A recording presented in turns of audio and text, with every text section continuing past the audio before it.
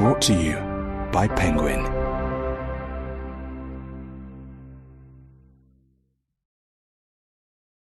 Three Burials by Anders Lustgarten. Read by Louise May Newberry. Part 1. The First Burial. Chapter 1. Omar. There are 7 of them in the boat. An Afghan who swears he can steer it across the sea. Weird for a man from an entirely landlocked country, but no one else knows how to, so he gets first shot. 3 Iranians and a Senegalese. They're just cash cows, chipping in for the vessel. It's Omar and Abdi Bile who made it happen. Omar and Abdi Bile, who picked through the camp for the likeliest candidates. Who went to see the French fishermen and returned with all they could afford. A rowboat with a rusty engine, which has never been further than the harbour wall. It's Omar and Abdi Bile who have the courage and the conviction, who make the rest believe it's possible. It's party time at first, as Omar and Abdi Bile push them out from the shore, giggling at the cold shock to their legs, splashing the others with foam like kids. All the weeks of lassitude and frustration and uncertainty blowing away with the sea breeze. They're going to do this. They're going to make it. The elation lasts until they hit deep water and the currents grab them. The tiny boat rocks and judders and leaps out of the water like a salmon. They grab for something solid, but there is no solid, only surges and wrenches and twists. The currents rip the tiller from their feeble hands and steer the little engine this way and that. They squat low to the wooden floor and panic swamps them. Total powerlessness. The realization that life is no longer in their hands. The men stare ahead like sprinters in their blocks, fingers digging into the wood, trying to winch themselves across the sea with the force of their eyes. Omar's job is lookout. He kneels in the prow, shielding his eyes from the spray. Abdi is next to him, the navigator. He has Google Maps open on his phone. The blue dot of them surrounded by endless lighter blue. The wind picks up like a giant hand, pushing them back, warning them to turn around. All at once, Omar is back home, training with his father. The wind like an elbow into his heaving chest, sand eddying across the dusty track. His father standing by the finish line, glaring at his stopwatch as if it was talking back to him, shouting out split times. Promises of scholarships to America. Talk of international races and agents and a way to support his family. All of which disappeared when his father got sick and died 2 days before Omar's 15th birthday. It was Omar who gave Abdi Bile his nickname. It comes from his resemblance in face, if not in stocky body, to Somalia's most famous athlete, 1500-metre world champion in the 1980s, Omar's father's hero. His father trained Omar in Bile's style. The killer burst around the top bend, negative splits. Negative splits, running the second half faster than the first, the last lap fastest of all, is the hardest way to win a distance race. It requires the most determination. Your lungs explode, the lactic burns. All you want is to make the pain stop, but against all your instincts you go harder. It's emotional as much as physical. The key is not to panic. Omar has learned not to panic. A wave of homesickness and loss sweeps over him. He pushes it down. The future is coming. Asher is waiting. The boat struggles on. Jakubiak. He shivers and hunkers down into his thin denim jacket. D.I. Barrett had told him it was going to be a warm, dry night. That's why they're here. Warm and calm is perfect crossing weather for the illegals, and so it's time for defenders of the realm to do their job. The job the government should be doing, intercepting migrant boats and sending them back. But instead, the rain is spitting and hissing like a spiteful cat. His jacket is wet through and the wind is blowing hard. He watches the fat raindrops blend into the soggy cotton and wonders yet again why he can't manage a similar trick. Andy Jakubiak is a drifter, and he hates himself for it. For whatever reason, he was not allocated his place in the world, dropped into one of the random school categories which become our identities. Funny, sporty, brainy, hot, bad boy, even nerd or freak, which at least puts you somewhere. He has his gym-built physique these days, his muscle armour against the world. But still he has no place. He is an illegal item in the bagging area of life. His father in Poland with his real family. His mother a doormat. Overlooked at school. Not praised, not criticised, merely ignored. The teachers looking for the black boys, the Asian girls, pushing them forward for prizes, picking them out when his own hand was raised. The careers officer telling him not to set his sights unrealistically high. Girlfriends hard to come by, stumbling, cumbersome in the presence of women. The anger building, the bile simmering. Taking out his frustrations in the weight room, the rough music of crashing iron. The hulking man hides the bruised child within. He joined the police straight from school, wanting an identity off the peg, somewhere to fit in. The nods of respect, or even fear, whatever, just notice me, pay attention to me, in the street. The solidarity, the banter. But it was the same again. There were the cool kids, and the smart kids, and the popular kids, and Andy was none of them. There's some joy to be had in cracking heads now and again, but the job is 80% admin, and Andy is lying to himself if he thinks that's enough for him. Anyway, he's not a true headbanger. What he really wants, yearns for, though he doesn't know it, is love. A social love. A sense of belonging. He marinated slowly in the bitter brine of the canteen, imbibing the loathing, soaking up the prejudices. Passed over for promotions, fast-track schemes for which he wasn't eligible, 'cause minorities and women only. Years as a street plod, while people half as good as him shot up the ranks. All the time swallowing his bile. It'll just make it sweeter when you get it in the end, Andy. But the resentment building and building until it came up his throat and choked him in his small bed at night, but nowhere to put it. Nothing to alleviate it with. Until now. Until D.I. Barrett picked him out. The pride Andy felt when Barrett invited him on the mission. Being chosen. Trusted. Asked to be part of something meaningful. 1,000 illegals a day coming over. 1,500. 2,000. The government, elected on the open promise of the baton and the barbed wire fence, doing fucking nothing. This is our country. This is a white country. So if they won't, we have to do something about it.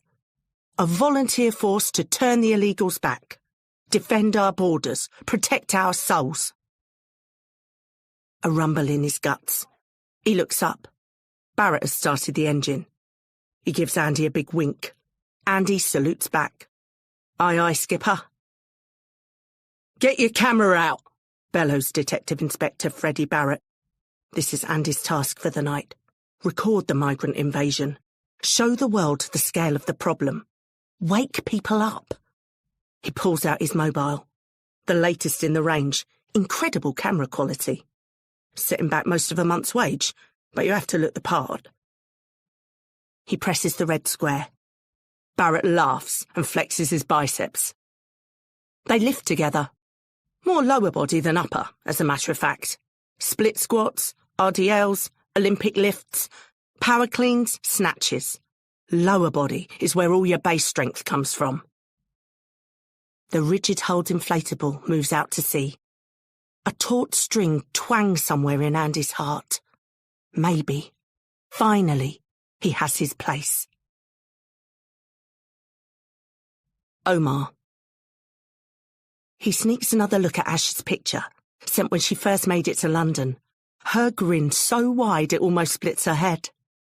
He was already leaving the village, the hunger and heat and militias. But most of all, his mother sobbing in the dark, and his promise to his father never to let her starve. But Asher decided the destination. He puts his lips to the peeling plastic around her photo, his good luck charm. Abdi Belay gave him endless shit when he first saw it. Laminated? I'm sorry, I didn't realise it was 1997. Anything can happen to a phone. Lost, stolen, dropped in the water. We are crossing the ocean, you know, and then poof, all your photos and memories gone. Can't go wrong with a laminated printout. Plastic is forever, brother. The boat has stopped. Omar thinks the engine seized up again, but the rest are all looking his way. He cranes over his shoulder and his heart stops. The tanker is coming from the right. It's like watching a moving city coming towards them. Trying to see to the end of it gives Omar a dizzy, off-balance vertigo feeling, like peering down a bottomless dark hole. He saw it a few minutes ago on the horizon, far away. 3 kilometres? 4? And now here it is, looming and looming and looming. There's an earthquake. Omar has been in earthquakes before. The vibrations batter your ears, the rumble mangles your guts, everything is suspended and you can't move. And yet the sea doesn't change. The waves don't pick up. Suddenly, a deafening silence and his ears hurt, and a crushing weight lifts off his chest, and he realises the earthquake was the ship's horn. They all gasp in air at the same time, and they're freed from the spell. The engine coughs like a dying mule, then hums again. They kick out over the surface of the water and out of the tanker's path, everybody laughing and taking the piss out of Omar. What kind of lookout can't see a boat that size? Are you blind, dickhead? But I can see something, he tells them. On the horizon, a blue-green smear. Land. England. And over it, a huge, dark cloud. Jakubiak. The wind berates Andy for his stupidity. A howling tongue, lashing, rips barbed wire salt across his cheek, before an icy drenching knocks him to his knees. He clings to the grab rope with both hands and tries not to show his terror. Another wave crashes across their bow, rocks them sideways, the craft tipped at 45 degrees before it slams back down. He wipes his eyes and hunches lower, as the boat labours up the hills, then thumps down into the rock-hard valleys below, slamming his lower jaw up into his top teeth, slicing a sliver off the side of his tongue. He spits blood. The rain is almost horizontal now, sleeting in, needle sharp. He glances across at the only other volunteer, a chinless graphic designer called Roger, with shit facial hair who is puking voluminously over the side, swathe of pasty bumcrack in the air. For the first time, Andy wonders if he's been chosen because he's special, or for another reason. He shoots a searching glance at D.I. Barrett, hunched over the controls, tweaking the scanner for hits. The shaven head, the granite profile. Other cops have tugged Andy's sleeve, muttered darkly behind their hands about the things Barrett gets up to. The off-duty activities, the, manifest patriotism. We might think it, mate, but this guy actually does it. Word to the wise. Wide berth. The roids don't help. Whatever it is, Barrett chucks down with his post-workout shake and thinks Andy hasn't seen.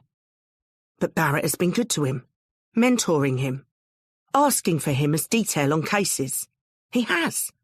He has. As if he can read Andy's mind, Freddie Barrett turns his head towards him, locks eyes amid the crashing tumult. A long stare down into dark tunnels. A shiver of fear in Andy's core. And then again, the big wink and the paternal smile, and he's warm inside again. "All right, kid," he shouts. "Fine, yeah. Rough go your first time out. No biggie. Barrett jerks his thumb in the general direction of the hapless Roger. "You're doing better than that cunt, any road. He's not coming back." They laugh together, and Andy feels special again. And then there's a ping. A ping on the scanner. Andy leans forward in excitement. Barrett checks the screen. "Get your camera out." No banter this time. No flexing. All business. Andy pulls out his phone and begins to film, heart thudding in his chest. Barrett adjusts direction and rips the engine hard. They pick up speed. Omar. The world has broken apart. Everything is water. The sea boils and heaves like an overheated pot, thrashes like a chained animal, sucks and pulls and claws like an angry witch. Now it's foaming snow-capped mountains, chilly and cold and pitiless. Now huge teeth in a chomping jaw. Now landslides, giant plates that crash and collide. They are swirled and spun and tossed. Huge masses of water disappear below the tiny wooden boat, and they are plunged into a deep well, surrounded on all sides by looming green-black walls. Then they're spat out and through the air until they crash down again onto the unyielding sea. The most terrifying thing is that when the huge waves rear up, they reveal the mind-bending immensity of the depths beneath. An impossible liquid chasm, like falling through wet space forever. Omar isn't scared until Abdi Bilay tells him who to call back home if he doesn't make it. They never discuss this all throughout their journey. But Abdi insists now, makes him repeat the name. Then Omar gets scared. Then he makes Abdi memorize Ash's number, makes him repeat it 4 times until Abdi snaps at him to go fuck himself. He's bringing them bad luck. Now Omar is too exhausted for fear. The sea never stops. The waves come and come and come. They crash over them and push the boat down under the surface, and he thinks it's over, and they pop up and it starts all over again. He thinks of Asher and reaches for the plastic photo. It's still there, his good luck charm. They are drenched and frozen to the bone. The engine is flooded, and the little boat bobs hopelessly out of their control. Abdi mutters the dua for protection over and over again. Bismillah ayil ladi, la yaduru ma asmahihi shay fil arodi, wala fisama wa huwa sami ualim. He holds his soaked phone hopelessly in the air, standing on tiptoe, trying to get the map to reload. Omar thinks, whose dead fingers are those? And it's his own hand, gripping the wood for dear life. He can't feel it, and the fingers are yellow like old wax. He sends a signal to them to move, and they don't, and then they do. But he still can't feel them, and they still look as though they belong to a corpse. And then, over to the left, between the waves, he sees something. A sharp, bright cone of light, getting stronger. Help! Alhamdulillah! Help is coming. Jakubiak. The sharp, bright cone of the spotlight illuminates the threshing waters, waves lurching towards them like angry ghosts. Andy can't see anything beyond the looming waves, but the scanner insists the illegals are straight ahead. The boat ploughs on. Barrett swings the cone of light from side to side. Maybe a noise. Shouts. Andy cocks an ear, the thrill heightening his senses. But if there was anything, it's been ripped away by the wind. And then they're right on top of the migrant craft. Huddled, raddled shapes. 2 crouched in front, 3 sat in the middle, 2 at the back. Drenched and freezing, blinking in the glare and waving their arms, despair turning to elation at the prospect of rescue. All at once, these people are real and not a theory, and a powerful instinct to help them sweeps through Andy. He takes an automatic step forward, and Barrett seizes his arm. "Stay behind me," he yells. "Makes it look like there's more of them. Also, my better side." and a third wink. And despite their diminishing impact, Andy remembers what he's there for. Capture the truth, the bigger picture. He takes a step back again and continues to film. Barrett brings his loudhailer to his mouth. We are the defenders of the realm. We are authorised to deter illegal migration to the United Kingdom. You must turn back. I repeat, you must turn back. Shouting and yelling from the illegals, but the wind whips the words away. The craft bucks, nearly chucks Barrett over the side. He steadies himself, checks to see the camera is still on him, straightens his shoulders, deepens his voice. We are the defenders of the realm. You are being exploited for financial gain. You must turn back. The other boat doesn't move.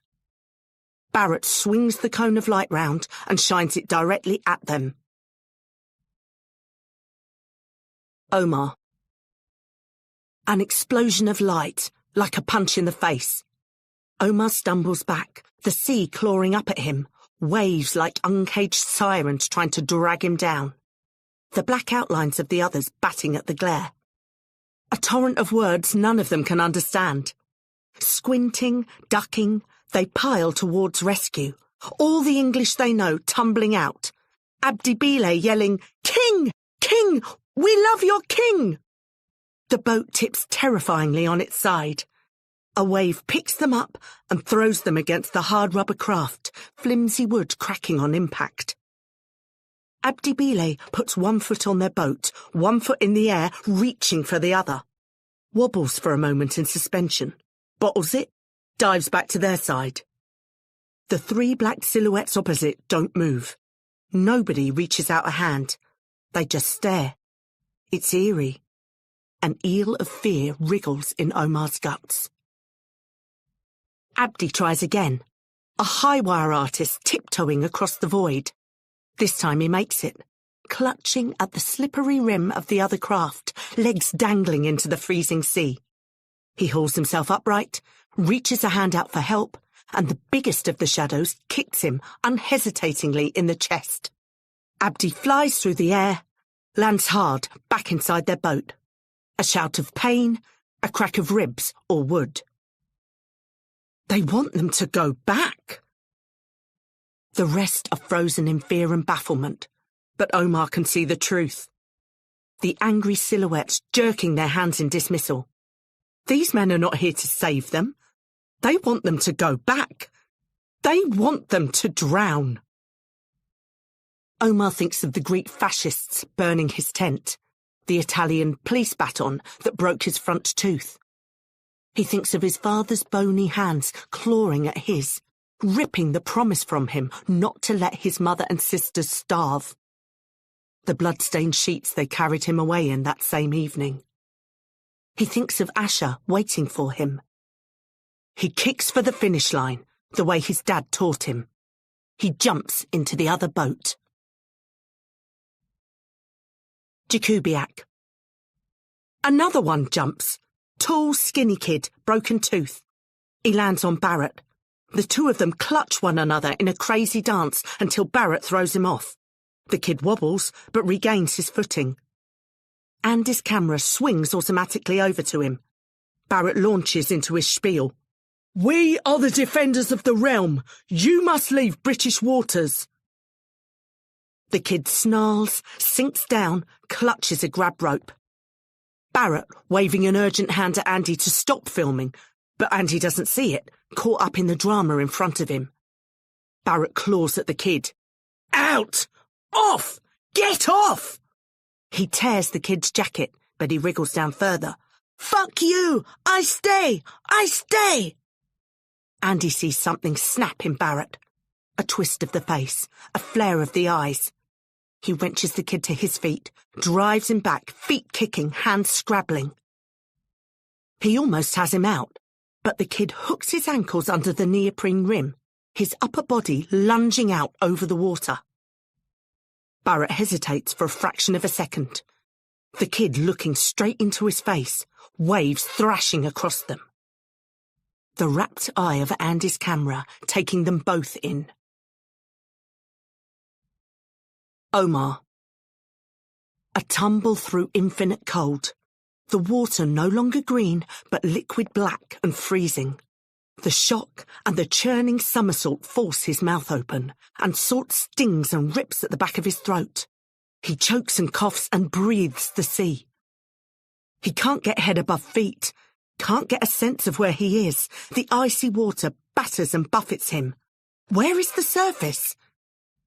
He looks for a glimmer of light, something that shows where to go, but there's nothing but infinite black. Pure panic seizes him. Omar thrashes and beats at the liquid prison. He opens his mouth to scream for help and more salt water floods in. I'm going to die. I'm going to drown, and Asha will never find me, never know that I'm gone, that I tried to find her, that I kept my promise. Calm. Stay calm. This is a race. It's like a race. Lungs exploding, no air, limbs seizing up. In a race, you keep your form. You just have to stay calm, in control. You don't panic. Omar knows how not to panic.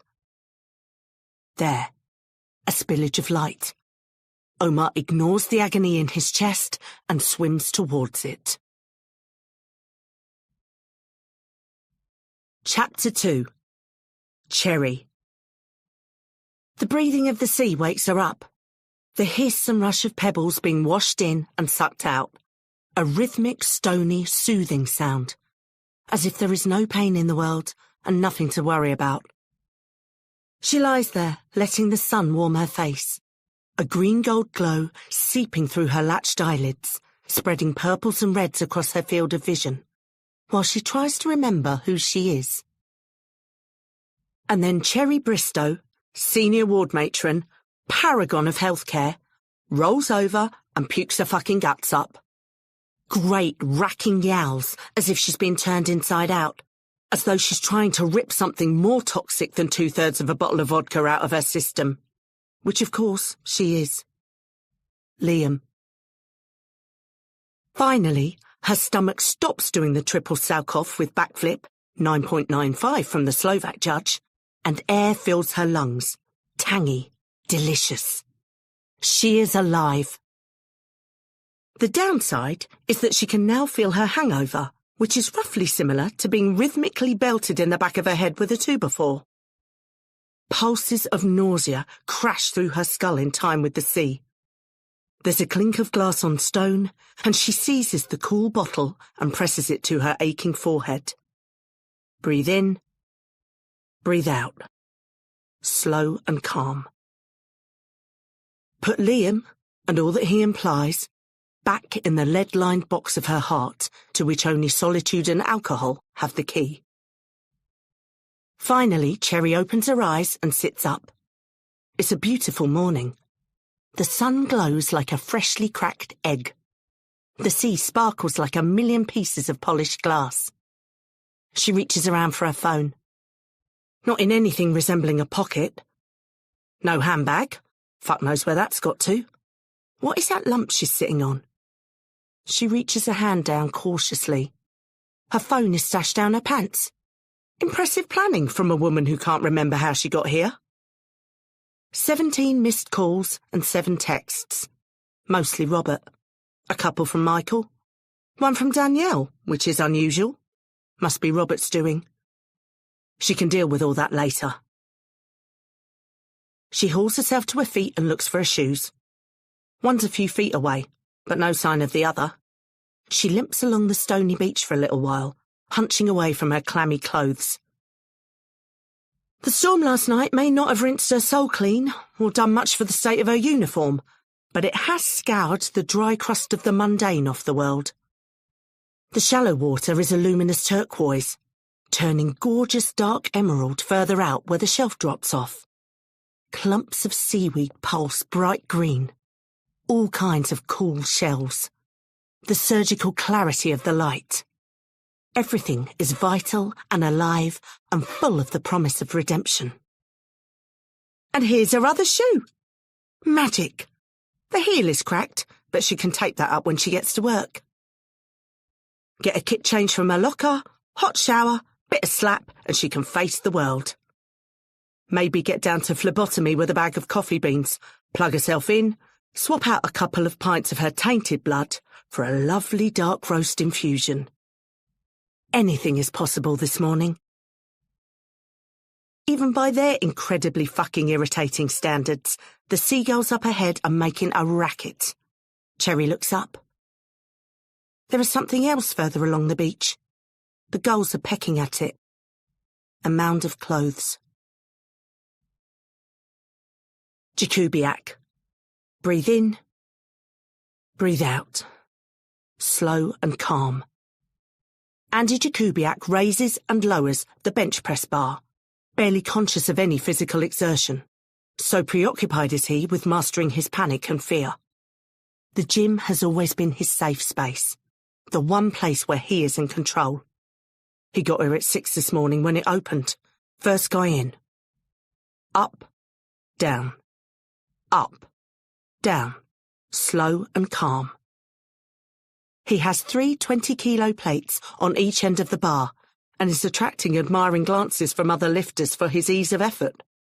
Normally, Andy notices that, lives for it in fact, the nods of male approval, the requests to work in, the respect, the sense of acceptance. But right now, all he feels is utter terror, and all he wants is to make it go away. It had all made such sense in the warm snug of the pub. D.I. Barrett with his hand on Andy's shoulder. Pints on the table. Low voices, urgent and intense. Barrett listening to him. Taking him seriously. The first man to understand Andy's alienation, frustration. Some of the reading material was a bit full on. Anders Breivik on the dilution of whiteness. The manifesto of Brenton Tarrant, the guy who did Christchurch. Bit heavy in places, to be honest. Not totally Andy's cup of tea. The basic point is right, though, surely. Everyone else is getting a slice of the pie, and we, the white indigenous, who've spilt our blood for this nation for generations, are getting fuck all. And so we have to do something. But he didn't know Barrett was going to do that. How could he? In and out, slow and calm. But to be there, see it happen, and do nothing.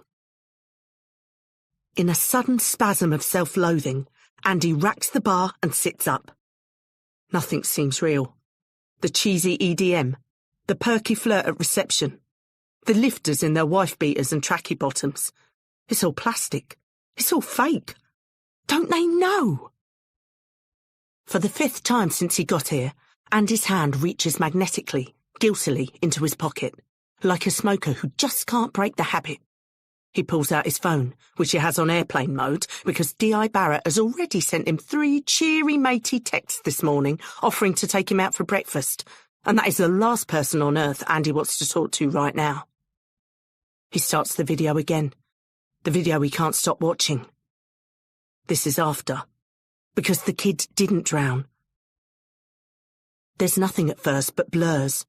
Then suddenly, the kid erupts from the sea like a sword from a stone. Gasping and choking, exhausted, grasping for a hold, and this time Andy does step forward, does extend a hand. There it is in the video.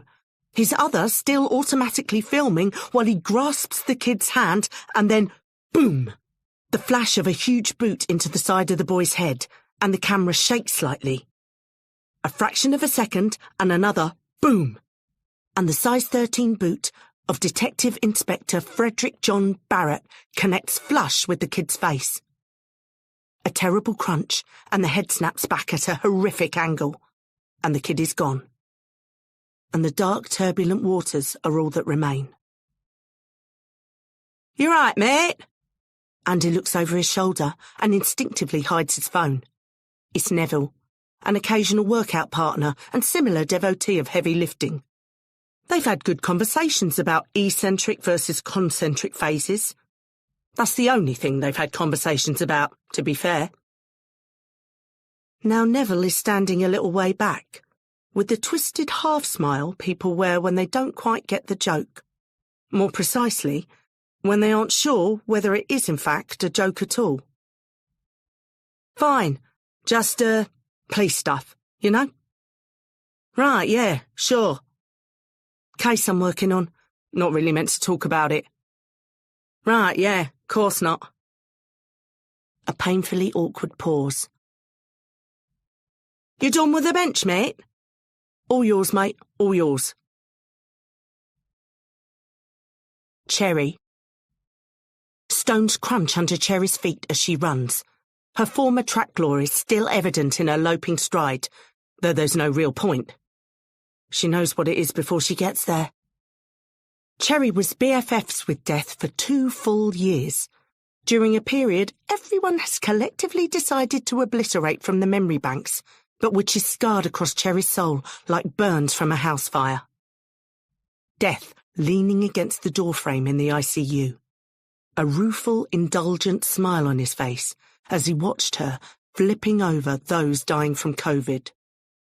Lounging across her back seat on the way home, feet on the headrests, humming softly as she sobbed uncontrollably into her steering wheel. For a little while, she thought Death had left her for someone else, but then back he came, trailing the bean counters and the privatisers, chuckling as if to say, I knew I'd be back here soon. Can't keep a good man down. So she's not rattled or scared or even that interested when she gently turns over the mound of clothes just to see if it's worth trying CPR. The floppiness of the body inside the clothes suggests there's no rigor mortis yet, so maybe there's hope. But the angle of the neck, which she sees next, the head lolling like a bruised flower on a broken stem, makes it clear that's wishful thinking. The hair, the clothes, the whole demeanour, they all look foreign. Which means it's probably one of the refugees.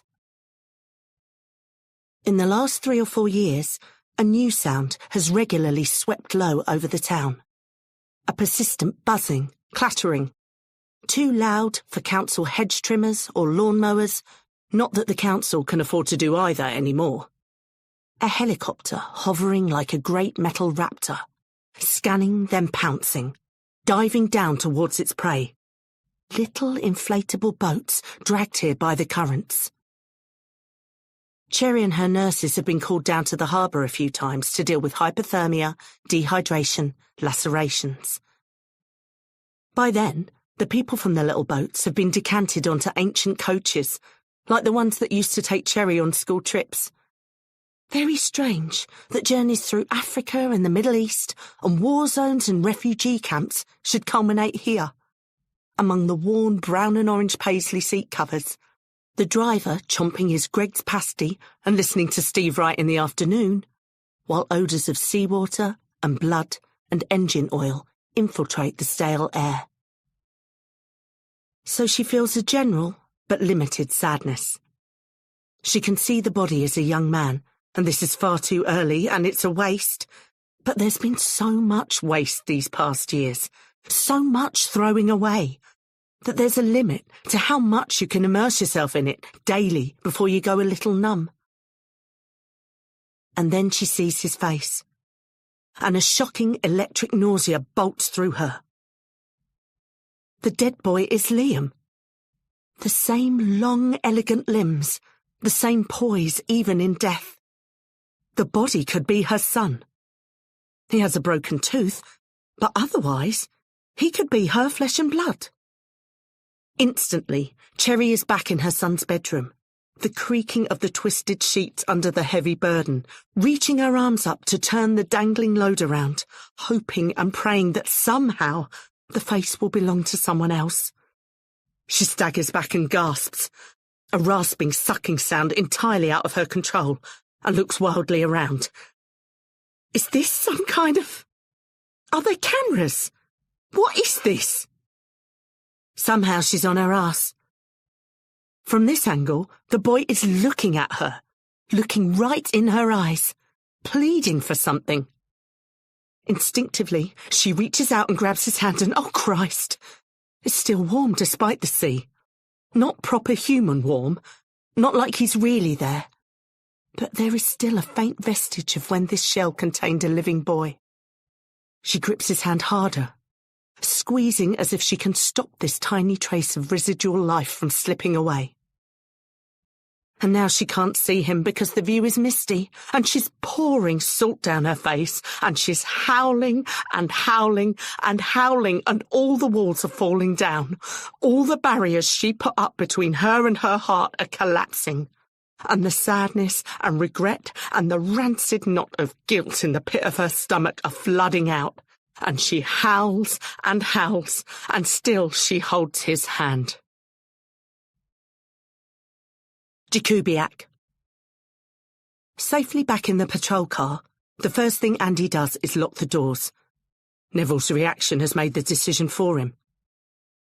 All night he was sat on the edge of his bed, weighing up whether to turn Barrett in. It's a tough one. Barrett is not loved at the station. Feared, yes. Respected, at a distance, but not loved. He tends to accidentally get missed out on the WhatsApp banter threads, the pub sesh invites. The Defenders of the Realm stuff is known and tolerated and even agreed with by many. That perspective on social integration being a key reason why they joined the police. But there aren't all that many who'd go to bat for the man himself. But at the end of the day, you cannot grass up a superior officer. That is the code. You do not dob in one of your own. Because who knows when you might be in his shoes, needing the ranks to close around you, to cover your ass. The first thing you have to do as a police officer is prove you can be trusted. Andy knows if he mentions Barrett to anyone in authority, even on something like this, he'll be calling for backup and getting endless static, clambering up some piss-stained staircase in a dark estate full of knives all on his lonesome. Already nobody really wants to ride with him. It's always supposed to be 2 in a patrol car, but the last 3 weeks he's been out on his own. Cuts, the detective super said. Still, he was going to do it. March into the super's office, phone in hand. But the expression on Neville's face, of judgment and disgust, set him straight. He can hear the questions now. And what exactly were you doing there, PC Jakubiak? What's your involvement in all this? Who's more likely to be the fall guy? A DI 20 years in, or a street plod going nowhere? He'll say nothing. That's the only choice, really. The dark, the rain, the howling storm. Nobody can put faces to shapes. Maybe the kid survived, got back on his boat. Even if he didn't, there's no trail. The only way there'd be a trail would be if Andy created one by making a noise. He starts the engine and feels his thudding heart ease. He's made his decision. He won't grass, but he needs to get away from D.I. Barrett. Ask the super to reassign him. Find a new gym. It'll all be fine. He sails past Costa and Waterstones and William Hills, regular and plastic in the bland, banal sunshine, and wills himself back to something like normality. The radio crackles, asking for his location. He answers, gives it. An incident at the beach. As the closest officer, would he please attend? What kind of incident? The dispatcher doesn't know. What do you mean, an incident? The dispatcher, gently puzzled, repeats. That's all she knows. Would he please? He hangs up on her. The dread wells up out of his guts like a flooded storm drain. There's no way. No fucking way. Andy ponders puncturing a tyre. Instead, he turns towards the beach. Cherry. She sits with the dead boy after she calls 999, still clutching his hand, keeping guard over him. There are a couple of morning joggers, and she's not having anyone coming over for a look, rubbernecking, posting pics on social media. She's not having him robbed of any further dignity. People taking selfies, police taking selfies, police selfies with dead bodies, like they did to those poor sisters in London. She didn't want to call 999 at all. She doesn't want to deal with the police one bit. There's no love lost between Cherry Bristow and Her Majesty's Constabulary, who go together like Weatherspoons and Wahhabite Islam. Far too many beer-soaked police socials in rancid, sticky-carpeted pubs. Robert invariably the only black man in the room, listening to boozy war stories and digs cloaked as banter. Incredibly original stuff about dick size.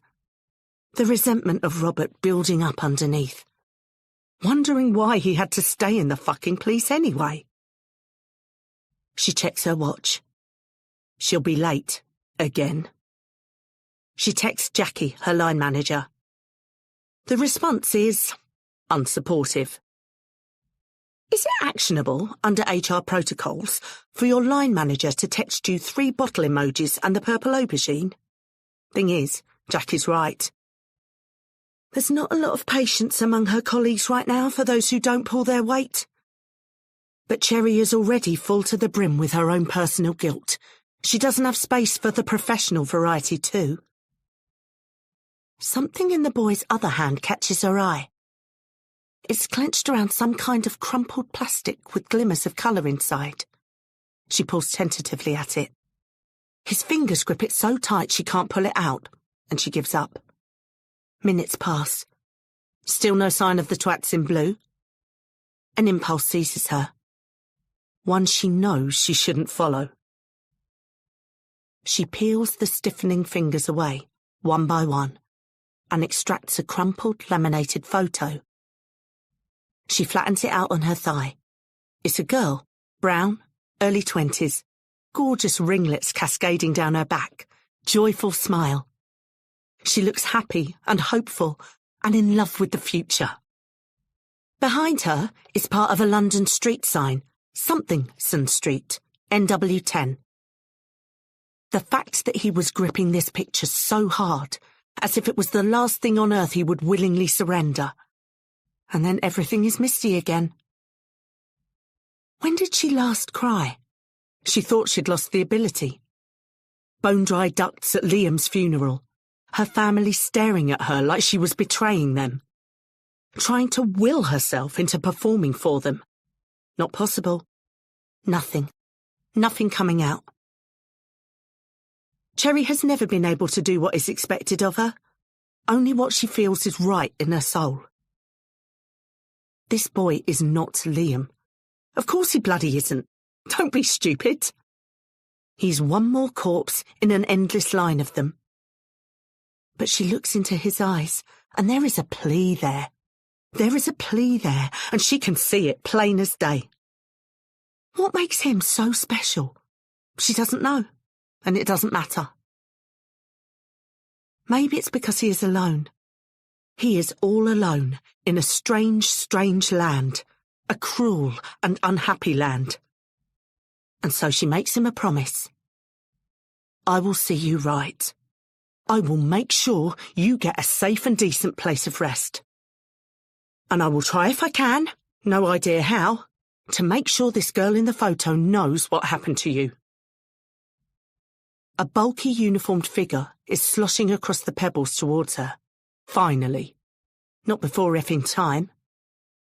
Cherry puts the crumpled photo in her pocket for safekeeping. She'll give it to the guy later.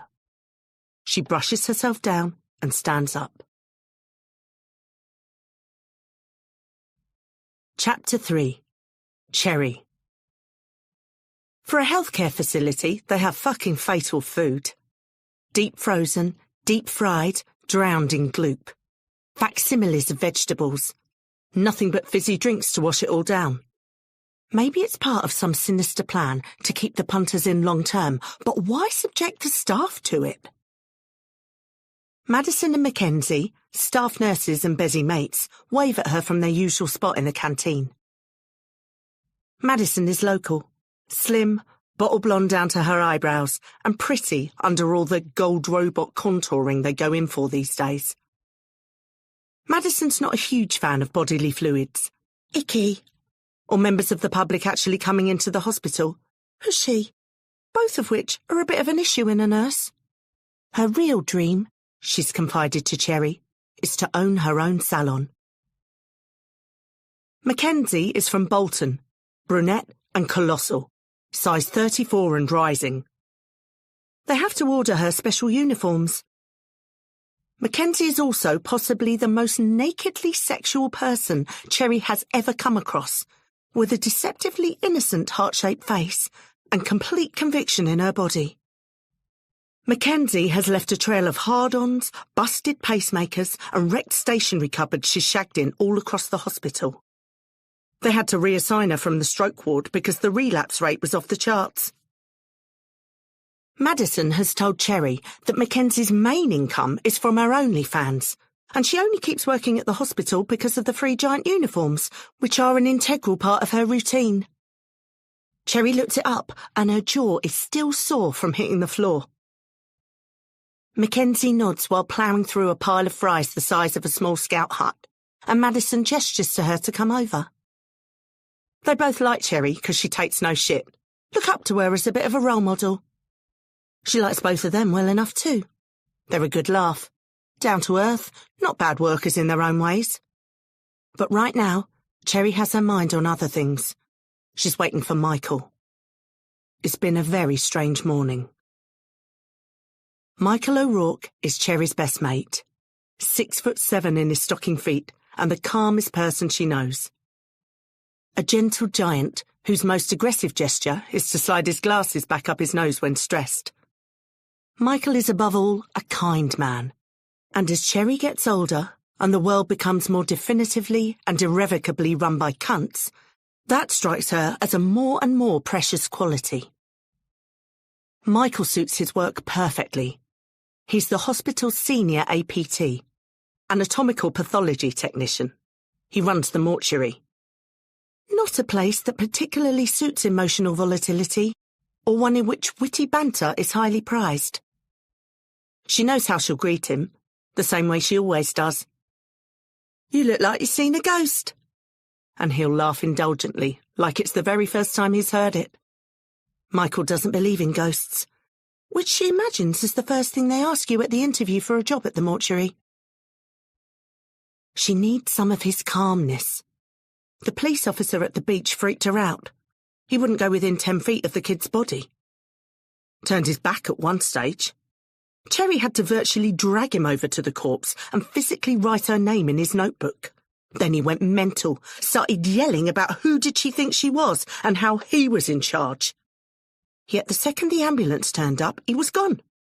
Didn't escort the body to the morgue, which surely he has to do by protocol. They normally do anyway. Maybe that's why she didn't hand him the laminated photo. It rustles in her pocket, reminding her of her small deception. Cherry rode in the back of the ambulance in the policeman's place, waiting till the paramedics' backs were turned, then giving the dead boy's hand a squeeze. "You'll be all right. I've got you." Dropped him off with Michael, made a lunch date to find out more about who he was. Michael has plenty of experience trying to ID wash-ins, beached corpses. Most of them he can identify, from fingerprints and DNA swabs if they've ever been nicked, dental records if they haven't, databases of the missing. Then it's a case of tracking down their families, arranging collections and burials. She's never asked what happened to an unidentified wash-in. She hopes this'll be one of his success stories anyway. Last year, they had the most wonderfully moving funeral for a girl from France who'd run away from home. No trace of her on any of the UK systems. But Michael figured something out from her necklace and from listening to French radio, which he can get long-wave down here. The gratitude in the faces of the girl's parents Cherry won't forget for a long, long time.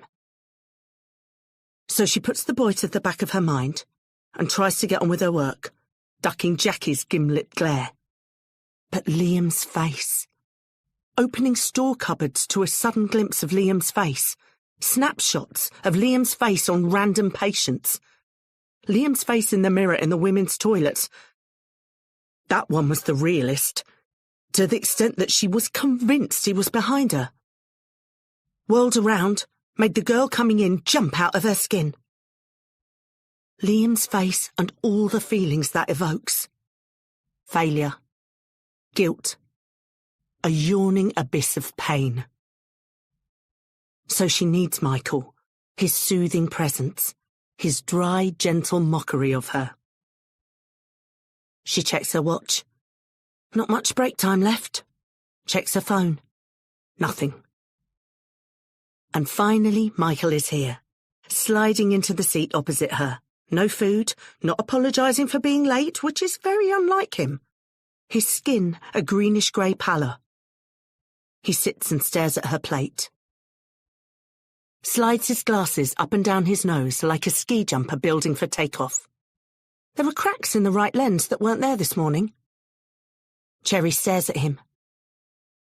Finally, she says, and for the first time she actually means it, "You look like you've seen a ghost."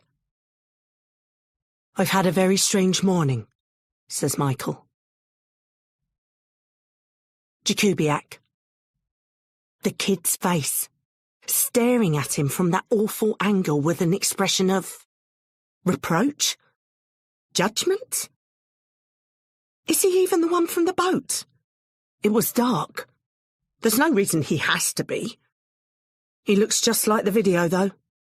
A fizzing pyrotechnic explosion of rage at Barrett going off in Andy's chest.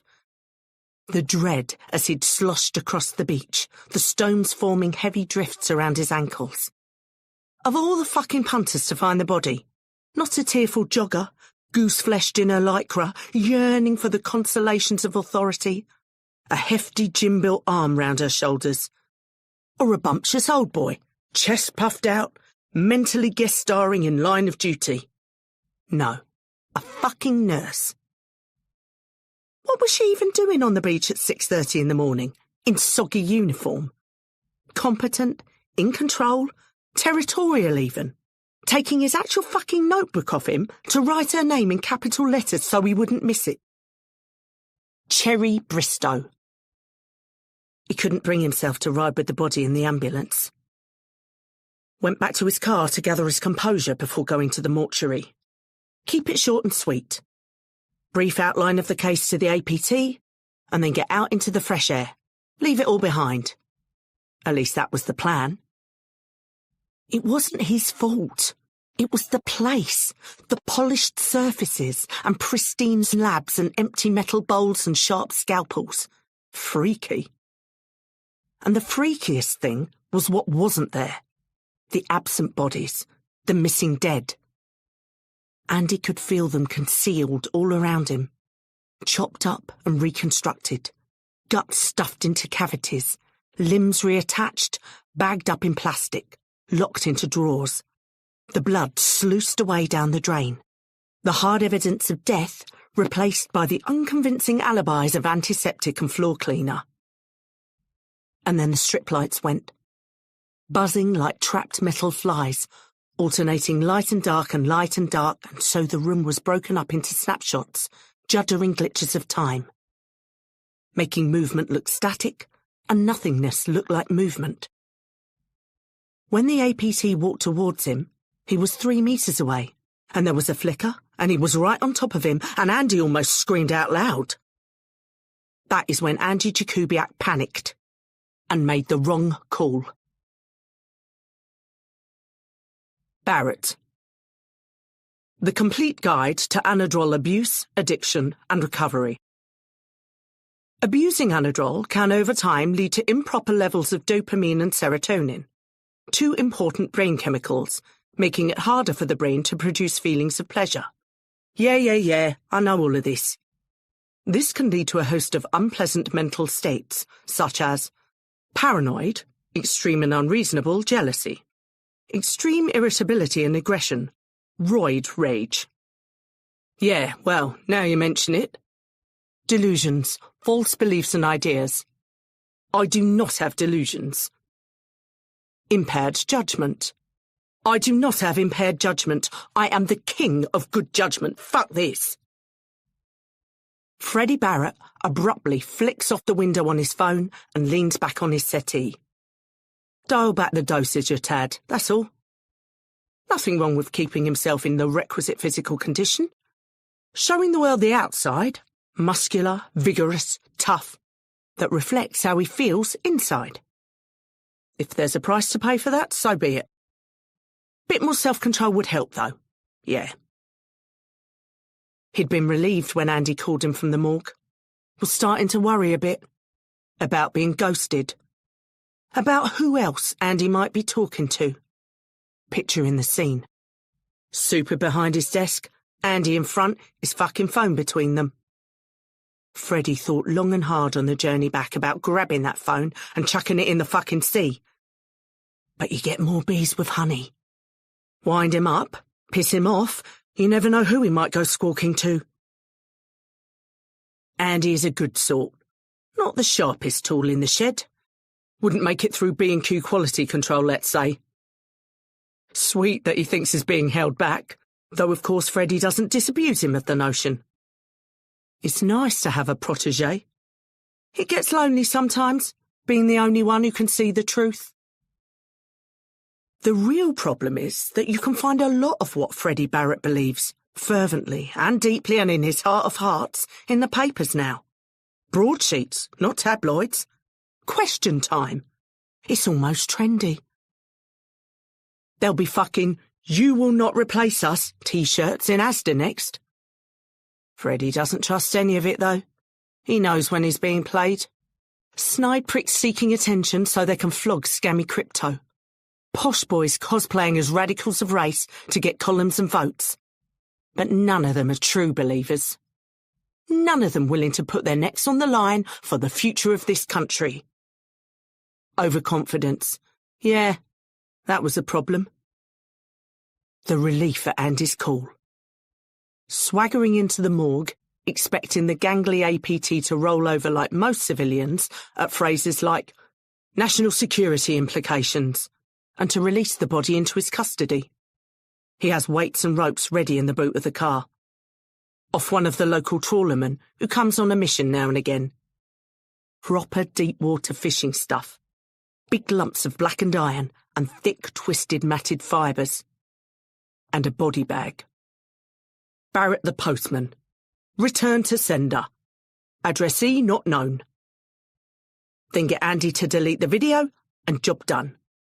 Last night, a glitch in the matrix, that's all. But a bit more self-control, Freddie. That's the ticket. He scratches his balls. Definitely shouldn't have slammed the morgue twat against the wall, either. Cherry. He did what? I just told you. Slammed you against a wall? When I wouldn't give them the body. Michael rubs his nose as if he might wipe it off his face altogether. Cherry leans back in her chair. Well, that's assault. It's not assault. Michael, it's assault and we're reporting it. Yeah? To who? You have bruises? Well then, show me. There were 2 of them and 1 of me. And? And? What do you mean, and? And they're the police. Their voices rise in intensity and lower in volume. Others look round, drawn by the conspiratorial hunching. People elbow each other. Are they rowing? Lovers tiff? Lovers tiff, them 2? You think? I bet she would. She'd do anything with a pulse. But Michael? Bent as a 9-bob note, mate. Shh, don't say that. HR's on the next table. Michael grabs his glasses from his face and puts them on the table with a definitive thunk. He has a broken neck. A vertiginous dizziness swims through Cherry's head, like when a roller coaster drops away and leaves your soul behind for a second. Clean snap between C2 and C3. She thinks back to the beach, the boy's head lolling at that horrific, unnatural angle. Also, facial contusions. 3 teeth loose. Michael looks her in the eyes. How do you think he got all that at sea? A long silence as they look at each other. Who is he? I've no idea. Nothing from fingerprint ID or dental. How did he die? If they'd let me alone, I'd have checked for water in the lungs. but there aren't the usual signs of drowning, froth in the mouth and all that. She scans the room. Half the canteen is watching them. She looks back at her friend. What will happen to him? When? If you don't identify the body. Michael blinks a couple of times, sits back. She presses him. If you can't find his family, someone to take him, what happens? He looks at the wall. His tongue thickens his next words like flour in stew. The usual procedure for an unidentified corpse is a public health burial. Which means common plot, cardboard coffin, no headstone, no mourners. A pauper's grave. The words leap unbidden out of her mouth. It's like something her gran would have said. The gut fear of an earlier generation, redolent of shame and failure. A final humiliation. Something from Dickens. She didn't know they still had them, paupers' graves. Michael nods. The cheapest possible option to reduce the burden on the state. He enunciates the last bit with the precise, pointed disdain of a disappointed cat. No. No, no, no, no, no. Her head rocks violently from side to side. Sudden tears spill out from under her closed lashes, tears she can't rationally explain. Of all the deaths she's witnessed in the past few years, all the pain and loss, why is she attaching herself to this one? A death she didn't even see. A kid whose name she doesn't even know. I'm not having it. Cherry. His gentleness just upsets her further. I'm not having it. It's not right. It's not fair. It happens. He's come all this way from God knows what, just to get dumped in a fucking pit. No name, no memory. It's not right. It happens to people closer to home too. Yeah, well, it's not happening to him. She leans back, her arms folded across her chest. That's it. That is definitive. Her mind is made up, and the world will just have to adjust and accommodate. Michael can't help but laugh at the thrust chin, the jaw set like concrete. What? What are you laughing at, you big lummox? The chin on you. Tyson Fury couldn't get through that. Now they're both laughing. I'll keep trying, offers Michael. But if there's nothing, there's nothing. I'm not a magician. Cherry scans the canteen, curves her body round the table as best she can, a protective shield to block prying eyes. From inside her coat, she withdraws her crackling, rustling prize, the laminated photo. She smooths it out. But there's not nothing. There's this. Chapter 4. Hodges. There's a banging noise coming from the holding cell. The slamming of objects against the metal door, some kind of chanting. The same phrase over and over. Officer Danny Hodges, of the Border Force Regional Intake Unit, the migrant processing centre for a major swathe of the South Coast, looks up from his phone. Fucking animals. Dirty fucking coons. He's trying to watch the game. It's the pricks from earlier. He'd stake his life on it. The 6 who came in that morning, led by the fat little Somali motherfucker who was shouting all kinds of shit. Livid, as if the British people hadn't literally fished his ragged arse from the jaws of death at our own expense and were now giving him free food and accommodation. The level of entitlement is just astounding. Some do-gooder obviously taught him the word lawyer on his travels, and they were all yelling it in his face. Lawyer, lawyer, lawyer, lawyer, lawyer. Yes, you'll get your lawyer, in time, when possible. This is not a fucking charity. We are not here to give you handouts. He goes back to the game. Chelsea are still leading 3-2. It's the 4th minute of added time. Come on, Chelsea. Come on, the mighty Chelsea. Hang on, boys. The volume from the cell is increasing. Shut up, you noisy pricks. It's the Champions fucking League. Not his fault there were already 58 men in the holding cell. Not his fault there's one toilet. And it's blocked. This is not a country of endless wealth. There is no magic money tree. We don't... For fuck's sakes, Chelsea, you fucking useless cunts! That is a free man on the edge of our fucking box! What the fuck are you doing, James, you spastic piece of shit? I hope you die of fucking cancer! The ref blows his whistle, and Chelsea have drawn 3-3 and lost top spot in the group. Fucking Rhys James didn't track his man. This is why you don't play niggers. Cunts! The phone goes in the fucking corner. He swings to punch the wall, but the last time he did that, he was off for 6 weeks. He looks around for catharsis, an outlet for his rage. The noise from the holding cell is louder than ever. Yes. Yes! Blow off a little steam. Main perk of the fucking job. No other reason to be here. Certainly not the wages. He reaches for his baton and pepper spray. Reaches under the desk to switch off the CCTV in the holding cell. Can he be asked to go get a taser? Nah. Let's go one-on-one. Mano a mano. Old school. He thinks about going in the break room and giving the rest a nudge. See if they fancy playing a little skull bongo. But better not to go in mob-handed.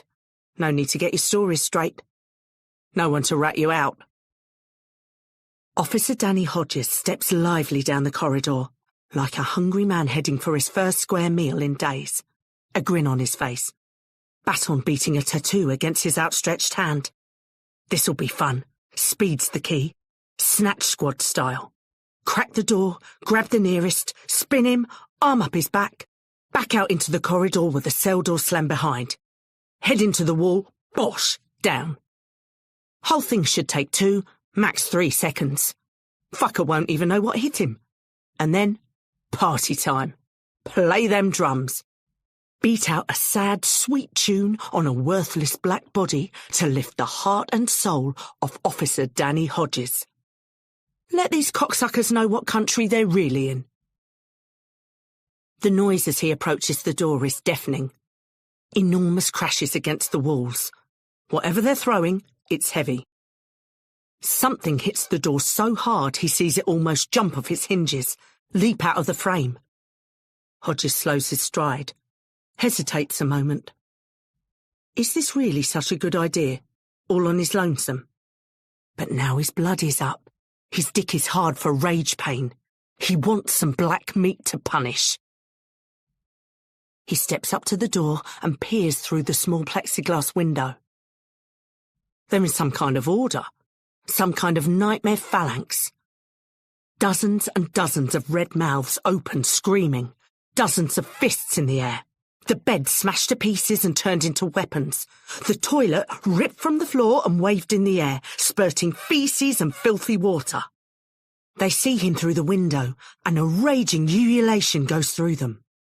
They surge forward, crashing against the door, faces distorted with fury and vengeance, screaming at him, wanting his blood. Hodges stumbles away from the door. His back collides with the far wall. He trips himself and slides to the floor. The locked door the only thing protecting him from the screaming faces. He scrabbles away, and as he looks back at the window, there's a horror vision of red tongues and white teeth and all their mouths open and screaming at him. And for the first time he can hear what they're shouting. The rhythmic chanting resolves itself into words. One word, repeated over and over and over again. Murder.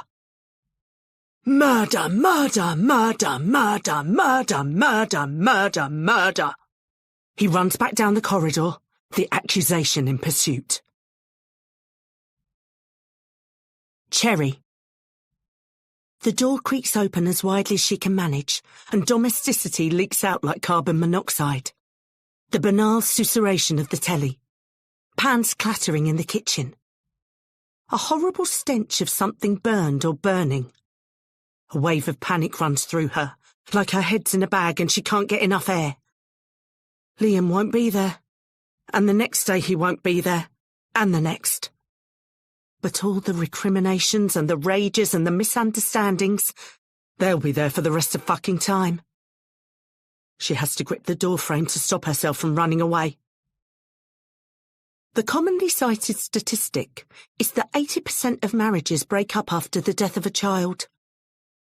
This stat is a myth as far as Cherry can make out, and she has looked. All over the internet. Talked to a couple of psychologists at work.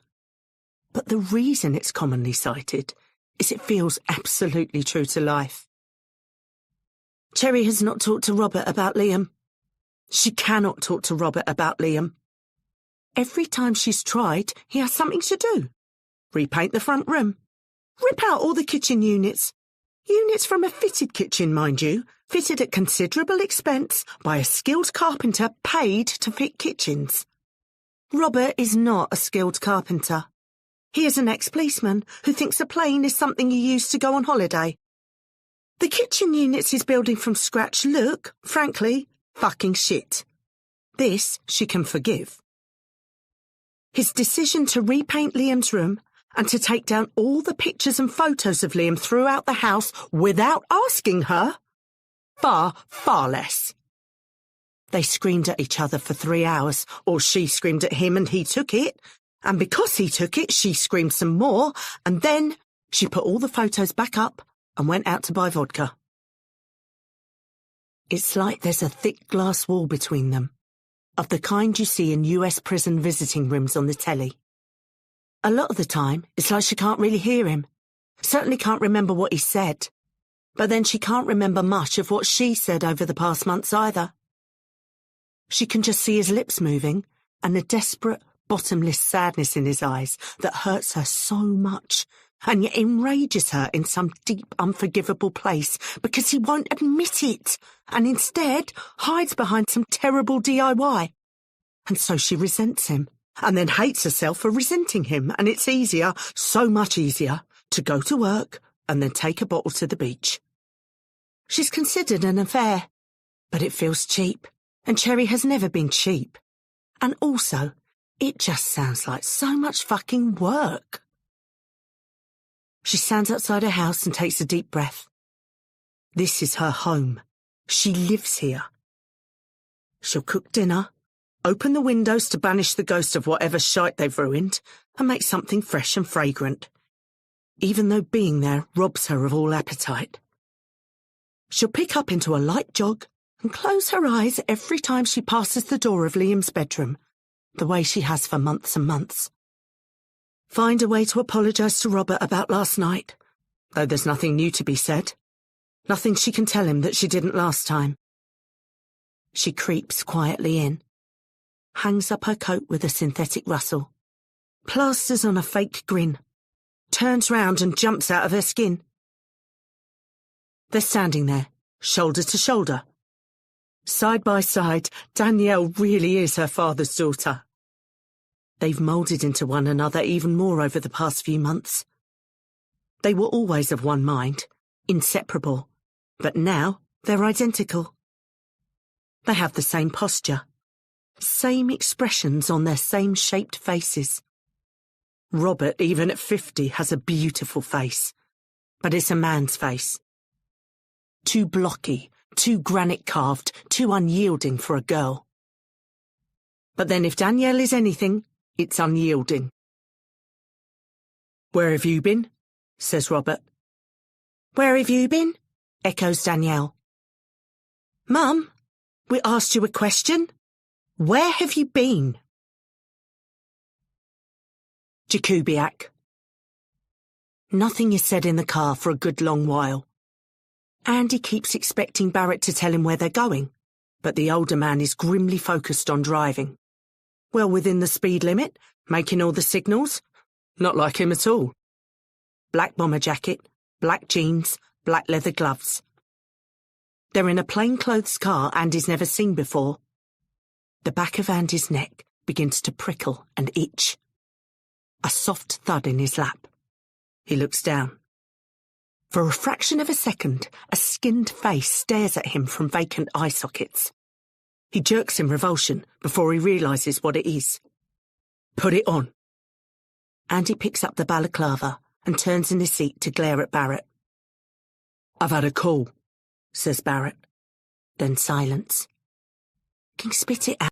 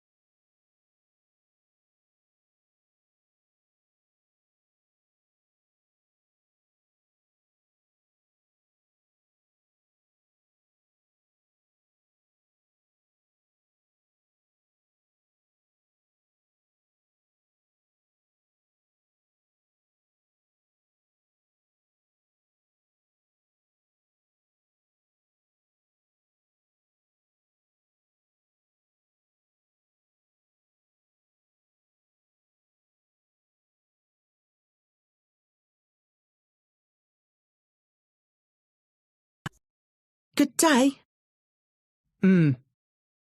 Robert's head is bent over his plate, poking his dinner cautiously, like a bomb disposal expert confronting a hitherto unknown incendiary device.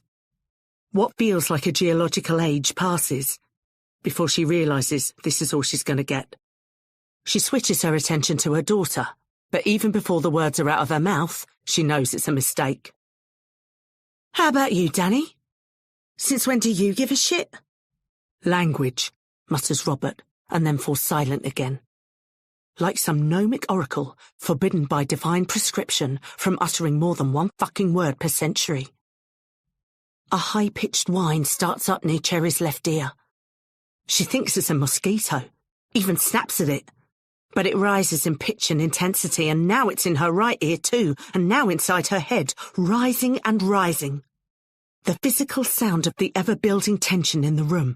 An electric shriek battering against the inside of her skull, trying to get out. Cherry grips the sides of the dining table hard with both hands and uses all her self-control not to scream along with it, not to scream and scream and scream. Her husband and daughter stare at her with surprise and concern and a tinge of genuine fear, as though a wild hawk has suddenly landed at their table. And then her phone rings. Michael sluices down the slab.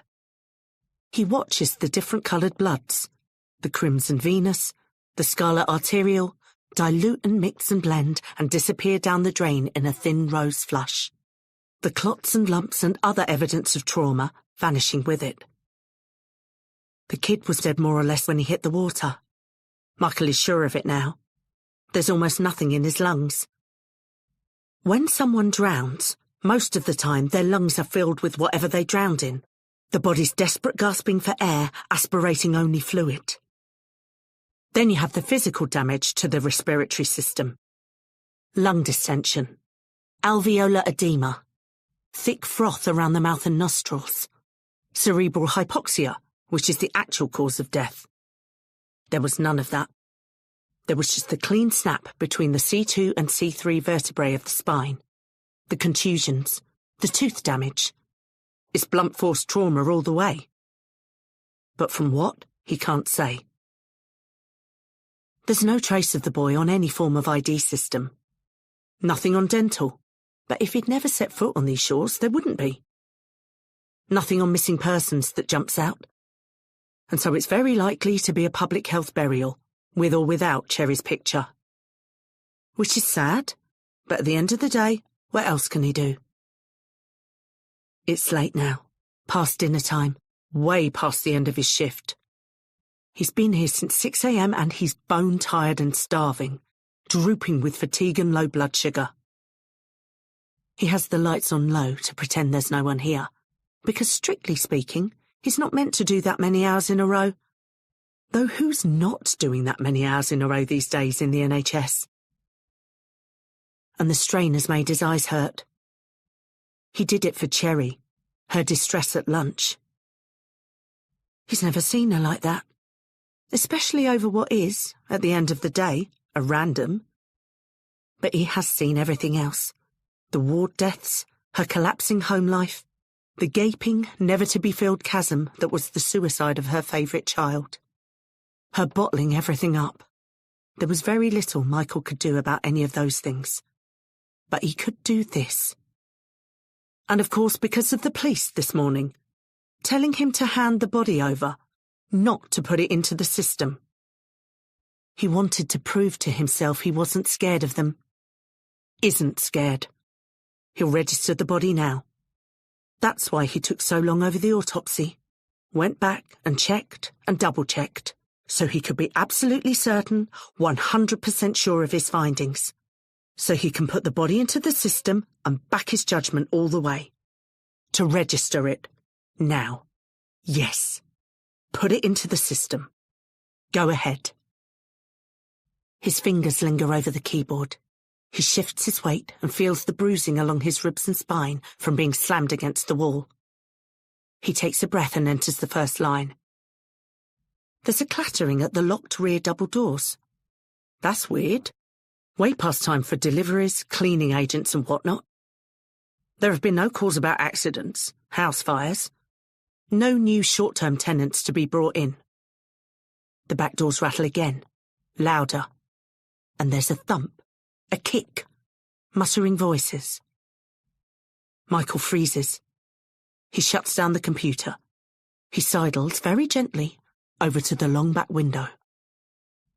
From the far end, if he squishes his neck up against the glass, he can see out and down at an angle to the rear entrance. There are two bulky figures down there in dark clothes. One turns slightly, and an ice-cold spear hits Michael in the chest. It's the two policemen from this morning.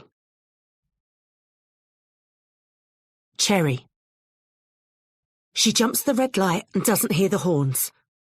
If she goes the wrong way up the one-way street, she can be at the hospital in 3, maybe 4 minutes. The next light is orange, turning red when she shuts her eyes, puts her foot down and ploughs through it. Cherry has no idea what she's going to do when she gets to the mortuary. She just knows she needs to get there. She turns into the one-way street that leads uphill to, or, from the point of view of drivers that are supposed to be on it, downhill from, the hospital. It's residential, parked cars on both sides, a thin rivulet of empty tarmac down the middle. There's someone making their way down. Bollocks. It's an SUV. Of course it is. The preferred way for rich people to tell you their children are more important than you are. Barely scraping past the parked vehicles, literal microns between paint jobs, it barrels its way towards Cherry. She'll have to pull over and wait. Instead, she drops a gear and puts her foot down. What are you doing? She's travelling now. No, again, hun. What the actual fuck are you doing? A peremptory bray from the SUV's horn. They're closing on each other fast. 60 metres, 50, 40. A lunatic calm envelops Cherry. The kind of blissful mental clarity she's never got close to with meditation and scented oils. She knows she isn't going to move whatever happens. And therefore, he must. She's close enough now to see the driver. It's not a him. It's a her. Fucking hell. It's the hospital's new chief operating officer. Samara something. Universally despised as the Widowmaker. Hired from a London consultancy on a laughably huge salary, on the recommendation of a laughably expensive firm of headhunters she part owns, the Widowmaker promptly laid off a third of the hospital workforce within 3 months of her arrival. By rights, she ought to be known as the Widower Maker, since 90% of the people she fired were women. But it doesn't scan as well. Cherry remembers friends of hers who were let go. She drops gear again and stomps the living fuck out of her accelerator. The car is flying now. The extended moan that emanates from the SUV's horn is part rage, part terror, all baffled incredulity that probably for the first time ever in the Widowmaker's gilded, cosseted, Rodine Oxford Goldwyn existence, the world is not simply going to give way on her command. 30 metres, 20, 10. At the last second, Cherry closes her eyes. The shattering of metal and glass takes place not all around her as she expects, but behind. She opens her eyes and looks in her rearview mirror. The Widowmaker, as the powerful invariably do when confronted with resistance, has shat herself. Metaphorically. Though who knows at this point? Cherry does not look back again. She swerves into a small dark car park at the side of the hospital, just in time to pick up Michael's millionth call. They're coming up the stairs. They kicked in the back doors. Get out! Get out, Michael, please! I don't want you to get hurt. What are you going to do? She hangs up and punches her way in through the side entrance. She still has no idea what the answer to his question is. Jakubiak. Barrett throws open the doors to the mortuary with Andy right behind him. Nobody there. Well, nobody alive. The kid is stretched out on a slab right in front of them. He's been cut open and stitched up again. Neat train tracks of black thread climb from navel to throat. A road to nowhere. Jakubiak takes the body in with a hurried half-glance and turns quickly away to check the room. Someone was here very recently. Coat over a chair. Papers next to a lukewarm cup of coffee. Cutting tools slick. It must be the guy from this morning, just like Andy predicted. That's the end of Barrett's plan, surely. The guy'll know who it was. He'll remember them. You can't just take a body. Come on. He turns. Barrett has his hands under the shoulders of the dead boy, causing the head to loll and bounce sickeningly. Andy glances sharply away. Get his feet, mate. What about the guy? What about him? He's round here somewhere. And maybe he's gone to get help. There's a sound from the corridor outside. Barrett's head snaps round like a raptor. He lets go of the kid. Wait here. Fine. And cuff yourself to him. What? Handcuff yourself to the body, just in case the cunt gets by me. I'm not handcuffing myself to... A jerk and a snap, and a cold metal ring clasps his wrist. Just in case. Barrett winks. The effect of the wink is rapidly wearing thin on Andy. Back in a jiff. Make yourself comfy. D.I. Barrett has handcuffed him to a corpse. Andy shouts after him. Detective Inspector Barrett! Retreating footsteps echo down the corridor. Cherry. This way to the mortuary passes a dispensary. Cherry's one of the few senior enough to hold keys. She opens the door, seeking inspiration. Cleaning things are stashed in a corner, but a woman wielding a mop and purple sillet bang does not automatically strike fear into the hearts of men. There are all sorts of tablets and pills.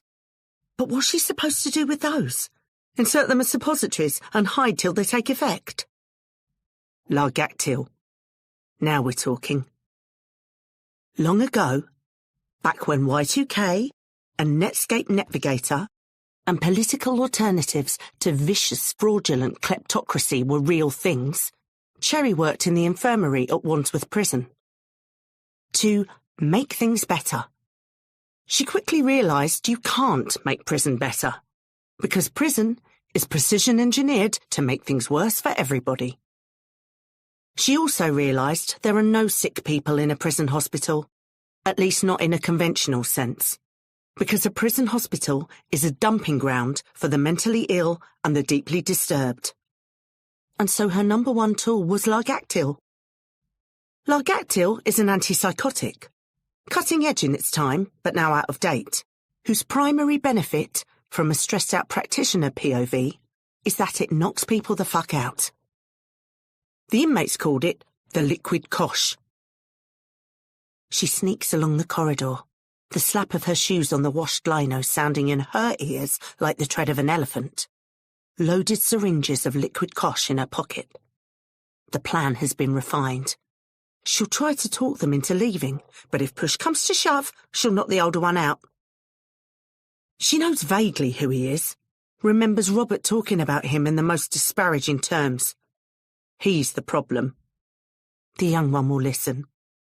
She's feeling almost confident as she edges into the mortuary. What she sees makes her more so.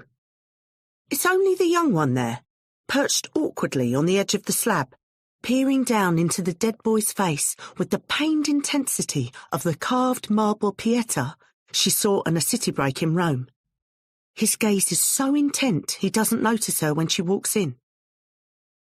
Don't shout. He looks up, eyes glazed as if trying to place her face from a dream. Then his mouth jerks open. You can't, we know, so just go. His mouth snaps shut again. He lifts his right arm to chest height, almost involuntarily. The body on the slab spasms roughly towards him. The two of them are shackled together with handcuffs. Right. That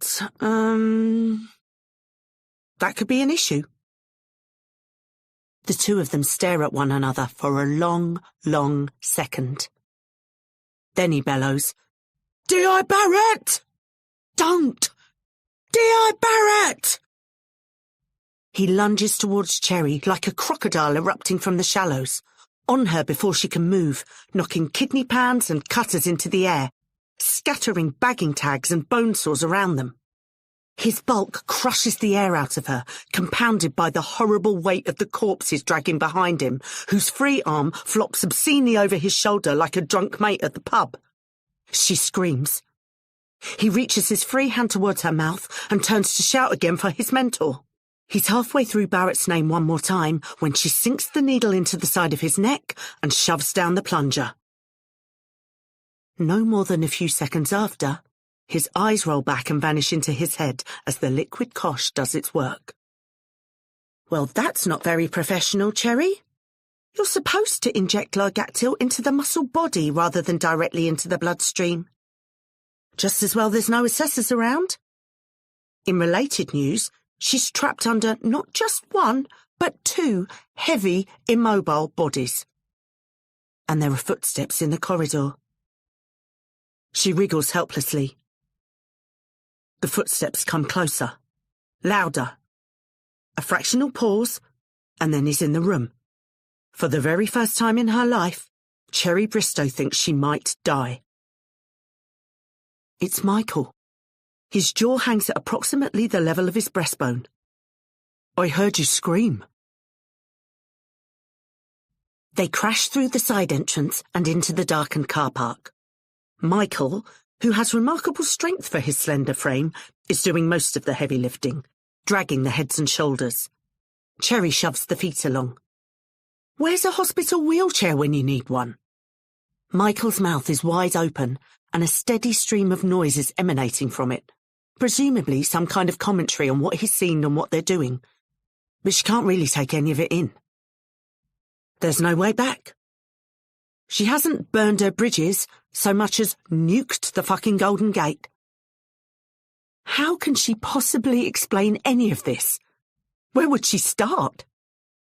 And in that second, she realises she doesn't want to.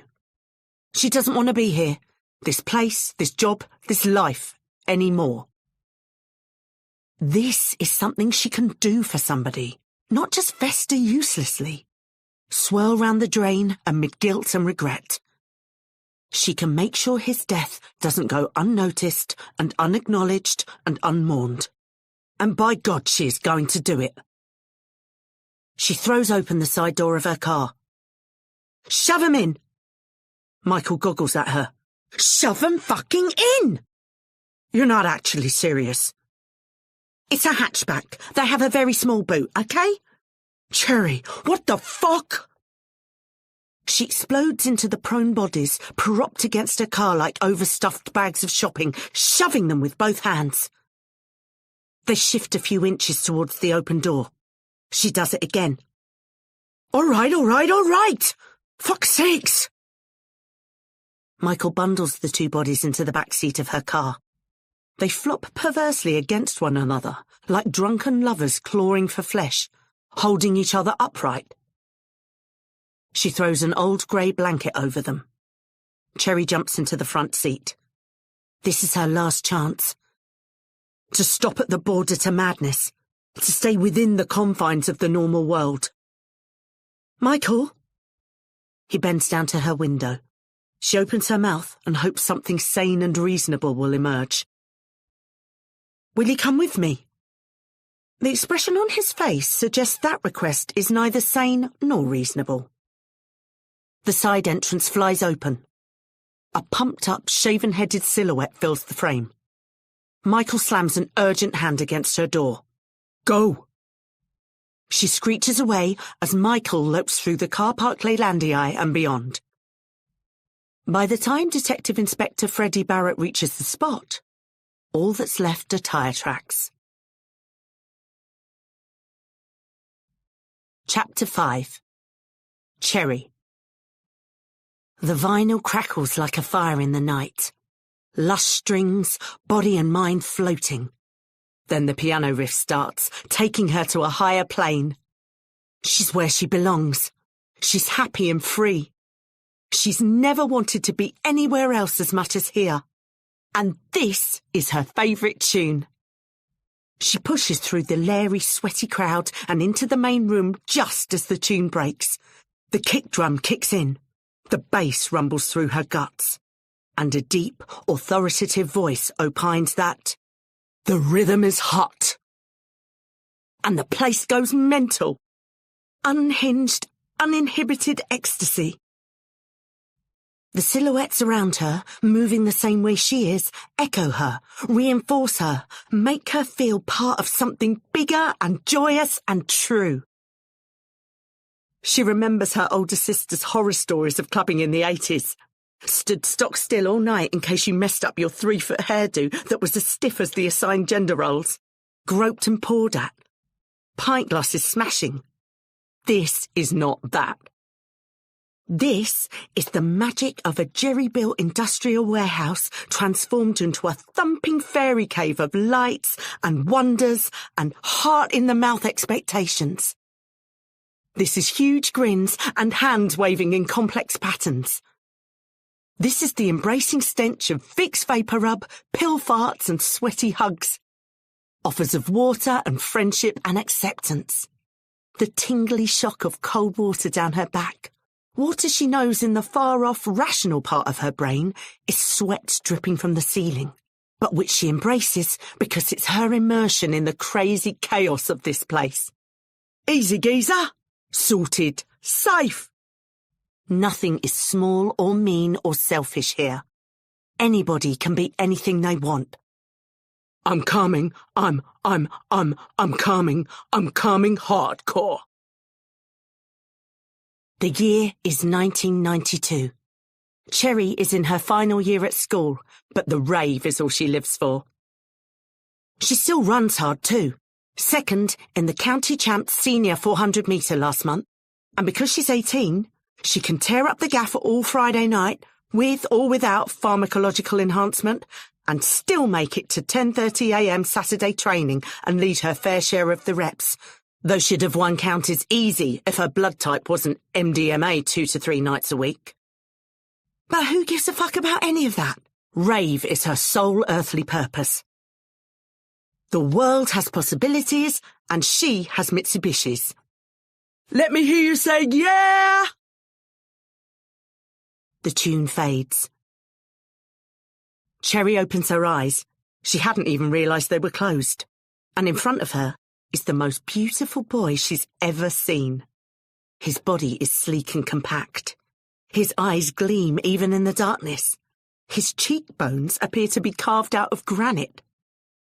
He's offering her a bottle of water with a smile on his face. Robert, he mouths. Cherry smiles back. She takes the water, has a swig, feels it rush all the way down her insides and redouble the rush of the pill she dropped an hour ago. She goes to return the bottle and say something smart back to him, but suddenly she's crying. Why is she crying? That's not what happened. Tears run in impossible torrents down her face and fill her smiling mouth with salt. That's not what happened. What is this? Robert's eyes begin, literally, to smoulder. The gleams transform to burning embers and his face catches fire. Blue flames crawl like hungry insects across the skin around his eyes, blackened bones shoving through. His cheeks shrink and wrinkle and ignite. His lips twist into incinerated fibres. His hair flames and burns away in a sudden rush, trailing umber wisps and flickers of orange. He shows no pain or even awareness of any of this. His scorched and carbonized skull is still talking to her.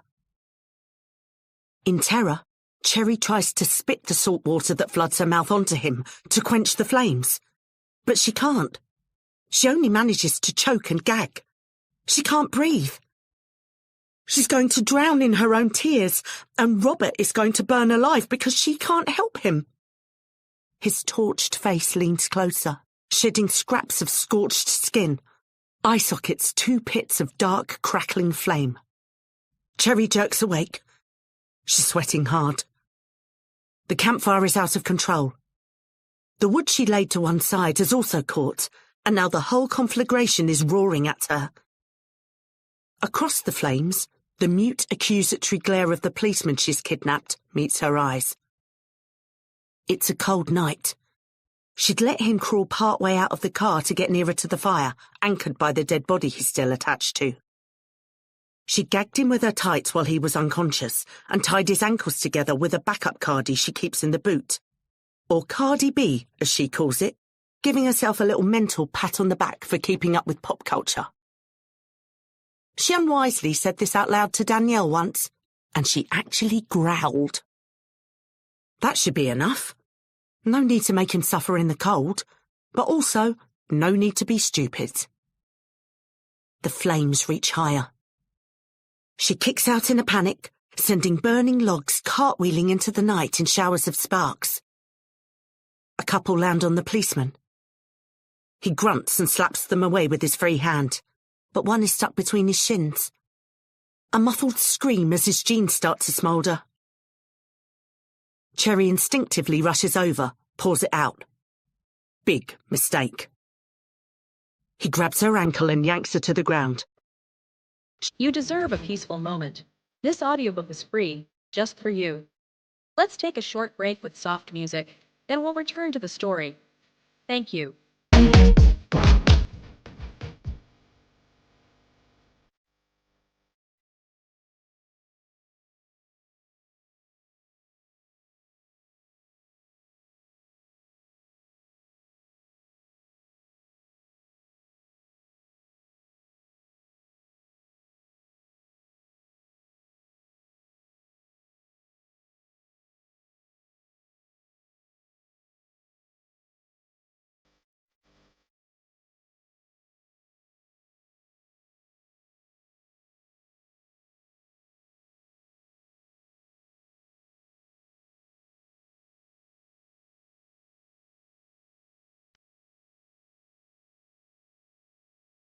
She hits her head on hard timber, and momentarily a blackness washes through her.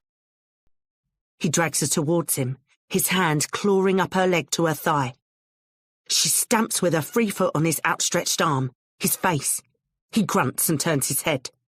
She kicks again, and somehow he traps her foot under his upper torso, his free hand up to her stomach, his eyes relentlessly on hers, the gag still in his mouth. The stony silence of the attack making it all the more frightening.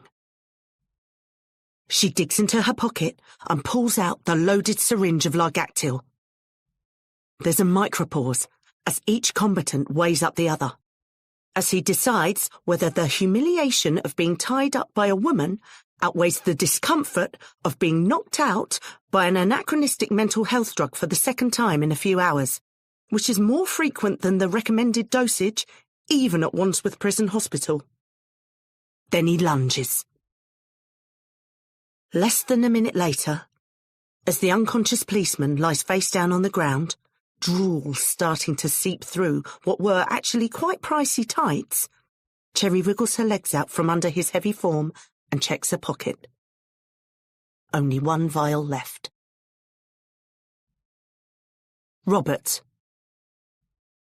Robert hangs up as Cherry's voicemail message kicks in for the 20th time. He stares at the wall. He doesn't know how long he stares at the wall for. His gaze strays accidentally onto the photo of Liam, and he wrenches it away in a panic. He can't look at his son's photos. Why doesn't she fucking understand that? It's not that he doesn't want to, it's that he physically cannot, or he will crumble into dust. He will fall down, and he does not have the strength to get up again. He's not like Cherry. Days and days she spent poring over every drawing, every school report, every medal, fucking wallowing. Like she was hogging him all to herself, making a show of her grief. It made him almost physically sick and too angry to talk to her. He put the pictures away so that he could stay in the house. Why is that not obvious? Why should he have to spell it out? Every photo is a stiletto-sharp memory, through the eyeball and into the brain. A glimpse over the edge into an abyss of pain and loss so huge it takes his breath away, and he doesn't know how to begin to deal with it. He meant it. He absolutely meant what he said to her. If you leave now, Don't bother coming back. The words charged out of his mouth like guard dogs whose chains had snapped, snarling, biting to defend their master's wounded heart. He'd felt such relief, almost a rush, at finally letting out the words he'd been reining in. But she'd left anyway, at a dead sprint, without even closing the door. And she hasn't come back hours later, and her phone is off. Something about the hospital and a boy's body. But there is always something at the fucking hospital, and there are always bodies. And there was one boy who mattered more than all the rest, and he did not get what he deserved, from her or from a lot of people, or of course from Robert. And so why should anyone else? He's been feeling this way ever since Liam died. Bitter and twisted, resentful at love between other people and their children, scowling at mums in the street when they buy their kids a lolly, or adult sons when they hug their dad goodbye. People stare at him strangely, and he realises what he must look like. Full of more irrational hate for random members of the public than a Murdoch newspaper. But he doesn't care. But now all Robert feels, as he gets the voicemail knocked back yet again, is bereft. Danielle stomps down the stairs with the large cardboard box. She's glaring at him. Robert realises he's been staring out of the window into the night like a dog pining for its master. He jerks back swiftly and looks quizzically at the box. What's all this? Her shit. His daughter charges back up the stairs. He looks in the box. All of Cherry's makeup is piled up as if an earthquake has hit the perfume section at Debenhams, the part he could never walk through without physically choking like someone in a First World War poem. Gas, gas, sick boys. Lipsticks, foundations, eyeshadows bob around in a sea of creams, sprays, perfumes and other stuff he can't name. And Danielle hasn't put the tops on, which is leaking together into a pungent, highly expensive gloop. The array of colours is mesmerising. They remind him of a childhood painting set he treasured so much he refused to use it, just stared endlessly at the vivid blobs of colour and their bewitching names. Turquoise, emerald, Prussian blue, burnt sienna, rose madder, ruby, topaz, amber, cadmium yellow. He has never seen any of these colours on Cherry's actual face, but he supposes that is the skill, the dark alchemic art of makeup. He looks up as Danielle reaches the landing with another box, out of which Cherry's most expensive cashmere jumper is dangling an arm, waving for help. What do you think you're doing? Collecting for charity? Those are Mum's things. She's gone, Dad. You can't just decide that. I didn't. She did. You told her, and she fucked off. You are way, way out of line, Danielle. She made her decision, and now we're getting on with it. A not insignificant part of Robert's soul thrills at the angry defiance of his daughter, and at her implicit defence of him. But obviously he can't tell her that. Put it back. She's gone. You told her to go, and she went. Put it all back. Now, you have no right to mess around in other people's... I'm looking after you! The box of clothes skitters across the landing, and the contents hit the wall with a soft whump. You won't do it for yourself, so I have to. I have to be the fucking adult in this house, because the actual adults are behaving like fucking children, so I'm doing it. And the least I expect from you is some fucking thanks for looking after you, even though none of you ever look after me. The last sentence is delivered at ear-splitting pitch and punctuated with the crash of her door. He's about to go up after her when there's a knock. Even though he knows it's not Cherry, because why would Cherry knock at the door of her own home?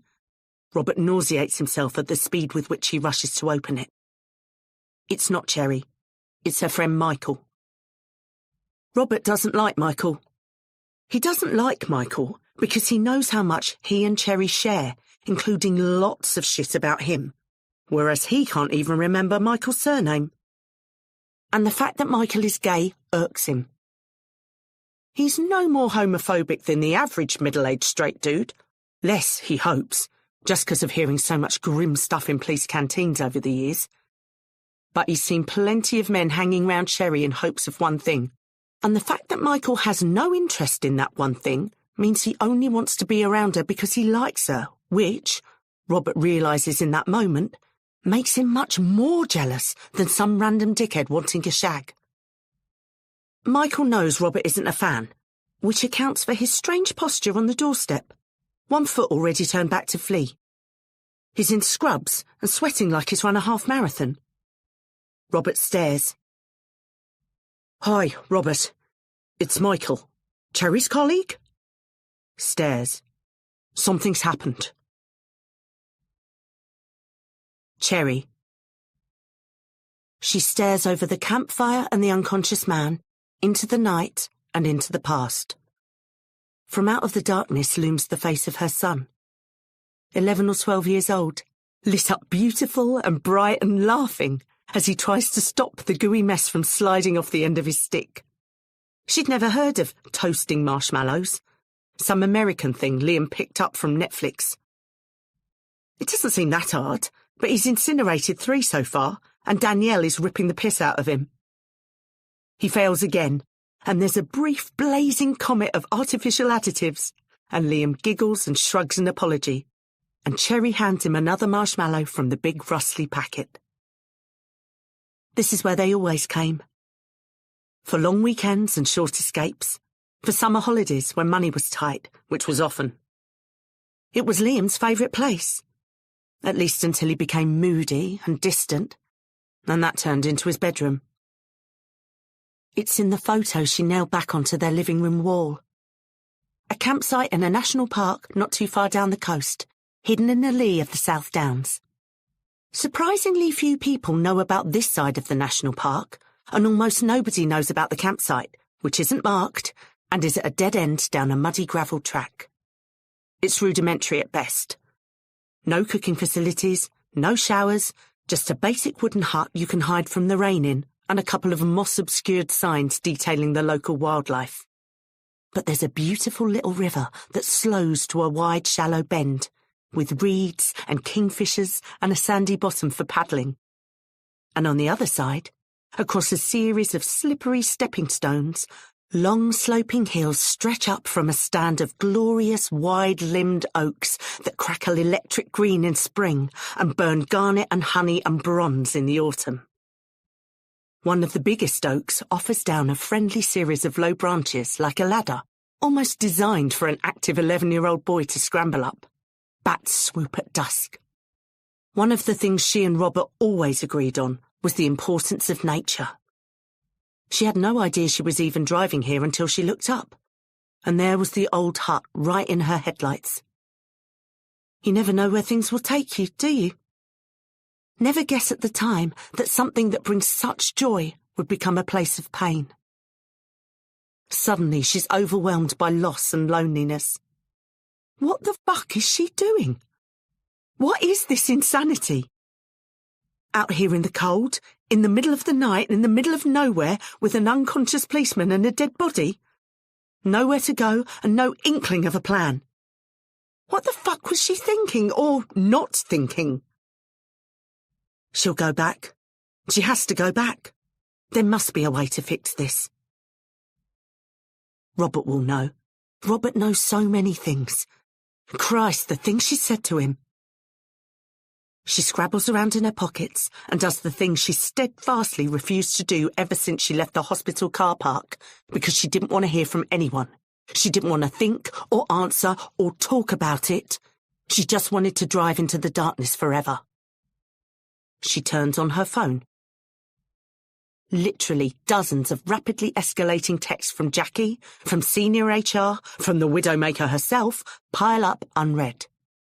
She deletes a few, ignores the rest. Already they seem ancient archaeological remnants, not just of a former life, but of a former civilization. Instead, she calls Robert. Barrett. The silver box, the size of a small suitcase, sits on the passenger seat, a laptop open beside it. It's an IMSI catcher, more commonly known as a stingray. Every mobile phone has an international mobile subscriber identity, like an ID number. It's how they communicate with the system's base stations, phone masts and such. The phone has to acknowledge the base, but the base doesn't have to acknowledge the phone, which is platform capitalism in miniature. And here's where the door is open to the stingray. The stingray pretends to be a phone mast, sending out stronger signals than regular masts to entice phones to connect to it, and then downloading personal data, hacking messages, eavesdropping on calls.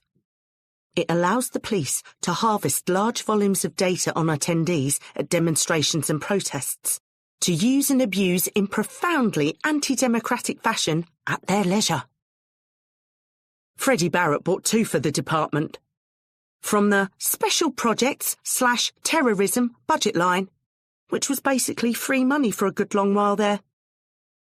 The other use of the stingray is in locating and tracking, determining the strength of a signal from a given mobile, and therefore the distance away.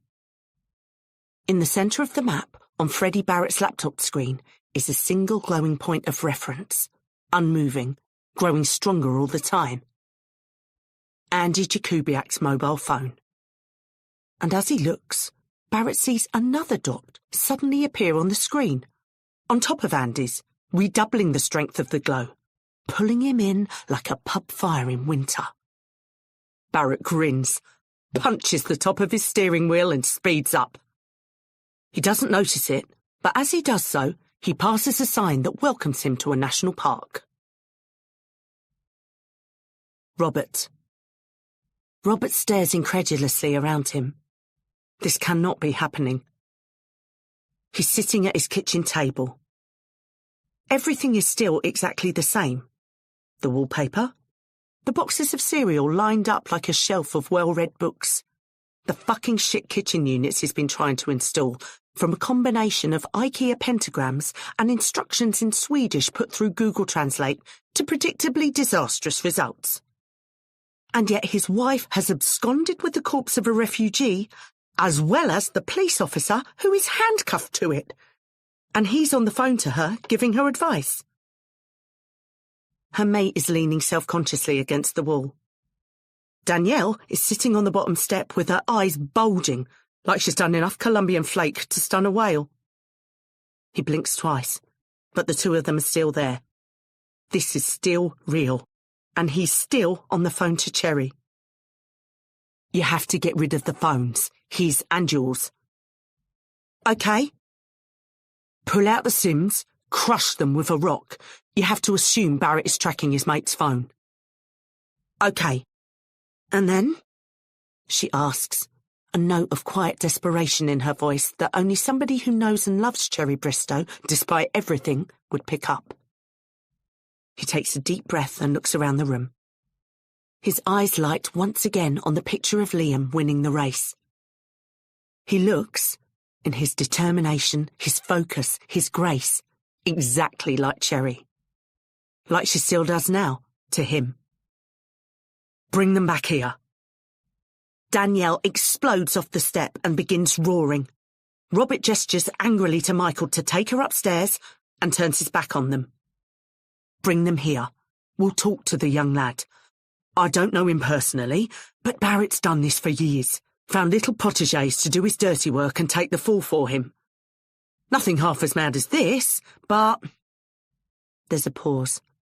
He wonders if she even heard him. Cherry? Yeah? You get that? Yeah, OK. Another pause. Thank you. Now neither of them know what to say. Get rid of his phone and come back here. Will do. Cherry. She searches the policeman's jeans back and front. Nothing. She goes through his bomber jacket and pulls out an expensive smartphone studded with apps that dazzle like digital diamonds. It requires a passcode, 6 digits. For a giggle, she tries 999 999, but no joy. Zero sense of humour, the police. This phone surely has fingerprint tech, though. She heaves up the bulky right arm, uncoils the sausagey index finger, and presses it firmly against the touch button. The screen blinks to life. The last thing the cop was looking at is a video. The still is a grey blur of waves. She presses the white arrow. At once she shrieks and puts her hand over her mouth. It's her kid. The kid on her back seat, gasping for air and struggling to get into a boat. To see him alive, even on film, shocks her to the point of dizziness. He's real. Not a body, not a moral obligation, but a real, living boy. Cherry gasps again in disbelief as a huge boot comes in twice, first into the side of the kid's head, and then thunderously full into his face. His head snaps back horrifically, and then the boy is gone. She sits back on her haunches, stunned. So much now makes sense. The weirdness of the young cop on the beach that morning, for whom the corpse wasn't a random discovery, but a reacquaintance. The aggression of the policeman towards Michael. Their obsession with getting the body back. Her insides chill as she realises what this is really about. The stakes for which the bald cop is playing. She goes to prise the SIM out of the cop's phone, then realises she must keep the video. It's their main bargaining chip.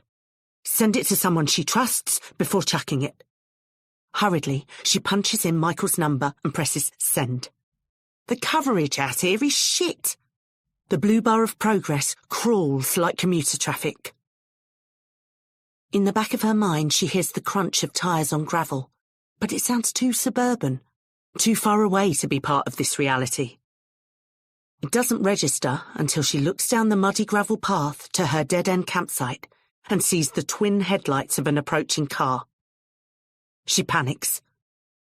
She grabs for her car door, but there's no way past on the narrow lane. She bolts for the shelter of the old wooden hut, to lie low in the shadows. But what if the cop looks around for her? She has nothing to fight with. Into the hills.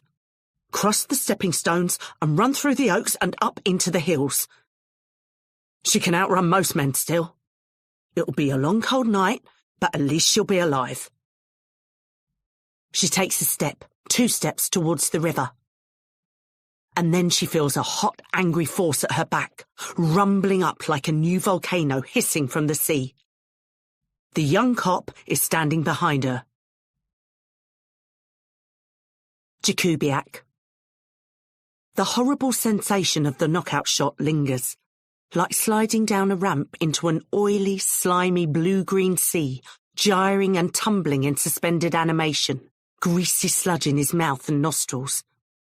It's like a horrible dream he can't shake the feeling of because he's not entirely awake. He shoves the driver's seat vengefully back as far as it'll go. These tiny hatchbacks are such shit. A muffled howl of pain and fear from the nurse in the back. He'd shoved her in next to the body he remembers with a horrified, clammy shiver waking up pressed against, rough blanket over their head like lovers snuggling under the duvet. To pay her back, he's lashed her arms and feet together and shoved that filthy, disgusting gag deep into her gullet. She'll complain, but he doubts anyone will pay her much mind when they get her back to the station. He starts the engine. Barrett is still staring into the fire. Andy sounds the horn. Nothing. Andy leans on it hard. He's putting in for a new DI the minute they get back. Barrett turns and stares at him. In the firelight, he looks demonic. His eyes are hooded into deep caverns, his nose a broken promontory, and shadows like horns flicker and play across the broad expanse of his bald skull.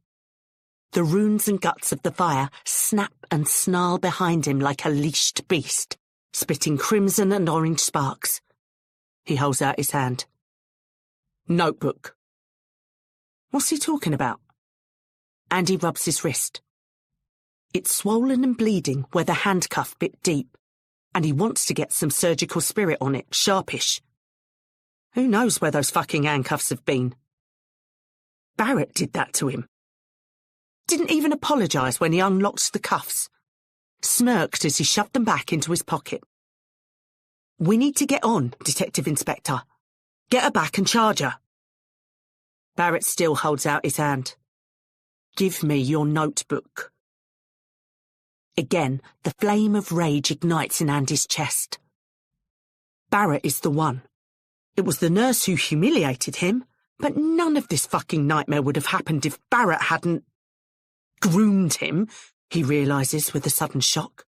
Drawn him in and used him.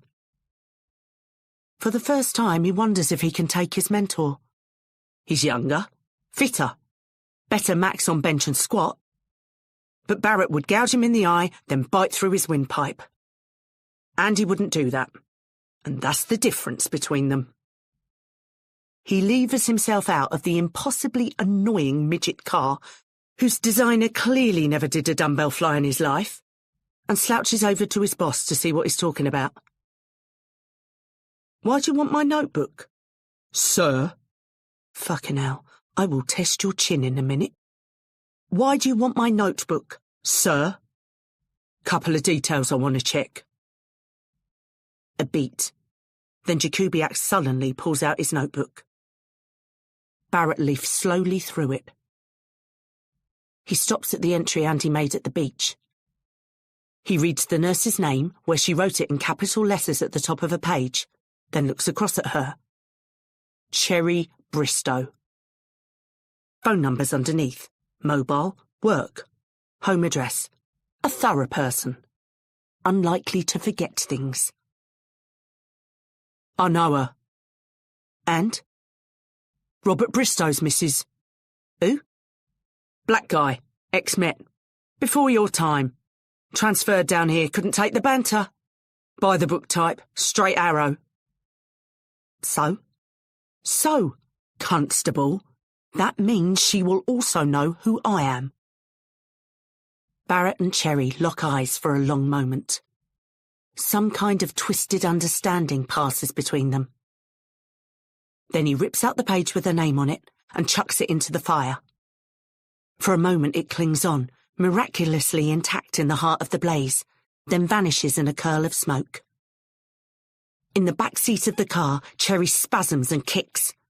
She can see where this is going before Andy can. Get the bags. What bags? From my boot. Mystified, Jakubiak moves to the rear of Barrett's car. In the boot, along with the weights and ropes, are two sturdy black plastic body bags. 2. He gawps for a second, then slams the lid shut. No fucking way. We've got no choice. What do you mean we've got no choice? We've got every fucking choice. A police officer, Andy, is held to a higher standard. We are subject to suspensions, disciplinary action, whispers and accusations. We are persecuted, and so we must protect ourselves. What's it matter what she says about us? She nicked a corpse. There will be slurs against us. There will be agendas. You have mates in the force. We can get backed up. You're thinking, mate, and it's exactly how I used to think. You're thinking as though this country is fair. You know the attitude of elites to the police. They are looking to make an example of men like us to prove how fucking woke they are. They'll crucify us in the papers before this ever gets near a disciplinary. A big bit of wood explodes in the blaze. A rat-a-tat-tat of air pockets like gunfire. Andy jumps. Barrett continues. People go missing all the time, Andy. They disappear. Yeah, but I don't make them. Think of all the little fingernail shots in the missing persons database. Row after row after row. No. That's all she'll be. Just another little fingernail. No. Barrett reaches for his closer. He puts his big, heavy, paternal hand on Andy's shoulder. Trust me. I've got you. Trust me. And despite it all, Despite the multiple ways Barrett has already fucked him, the weakness in Andy Jakubiak flares up again. The overwhelming longing that sometimes dulls but never goes away. The grinding ache for a father.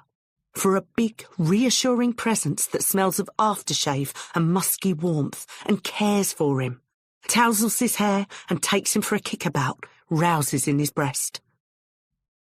She was driving too fast. Lost the plot. With what she's done, people will buy that.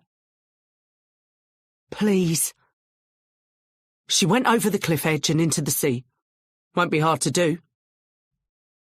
Jakubiak shies and stamps like a frightened horse, but doesn't refuse. Please, sir. Begging is weakness. Barrett knows he's got him. Crocodile grin. The tin can goes over the edge. The two of them go way out. What's the crash scene tech got to go on? Nothing. Maybe the tide took the bodies away. Or maybe she faked it. Started a new life in fucking Argentina. Not our problem at that point. Andy drops his head. Barrett takes it as affirmation. He leans in close, forever overconfident, and whispers in his ear. Top boy you are, Andy. Fucking tip-top. Now, go get the bags. Chapter 6. Abdi Bile. Abdi Bile shifts from foot to angry foot. There is one payphone for the entire unit. He's been in the queue for 4.5 hours. There are still 2 men ahead of him. And the prick currently on the phone has been talking for 18 minutes.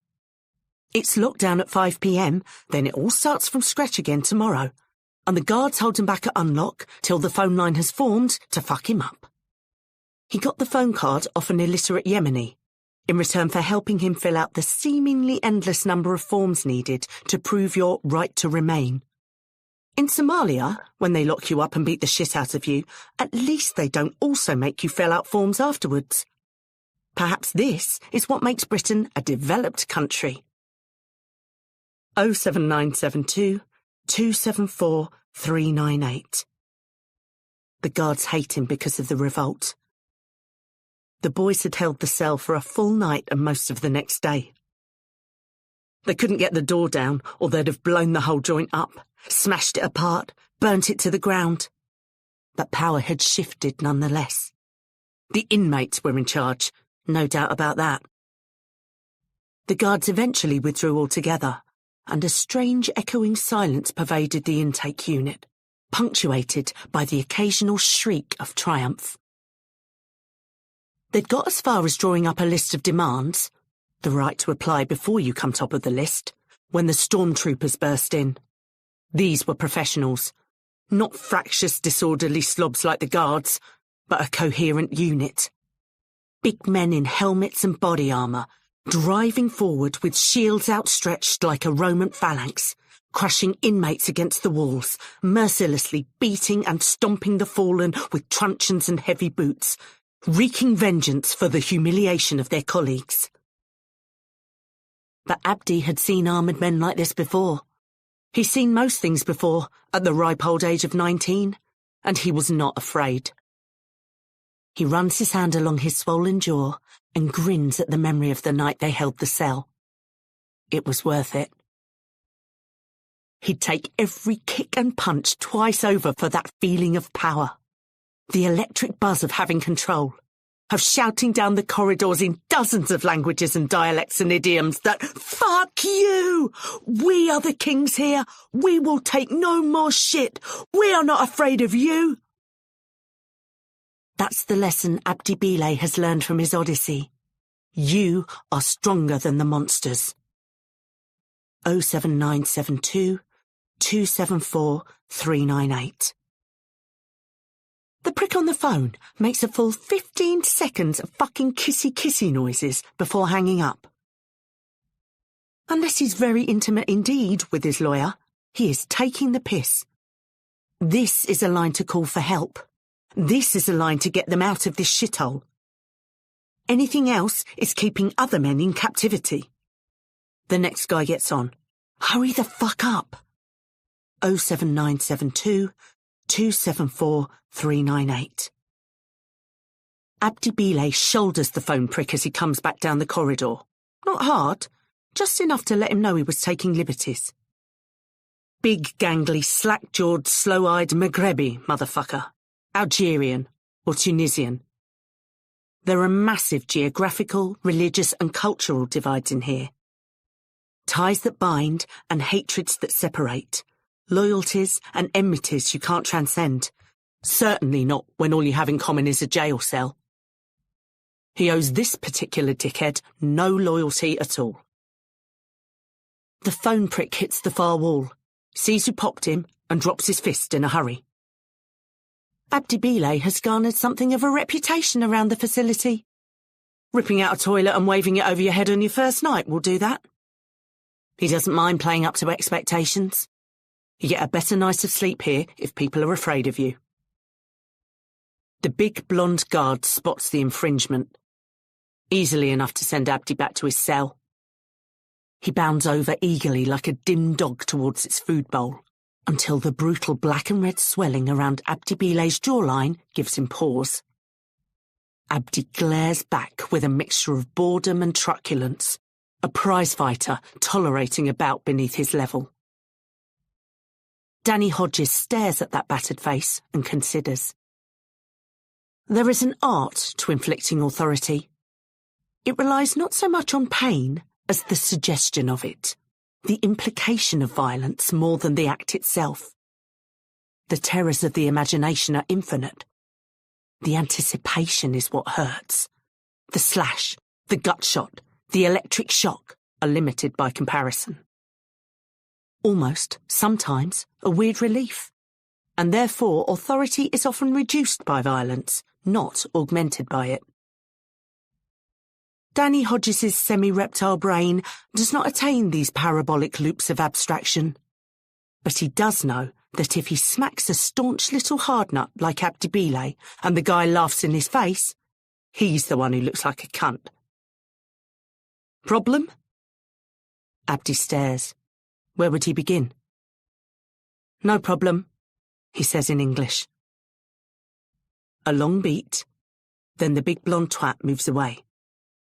The guy on the phone gets off, and the guy in front of Abdi gets on. He's next. 07972 274 398. 07972 274 839. 07972 274 833. No, wait. A bolt of blind terror shoots through him. He's been repeating the number like a doer ever since the night of the crossing. It's the one solid thing he has. The night the white men murdered Omar and left their tiny wooden craft to buck amidst the huge waves, before the lifeboat reared suddenly out of the darkness and saved their lives, the phone number was the only thing that kept Abdi Bile sane. His duty to keep his promise. To remember the number Omar had entrusted to him and to call Asha. She can let Omar's family know what happened to him. Make sure he is mourned properly, acknowledged, remembered. Maybe she can even find his body somehow. Asha has been in this country for a little while. Maybe she has connections, knows how shit works. And he wants her to get him out. Asha is his only contact in this country, his only link, however tenuous, to the future. Without her help, he could be stuck here for who knows how long. Certainly till he can raise the bribe money. And where would he get that? And who knows if the authorities here are honest enough to take bribes? It doesn't feel like it, at least not from the likes of him. Reading the newspapers, it seems you have to be rich in the UK to be allowed to bribe someone, and then it's encouraged, even mandatory.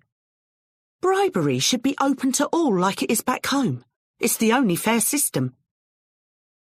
Abdi Bile's initial impressions of Britain are not altogether positive, though he's trying to sit on them temporarily until he reaches a more supportive environment. So when he speaks to Asha, he's going to say he can't tell her what happened except in person. Then when she gets down here, he'll play on her sympathies and see what she can do for him. Abdi feels a little bit bad about this. He knows how exploitative it is, how much it'll churn her up. But he is on his fucking own out here, in a big wide ocean. He needs every bit of help he can get to keep afloat. He grabs for his wrist, where he'd scratched the numbers in ballpoint. But of course yesterday they finally got their first shower. Just a smudge left. He takes a deep breath. It's in there. Come the fuck on. The number is in there. It's in his brain. He just has to calm down and let it come to him. 07972 427 398. No, 274. 07972 274 398. That's it. That's definitely it. He shoots a look at the clock on the wall. 4.5 minutes left. He considers one more time the option of the mobile which a group of Afghans have smuggled into the holding cell, but he's sure the top guy is an informer. Plus, who knows what price he'll charge? He puts a heavy hand on the shoulder of the man on the phone, Karim, a warm-hearted, if more than slightly dim, Kurd. Habibi. This is a major violation of phone protocol. Karim flashes a look of irritation and goes back to his call. Habibi! Now Karim is angry. He opens his mouth. It's for Omar. They've all heard the story. And even though many of them have stories of their own not too dissimilar, that one sticks in their collective craw. They didn't exactly expect the red carpet when they rolled up to the UK, but nor did they expect to be murdered by the police. Karim thinks, nods, utters a few words of explanation into the phone, and hangs up. Abdi Bile squeezes his shoulder and thanks him with his eyes. He picks up the receiver, the handle slick with other men's sweat and the mouthpiece rank with other men's breath, holds it slightly away from his face, and begins to dial the number. Part 2. The Second Burial. Chapter 7. Cherry. 5 steps. Anyone can do 5 steps. 1, 2. By the third, pain is shooting through her shoulder. On the 4th step, she slips in blood and nearly falls. She staggers into a 5th step and squats, hamstrings burning, holding his dead weight upright with both hands. If she drops him, she'll never be able to pick him up again. The rasping in her lungs recedes. She girds herself. Another 5 steps. 1, 2. Matt. The bell clangs and the door crashes open. The gust, sending faded flyers for an airshow, cancelled years back after the pilot crashed into the spectators, looping and plummeting. The clock reads 3:43 a.m. The A27 emits an occasional mournful, distant whine, like an abandoned dog. Matt. Tall, thin, long stringy hair, black-framed glasses, shoots his head up from his book. Nobody checks in at this hour. Nobody checks in at any hour, not since they cancelled the airshow. A middle-aged blonde woman, really hot in her way. Matt tries to resist Googling MILF to 3 times a week because it's ageist and doesn't really accord with his feminist principles. Is holding up a hench, much younger guy. They stagger unevenly towards him. She props the guy on her shoulder with a slight wince, nods at the unbroken row of lumpy wooden numbers with keys attached, and smiles at Matt without showing her teeth. Twin room, please. He doesn't move, stunned by the sudden intrusion of strangeness. If you have one. They stare at one another till she acknowledges that some clarification is probably required. Big night. Yeah? Birthday boy here overdid it. You know the way.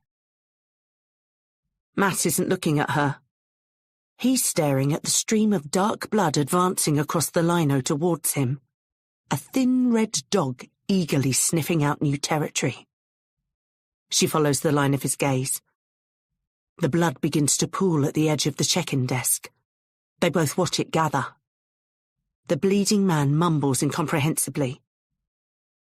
Matt chews his hair as if split ends were a magical cat that'll give him enlightenment. He looks at the hot MILF. He should probably call the police.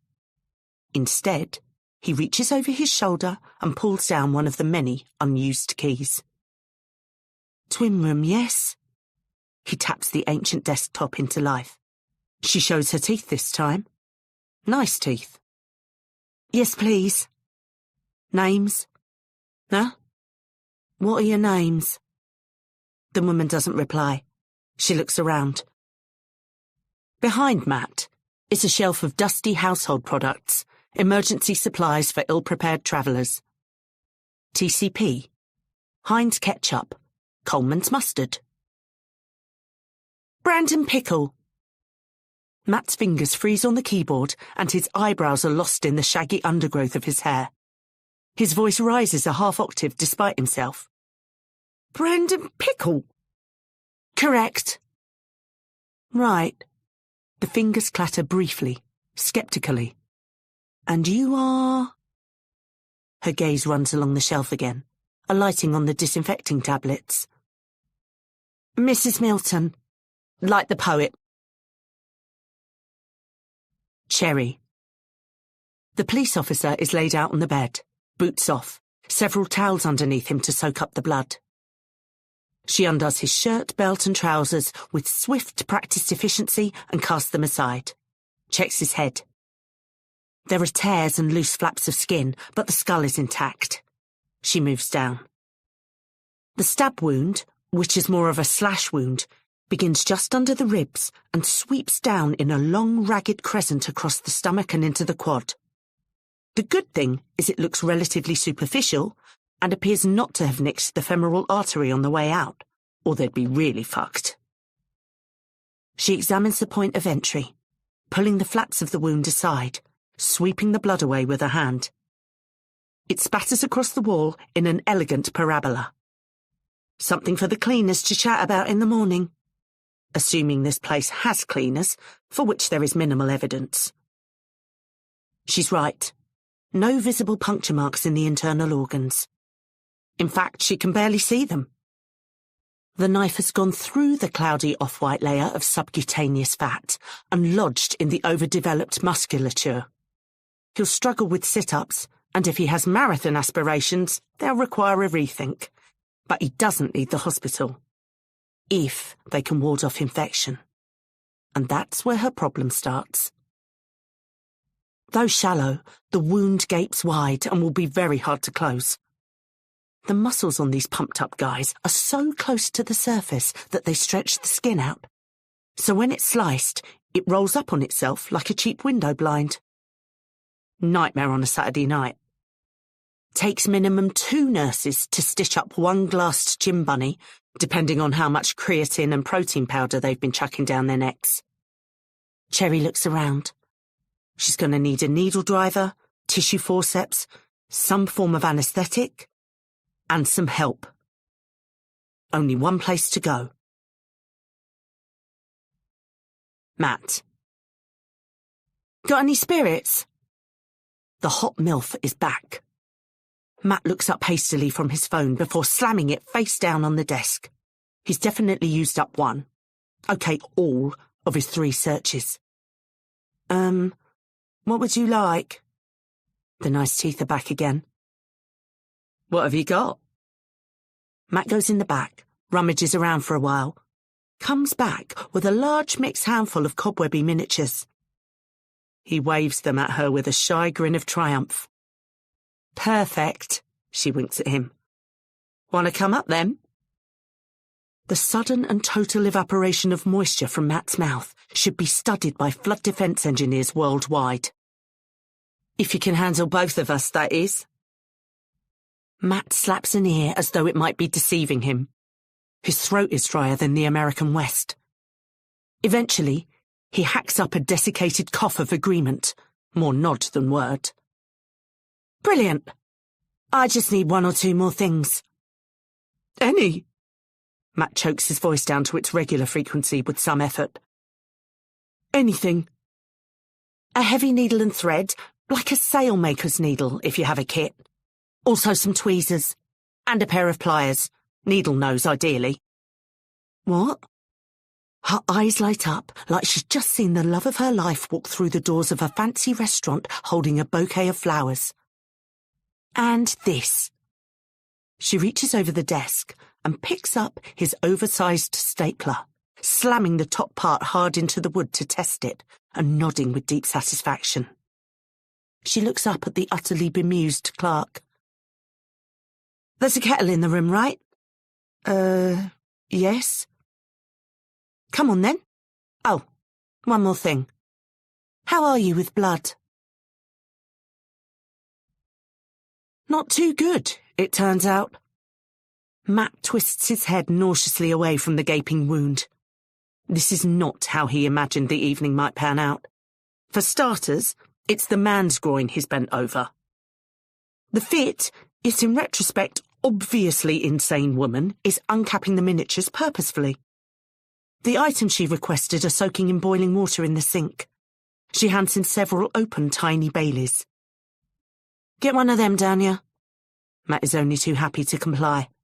Then feed him the rest. She returns his quizzical stare with one of bafflement. Can't be putting Baileys in an open wound. Are you mad? Dairy. Matt can't argue with that on many levels. He helps himself to a second, sucking it bone dry, before funneling a third into the hench dude's drooling mouth.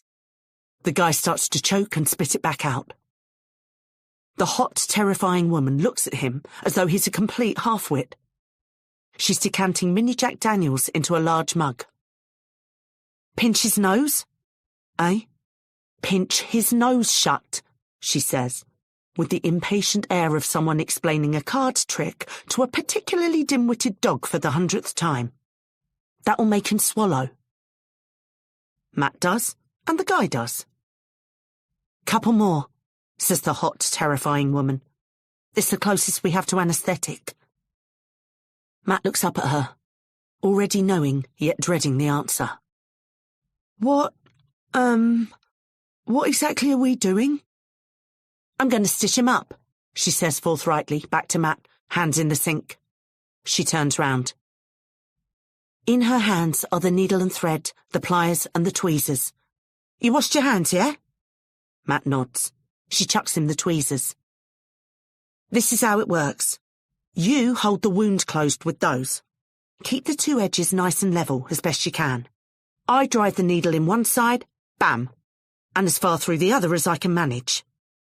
Now, it's likely to get stuck halfway, flesh being quite dense, so then I grab the sharp end with these. She waggles the pliers jauntily. And yank it through. Tie the thread off, Bob's your uncle. We call that the first throw. Rinse and repeat all the way to the end. Pretty simple, really, though a bottle of lidocaine and a suture kit would make all our lives easier. Any questions? The ball of bile lodged firmly in the back of Matt's throat precludes further verbal communication. But his gaze swings towards the massive stapler sitting ominously on the bedside table. The hot, terrifying woman shrugs her shoulders slightly, as though he's made a good point in rebuttal.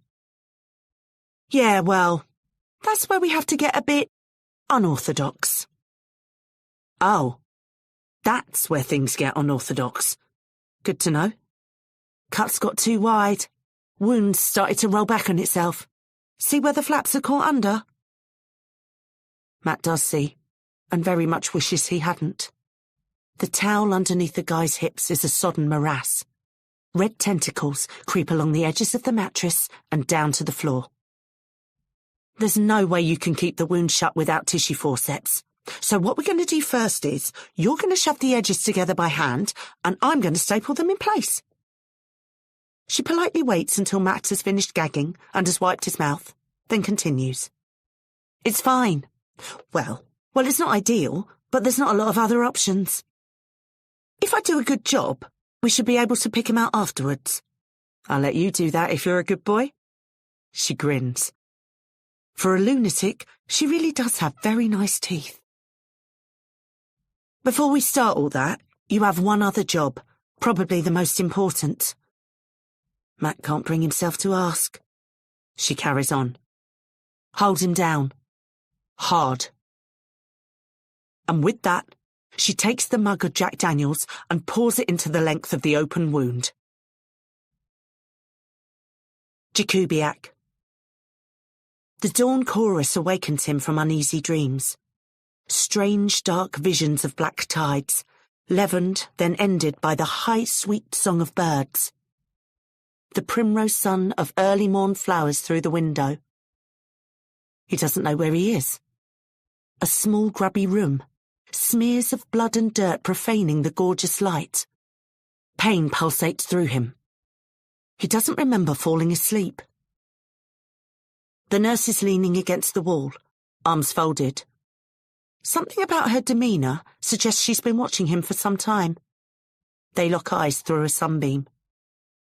Eventually she speaks. Morning. Andy says nothing. We should probably try a formal introduction this time. I'm Cherry. He tries to sit up to investigate the pulsing in his abdomen. An electric spasm makes him drop his head sharply back, which causes a throbbing ache in his skull. He moans and tries to find a position that doesn't antagonise either too much. You're probably going to need something of a refresher on last night, Andy, she says. Sorry, I took a look through your wallet. Is it Jake Ubiork? That's a cool name. Where's that from? He glares up at her from his curled comma of pain. She grasps the bedsheet she's draped across his torso. Instinctively, vulnerably, he flinches. She gently pulls the sheet aside. Take a look. Careful now. He uncoils slowly, warily, a hermit crab from its shell. A beautifully neat ladder of stitches extends from his ribcage down past his groin to the middle of his thigh. I did that, she says with quiet pride, with a little help. Finally he speaks, his voice a rusty hinge. I tied you up. Just as well you're shit at knots then, isn't it? I'm good at knots. The evidence suggests otherwise. Is that a staple? Oh, charming. Thank you, Cherry, for all your hard work. Admittedly, that is a staple, yes. We did get most of them out. Matt found some industrial disinfectant under the sink in the end, so it should be clean at least. She levers herself off the wall and straightens up. Right. Having sat through a lot of agonisingly dull NHS presentations, which I wouldn't wish on anyone except the health secretary, I've learnt to cut to the top line, which is that I saved your life. Second bullet point is, you also saved my life, which potentially gives us something of a basis to work from. Few things to clear up first, though. Any questions so far? Where the fuck are we? Motel off the A27. Remarkably shit. What happened? What's the last thing you remember? Knocking Barrett out. Yeah, not so much. He was going to kill me, wasn't he? That's what you two were rowing about? Andy nods slightly and regrets it. Well, that makes two of us. After you sucker-punched him... I didn't sucker-punch him.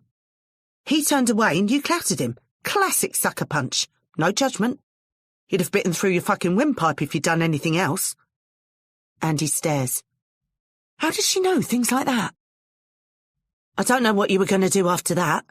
Drive me back to the station, I think. I got the rope off by then, and I was trying to work out whether to make a run for it when he smashed you in the head with a rock. Andy's fingers reach for the back of his skull. I'll fix that up as well, don't worry. He finds a short ladder, though no snake. He carries a big knife, doesn't he? A kukri. A what now? Japanese fighting knife. He orders them special, from Japan. Well, that would be the obvious place to order a Japanese fighting knife from. You did well. You got up and got in between him and the car. I think you were trying to protect me. Some credit in the bank there, Andy. So he pulled his big Japanese knife out of his sock and went after you with it. Is he totally insane? Roids. How has he still got a job? He's a good officer. That says so much more than you think it does. You hit him before he mimes a stabbing gesture. Not so much before as during. Sorry, had to go get the rock first. He reaches a hand down to his abdomen and takes in what she's just told him. The closeness of his brush with death. The full nature and extent of Barrett's betrayal. The flame of resentment inside him builds to an inferno. His fingers caress her stitches. Sharp electric pulses of pain with every touch, yet also soothing in their regularity, their neat precision, their embodiment of care. Thank you. You're welcome. A beat. He offers something. It's Jack Ubiak. It's Polish. She nods thoughtfully. Interesting. Good to know. So, Andy Jakubiak. Next question. Her face darkened suddenly.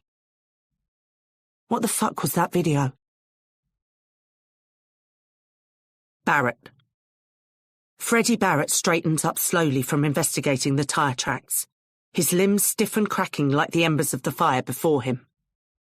He woke cold and grey as ashes, and between the chill in his body and the thunderous ache in his skull, he's moving a tad more gingerly than normal. But he's fitting it all together, piece by piece, the urgent bloodlust for vengeance simmering beneath the skin. The smashed phones don't tell him anything, other than someone's wised up. The blood trail round the tyre tracks is somewhat more instructive. From the direction the car drove off, there's no blood on the driver's side and substantial bloodstains on the passenger's side, which means A, she's driving, and B, he hurt Andy, though hard to say how badly, and no way to tell if he's gone with her by choice or under duress. He remembers pulling his knife on a fellow officer. Whatever passes for shame in Frederick Barrett's soul colours his cheeks. Fucking hell, Freddie. There are limits. He'll chuck the Anadrol in the bin when he gets home, promise. But the question before then is, where does she go? Back to her husband, most obviously. But with a corpse and an injured police officer? Husband won't be having that, surely. Not straight arrow Bob. To the hospital then. Her mate, the morgue twat. But he's a coward. He's not going to let her put him in any more shit. And she must know those are the first two places Freddie will look. So where does she go? He could start doing the rounds of hotels in a given radius, but maybe she has friends nearby. No point going off on a wild goose chase. What's the smart play here, Freddie? What does the smartest guy in the room do in this situation? Freddie Barrett stares into the ruined detritus of last night's logs. He thinks it through until he has his answer. The smart guy heads back to the station. He takes charge. He gets ahead of what is coming. There are strict protocols when a police officer does not report for duty. It's a stressful job, and it's got no less taxing lately from Freddie's point of view. The cuts, the kit that's falling apart, the frozen wages, the colleagues who get the chop, and the added duties on top. The rates of suicide in the police are so high that if an officer doesn't turn up for work, the first assumption is a suicide attempt. It's a safe bet that Andy Jakubiak will not be at work this morning. And if Andy doesn't show up, then the alert will go out. Calls to his phone. Calls on the radio. When there's no response, in-person calls to his home. If no one answers the door, they will break it down. Like they did too late with poor Nigel Claiborne after his wife left him. And they will find Andy missing. And they will kick off a search. And who will, naturally, be in the forefront of that search? Taking charge with quiet composure, yet implacable resolve, with all the accumulated resources of His Majesty's Constabulary at his disposal? Who but Andy Jakubiak's loyal partner and mentor, Freddie Barrett? And that, Freddie, is why you're the smartest guy in the room. Barrett digs his keys out of his pocket and gets into his car, nodding respectfully at his own genius. Jakubiak. He tries to front ignorance, but one look at her face says it's a waste of time. He struggles, writhes, tries to think of a way to put himself in a better light. He gives up, flops back onto the bed. It's a deterrence mission. He's looking at the ceiling, not her. Fuck off. It's only supposed to send them back. Fuck off. It's never meant to end like that. I didn't know he was going to do that, I swear. And what did you think would happen? They'd shake your fucking hand and go back? Are you mental? I didn't think. No shit. Just they'd be scared off, maybe. They've met a lot worse than you, sunshine. Who gave you the right to decide what happens to another human being? Who put you in charge of someone else's life? It's my country too. She snorts and spits disbelieving contempt through pursed lips. No, it isn't. No, it fucking is not. It's not your country, and it's not my country either. And one major reason is mingy little pricks like you keep getting their strings pulled. You just what? I wanted to do something. I wanted to say, over what happens in my land. How many deterrence missions have you been on, Andy, as a matter of interest? A beat, then his shoulders slump and he sighs heavily.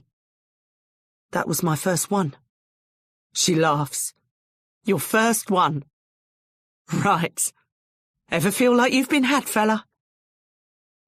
He looks at the elegant curve of his blood on the wall, a kind of strange handwritten confession, and says nothing.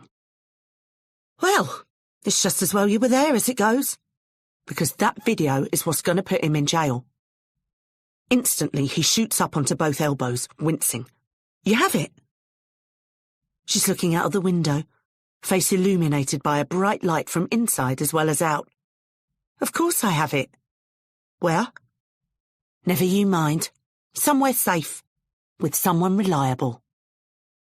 A wave of panic washes through him. If that video gets out, goes viral somehow, he'll be in the same boat as Barrett. He tries to push himself off the mattress. The nurse shoves him back down. Then she sits at the base of the bed and crosses her legs with a certain definitiveness. The way I see it, Andy, having had some time to think while you were cashing up on your beauty sleep, is we have two choices. Option 1 is I knock you out with this. She pulls the final vial of Largactil from her pocket and twirls it between her fingers. Greasy grey-green acid sludge swirls through his brain. He flinches. Don't make that face, mate. Could be worse. Have you seen Misery, the Kathy Bates film? The expression on his face, and the way he wriggles back and instinctively curls his feet away from her, suggests he has. I didn't know he was going to do it, I swear. She rubs the back of her neck casually and looks away. We had a cat once we called Catty Bates, 'cause she'd scratch us every time we tried to leave the house. Very possessive. Count yourself lucky to get the knockout shot, I'd say. A beat. She looks at him and smiles. The prospect of drastic pedal alteration recedes slightly. Anyway, option 1 would give me 5-6 hours head start. But I don't want to do that. Do you know why I don't want to do that? He doesn't answer. I don't want to do that because you'll catch me. You know my car, you know my name, you have ways of tracking people I don't know about. You'll catch me. So that brings us on to option 2. She pulls out the crackling laminated photo and displays it for him. I'm going to take that boy out there to this girl here. I'm going to make sure that child gets what he needs, which is a proper burial among his people. That is what I need to do, and I'm going to do it, so help me God. The passion in her voice could melt steel. And you're going to help me. You know the tricks of the trade, where the cameras are or whatever.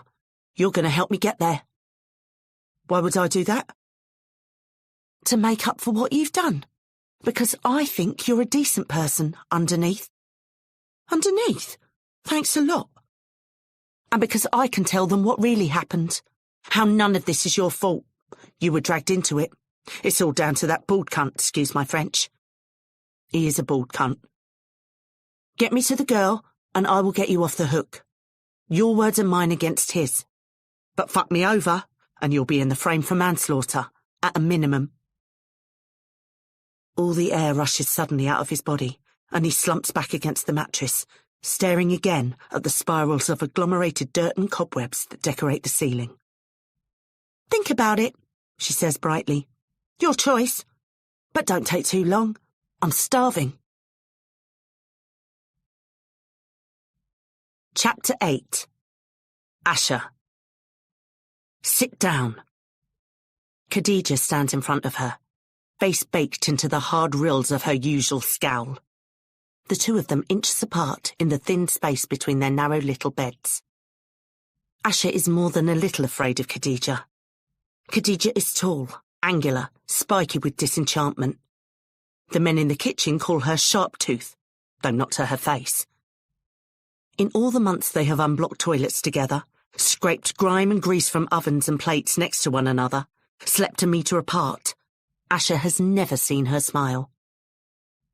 There are rumours about how Khadija earned the money to pay for her passage. Rumours which Asher finds hard to credit, unless men enjoy being terrified, and which she has no intention of trying to confirm from Sharptooth herself, preferring her face in its current shape. Sit down, says Khadija again, ominously.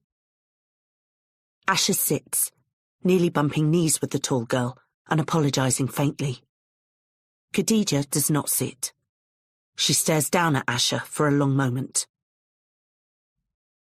I told Zelalem, she says finally. Khadi, no! Asher struggles to rise, but Khadija pushes her firmly back down. You promised!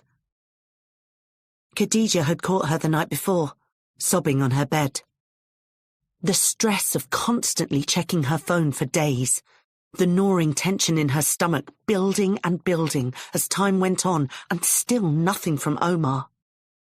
And then finally, the call out of the blue from some guy she'd never met, in some scary-sounding place with crashing metal gates and shouting male voices, telling her he had news but could only give it to her in person, and she had to come to the scary-sounding place, which is somewhere she doesn't know, far away.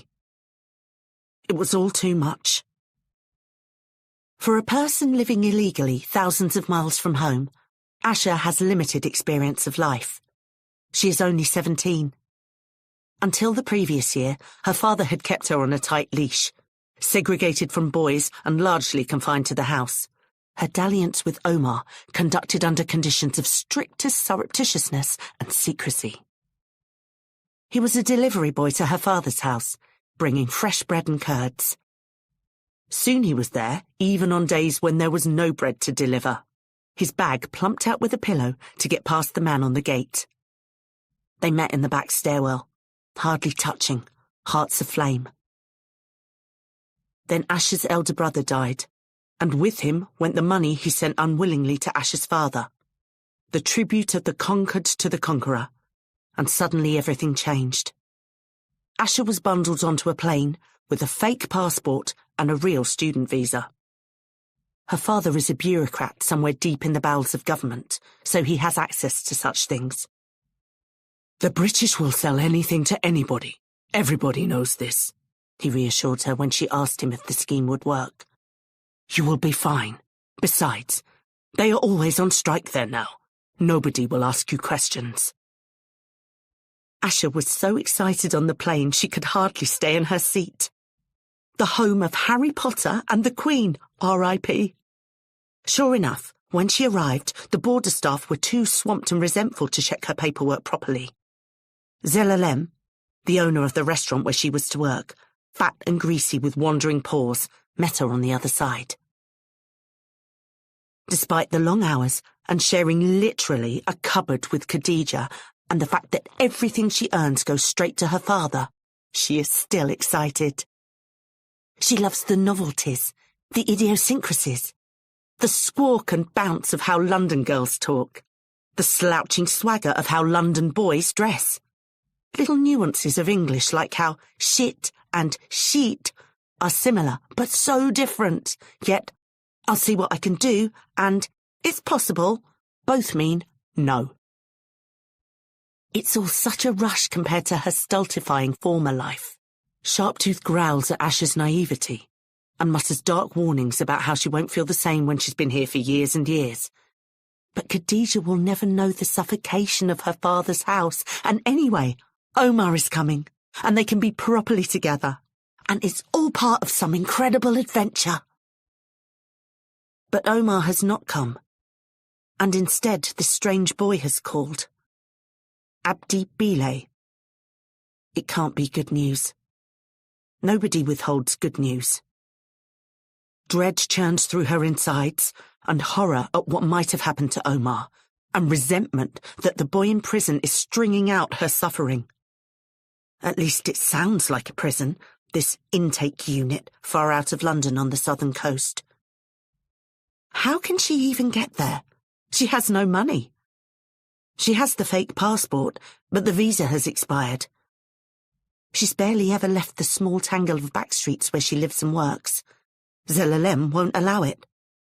He says it raises the chance of an immigration raid, where the government comes in the night and disappears you into administrative darkness where no one will find you. And he definitely won't allow her time off. He never does.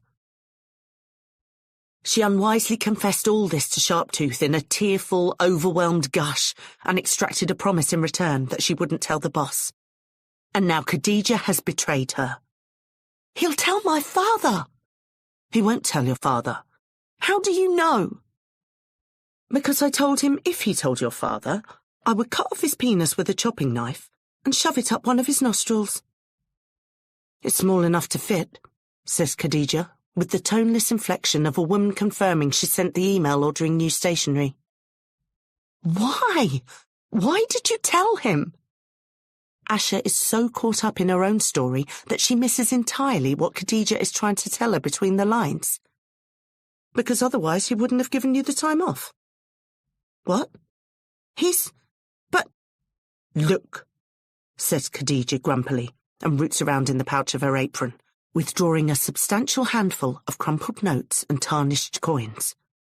We had a collection, enough to get you down there. Asha looks at the money and then tentatively back up, scarcely daring to believe her good fortune. The guys did this voluntarily? I made them do it voluntarily.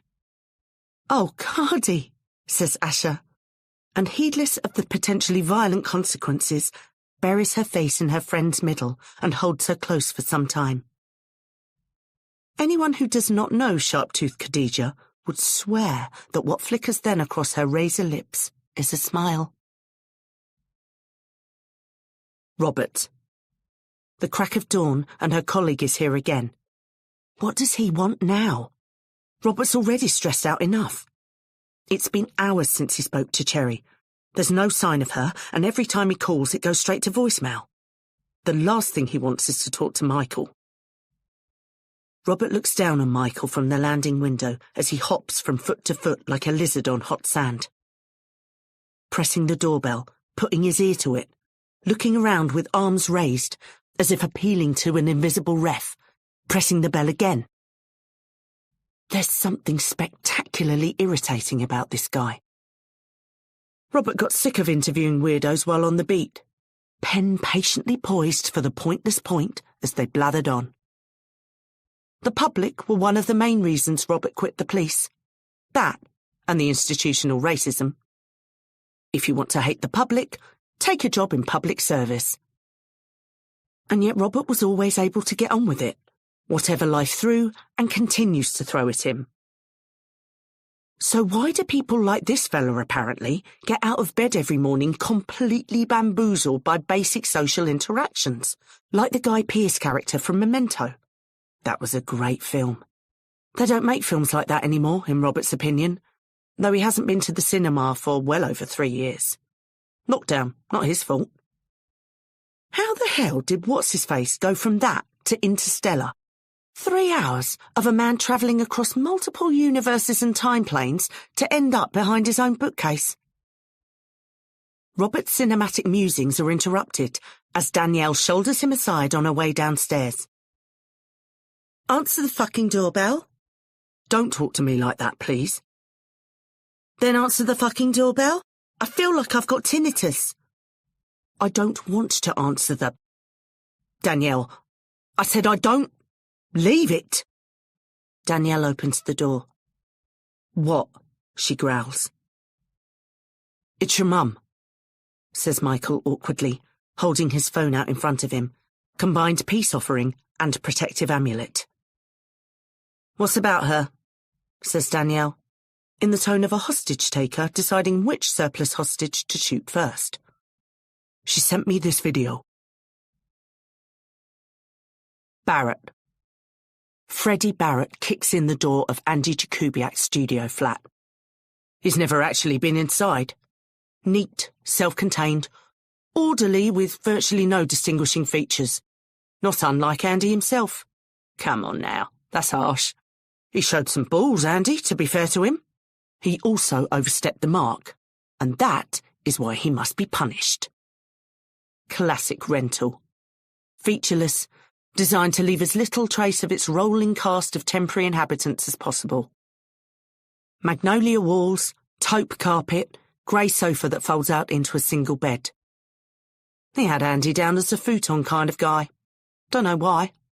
Freddie hates futons, like sleeping on padded cobblestones. Deliberately uncomfortable. Fucking hippie shit. He's livid at futons and the owners of futons for a second or two, till he reminds himself there isn't actually one in the room. Rows of Andy McNabb paperbacks arranged in alphabetical order in an IKEA bookcase. McNabb can fuck right off. Money for old rope. Freddie could do way better if he put his mind to it. He's often pondered a police procedural with a hard, possibly bald hero with radical views unacceptable to chicken shit liberal society, who nobody understands, but who does his fucking job nonetheless. McNabb did write a book on successful psychopaths, which Freddie quite enjoyed, to be fair, till it started to feel a little close to home. No body here at least. He points towards the kitchen. Check in there. I'll check the bathroom. It's more likely he's hung himself in the shower than put his head in the oven, statistically. Freddie's quite enjoying this. Lisa Bailey, the policing equivalent of Andy's taste in interior decorating, a mousy, instantly forgettable woman who'd bleed beige if you cut her, nods nervously and takes a cautious step into the kitchen. Freddie asked for her specially because she'd be least likely to ask awkward questions. He sticks his head into the bathroom for effect and winks at himself in the mirror. All going to plan. Detective Inspector? Lisa is calling him. When he enters the kitchen, she's holding up Jakubiak's police radio with a concerned expression. It squawks disconsolately with the disembodied voice of the dispatcher. Freddie looks around. Scattered plates on the table. Half-eaten food, a glass of protein shake which is separated into soggy, mealy powder and water and has a dead fly floating in it. He'd called Andy from outside the flat with no warning. Any sign of his phone? Lisa shakes her head. What do you think? The policewoman looks surprised. Freddie Barrett is not exactly renowned for asking opinions of others, especially females. Looks like something urgent. Now what do we think that might be? I don't know, sir. A call, maybe. She shrugs. It's obvious to both of them that Barrett is sketching out his preferred version of events, so what's the point of dragging it out? Yeah, perhaps someone he was hoping to hear from. Robert. I say she sent it. It was from a number I don't recognise, but it must be from her.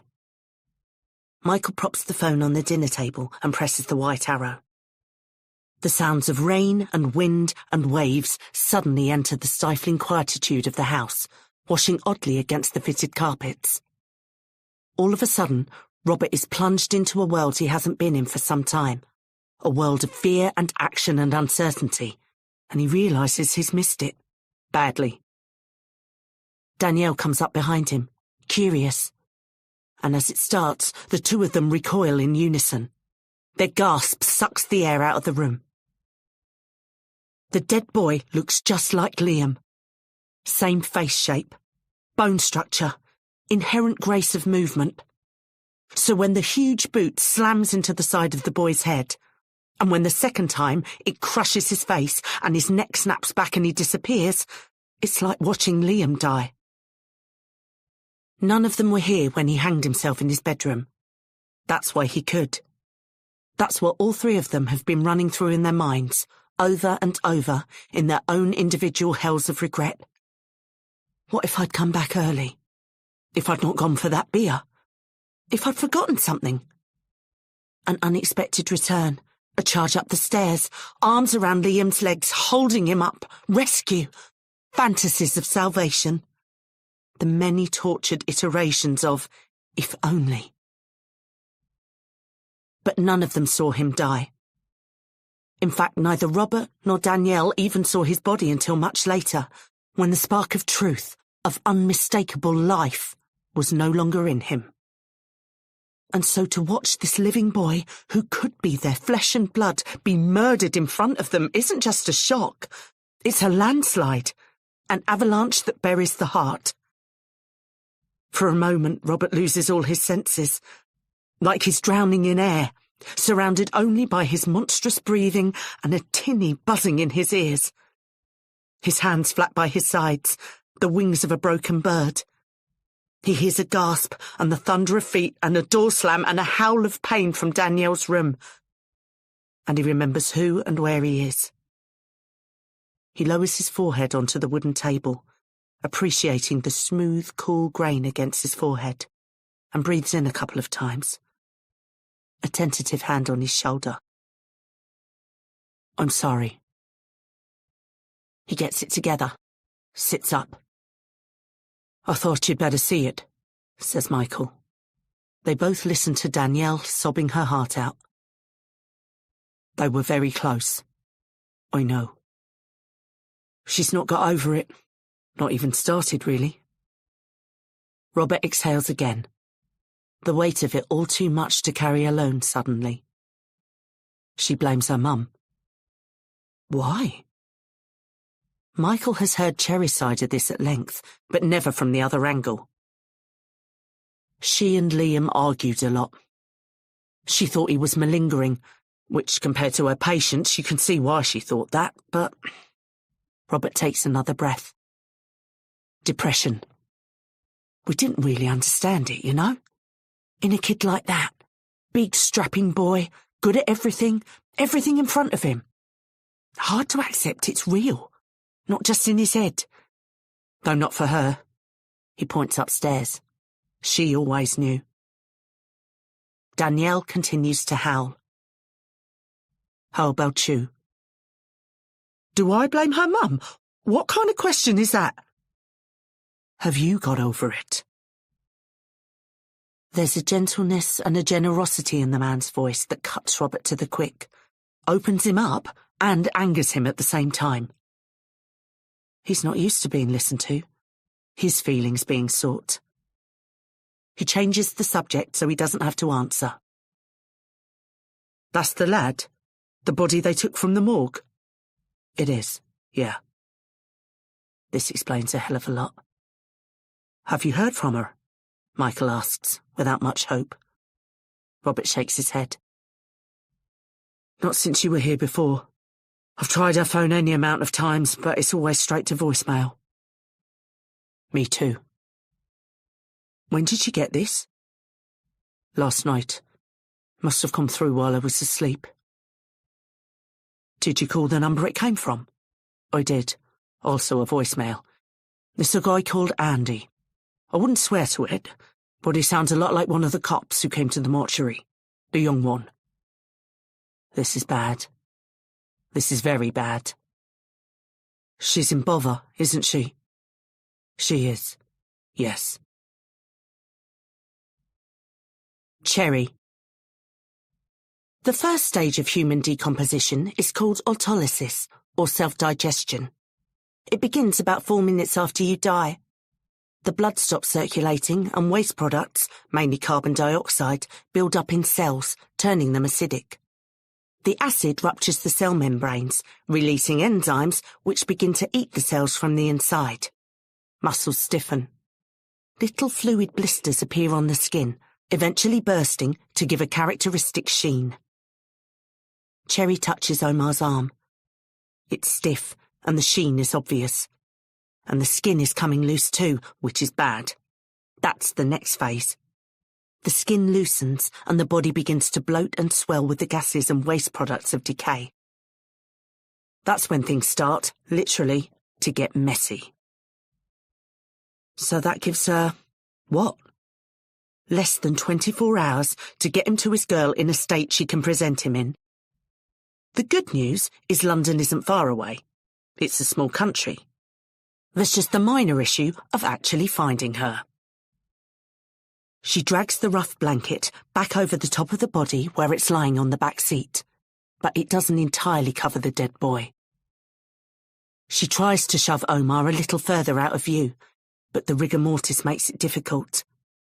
Omar's legs have stiffened where they're dangling off the seat, and the ankles have hooked under it and won't come out. She fumbles with the dead feet for a while, but they won't shift, locked into place, and she can't move the body without help. She gestures at Jakubiak, and he takes an involuntary step back, shaking his head vigorously, mingled disgust and disbelief on his face. Suddenly she's blindsided by self-doubt. Is this remotely respectful to this poor dead child, dragging his slowly decaying corpse hither and yon on some wild goose chase? She remembers the gross obscenity of the Queen's body being schlepped all over the nation like a misplaced Ocado delivery, amid weeks of painfully crude propaganda that would have embarrassed the North Koreans.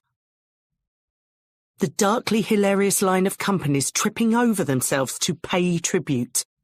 Delta Force Paintball, Pepperami, the British Kebab Association. Joking with colleagues in low voices at the flagrancy of it all, at the transparent weakness of the regime. But is she any better? Now it's her turn. Is she too not just using a death for her own ends?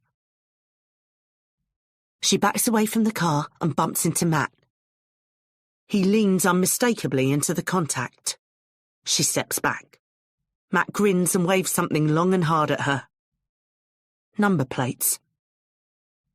You'll need different plates. Clearly he's been thinking this through on her behalf, or just watches a lot of CSI. They'll track you down in no time with yours on. He tries to peer into the back seat of the car. Cherry blocks him. She's told him they're on the run, which visibly increased his ardour. She hasn't told him why, or who else might be on the journey. Where'd you get those from? My boss's car. Obviously. Switched him with yours. And he won't notice? Pissed out of his head most of the time, shagging the day receptionist in the Aspire suite as we speak. It's not really a suite, truth be told. More of a large bedroom with bath and shower space attached. I wouldn't recommend it, not for the price. Cherry thinks again of Liam. He's her lodestone in all this. The way she feels about him is the one thing she knows she can trust. She knows she failed him, and she must do something to make up for it. And she knows most of all, if she hadn't had his body to wish goodbye to, his grave to visit whenever she needs, that she would be irretrievably broken, even more than she is today. And so she must give this boy and his family the same thing. She must. Matt waves a screwdriver suggestively at her. Shall I screw them in then? You do that. He squats down to do the front and squints back up at her. Do you know Thelma and Louise? That old film? Cherry was 17 when that old film came out. She went with Abby Parkin and Samantha Morris, and they screamed when Louise shot the rapist. Jumped up on the folding seats, punched the air, drop-kicked their popcorn into the neighbouring rows, used, "I apologise also," in a drawn-out southern drawl as a secret code between the three of them for everything. Didn't bring in homework for the others to copy. Crashed and burned chatting up a hot boy. Borrowed an item of clothing to go out in and forgot to bring it back the next day. I apologise. I apologise also. She also rubbed herself raw over a then unknown Brad Pitt. But who didn't? That lingered only so long. The feeling of watching the film and thinking that she too would soon be free like that, free from all the orders and the systems and the officious busybody dickheads, an open road of endless human possibility stretching out in front of her, stayed with her for years. It sits inside her still, somewhere. Did she ever find that open road? Is there maybe still time? They don't make films like that anymore. Or do they? Cherry doesn't really know. She hasn't been to the cinema for about 4 years. Lost the habit in lockdown, not her fault. But it seems like it's all superhero shite. Talk about a giveaway that your society is irredeemably fucked. The only way it can imagine someone having any basic agency, let alone triumphing over evil, is to have them bitten by a giant radioactive spider or whatever. But it was the time too. What it meant at the time. Maybe no movie can mean the same to her at 48, a fair few laps into her journey round the block with no obvious purpose to it, as it did at 17, when everything is bright and untainted and shining with infinite possibility, and she knew where she was going and why. Things meant something then. Songs and films lodged in your heart and became part of who you were. Now things just are, and there are far too many of them. She walked past a bunch of kids sprawled on top of each other on the grass the other day, just hanging out, and imagined what it must be like to be them. The thrill of possibilities. The novelty of your body and mind rubbing up against someone else's, maybe for the first time out of the control of schools and parents and structures. The truth and joy of just being alive, outside of all the bullshit. She realises she wants that back badly, that thrilling sense of everyday life meaning something. "You remind me of her," says Matt, who has finished the plates. "That's sweet." "Which one?" The hot one?" "Good. She'll take that." "I mean, they're both hot. The old one?" Cherry strokes his face gently before Matt can screw this up any further. "You take care now. Thank you for your help." Matt watches them depart, the groin area of his jeans in serious danger of immediate rupture. The MILF quota is getting rinsed to fuck today, and he does not care. Chapter 9. Cherry. Not a well-known part of the country, this, Hastings Bexhill way. Shitty transport links have saved it from the terrible fate of most of South East England, becoming hollowed-out dormitories for middle management commuters and freelance IT consultants. The village is a Tory, though not as obnoxious as Surrey or as racist as Kent, but the town's got an overflow of bombed-out East End factory workers after the war and still have that old-school sense of community. Leftish, in that genial, lackadaisical, talkative way that was common in our big cities before gentrification destroyed working-class communities and precarity swallowed working people's free time. Idiosyncratic. Fond of a drink, fond of a dabble in minor crime, not especially fond of working shit jobs to fill someone else's bank account. And isn't that what life is all about, really? A pint and fish and chips on the beach, and if you can pay me in cash, mate, we can skip the VAT. People are carpenters and photographers. They do P&D and they paint canvases. It all reminds Cherry of the South London in which she grew up, which is now lost and gone forever. It's why they came down here. That, and it was where they could afford. The older men remind her of her dad, a mechanic who in his spare time made the most extraordinarily delicate and inventive sculptures out of worn-out and discarded car parts. He never showed them to anyone apart from her, said they weren't made for showing. Once, when she pressed him after a few drinks, he said what he did know really. He wasn't a proper sculptor. But he'd taken her to every sculpture exhibition the Royal Academy ever had, still in his oil-stained overalls if work had overrun, but no shame amidst the sniggering, well-upholstered regulars. Captivated, his head tipped to one side, peering like an inquisitive Modigliani at the stone and wood and bronze. A grievous pang of longing runs through Cherry Bristow. She wishes she could talk to her father one more time. He would know what to do. He would know, instinctively and without asking, why she was doing it. And he would be proud. "Take that," says Angie Jakubiak, pointing at a little slip road. She does, then looks at him. He's peering back in deep discomfort at the shrouded figure looming in the back seat and sniffing the air. And it's true. There is definitely what might charitably be described as a tang. Cherry rolls down her window. Jakubiak turns to her. ANPR. Which is? Automatic Number Plate Recognition System. There are cameras on all major roads. The streams go to a central database and they're kept on record. If we don't want to be tracked, we need to stay on the country lanes. She's pleased at his use of we. Even though we've changed plates?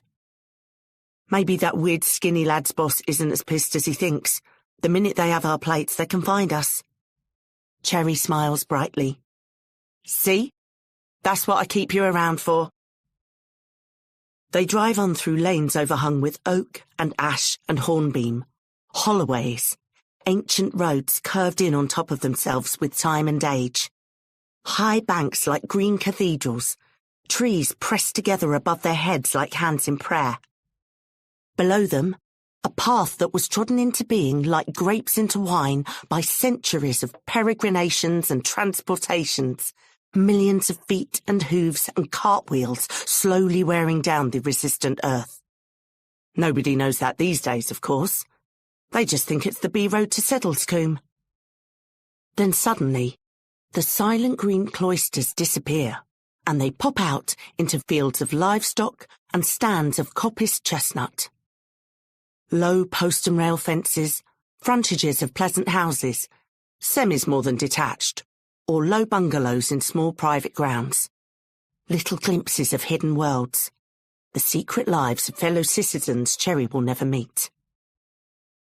They pass a field of llamas, then another. When did that become a thing?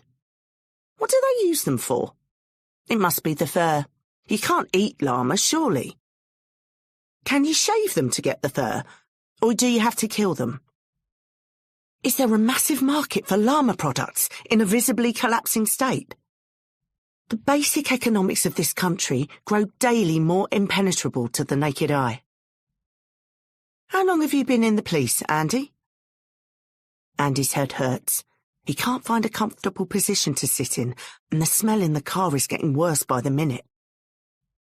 What's this? A blind date? Yeah, I'll have 15 wings, please, mate, extra hot, and a large Peroni.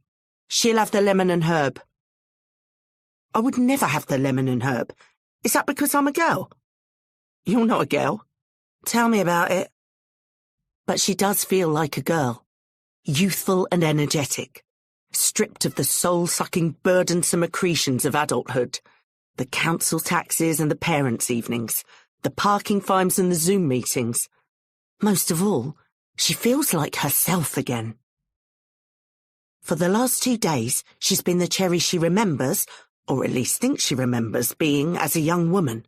Decisive, clear-headed, capable, funny. She hasn't felt like this, been this Cherry for years, since long before Liam died. Where did the real Cherry go? How did she lose her? She makes herself a promise not to let her go again. She realises with a shock that she's not just doing this for the kid. She's doing it for herself. She spots a little roadside cafe half hidden in the woods. Cheery red, "Open" sign propped in the whitewashed window frame, and pulls into the small empty car park beside it. What are you doing? Eating. With him on our tail, and him in the back. I've always said, never let a man of any kind get between a woman and her food, though admittedly this is pushing it. Aren't you hungry? I'm starving. You don't know Barrett like I do, mutters Andy, darkly. He's not fucking Minority Report, is he? He's just a bald racist twat with a computer, retorts Cherry. We've switched the plates. That's going to buy us some time. There's no one else here. Come on, my treat. Barrett. Freddie Barrett finishes deleting the last of the CCTV footage from the hospital car park. Pleasing meeting with a detective super and a couple of regional top brass earlier. Freddie thinks he's acquitted himself pretty fucking well, all things considered. If you don't mind, sir, I'd prefer not to involve too many others at this stage. I'd like to take care of it myself. I do know him best. And I don't want any stain on his record, you know? A big operation that's held against him afterwards. I don't think there's anything to be concerned about if I'm totally honest, boss. Let's just get him back and keep it to ourselves. Barrett the kindly uncle. Grizzled heads nod in unison. Definitely a shared preference for discretion. Who wants to admit they've lost a police officer down the back of the city? A chance for Freddie to take control of the narrative, as they say in the PR training sessions. It can't be a cop kidnapping. That would mean total chaos. A MISPA, missing persons designation for Jakubiak, the National Crime Agency called in, an emergency red room set up. A high-ranking senior investigative officer called down from London to take charge of it. The works. No expense would be spared for a missing police officer. It'd be national news type shit. That situation would get completely out of Freddie's control. Very quickly there would be questions he could do without, such as, who's that distinctive-looking hairless chap in the background of this footage in which we also find the missing constable? Or at least that would be a question, had the footage not seemingly been auto-deleted by the hospital surveillance system. The story he's planting instead is an unlikely amour fou. Freddie doesn't use the words amour fou, obviously. He's a little more graphic. Thinking with his dick, sir, if you don't mind me saying. They don't. We're cops. We talk like men, when we're fucking allowed to. Rush of blood to the head, the real head, if you know what I mean.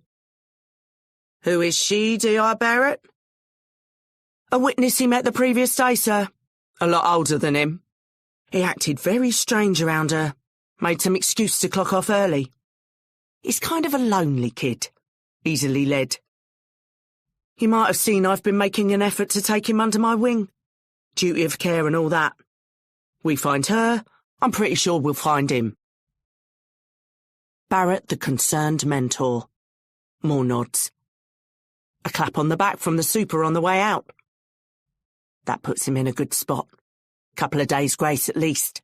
No one looking over his shoulder. Plenty of time to do the necessary. Right then. Let's see what she's about. There is a little glimmer in Freddie's amygdala that respects Cherry Bristow for getting away from him and is excited by the chase. He puts Cherry's plate number into the automated system. Cherry. Inside, the cafe is warm and cosy with lovely red and white checkered tablecloths. The waitress is smiley and welcoming, and the only other occupants are a cheerful, quite deaf old man called Bob who genuinely tips his cap to her, and his adorable English sheepdog, which lies at his feet, gazing up at him besottedly and snapping up frequent treats. Her name, Cherry soon ascertains, because Bob tells her loudly about 4 times, is Layla. She orders pancakes smothered in butter and maple syrup for her, and bacon and eggs for Jakubiak, who has gone to the loo. He takes so long over it that the food is on the table by the time he comes back. In the meantime, she fusses over Layla and casts half an eye on the TV in the far corner, which is tuned at low volume to one of those 24-hour rolling channels full of news so constantly depressing that there's no way anyone can actually watch it for more than 45 minutes tops. War, famine, pestilence, inflation. The 4 horsemen of the fuck-off-alypse. There's a piece about a crisis in one of the public services, but Cherry can't hear which one. Does it really matter, though? She's thought for a long while that it'd be easier to start the news by listing which public services aren't in terminal collapse, which would save time for more transphobia and attacks on refugees and charities. The problem with the managed decline of British society isn't only the decline part. It's that it's managed by Sam fucking Allardyce, sticking the big man up front and lumping it into the mixer in a desperate attempt to scrape a draw and avoid relegation. Suddenly, there's a brief image of somewhere Cherry knows very well. The main road about 4 streets over from where she was born. Then another image of people shouting furiously.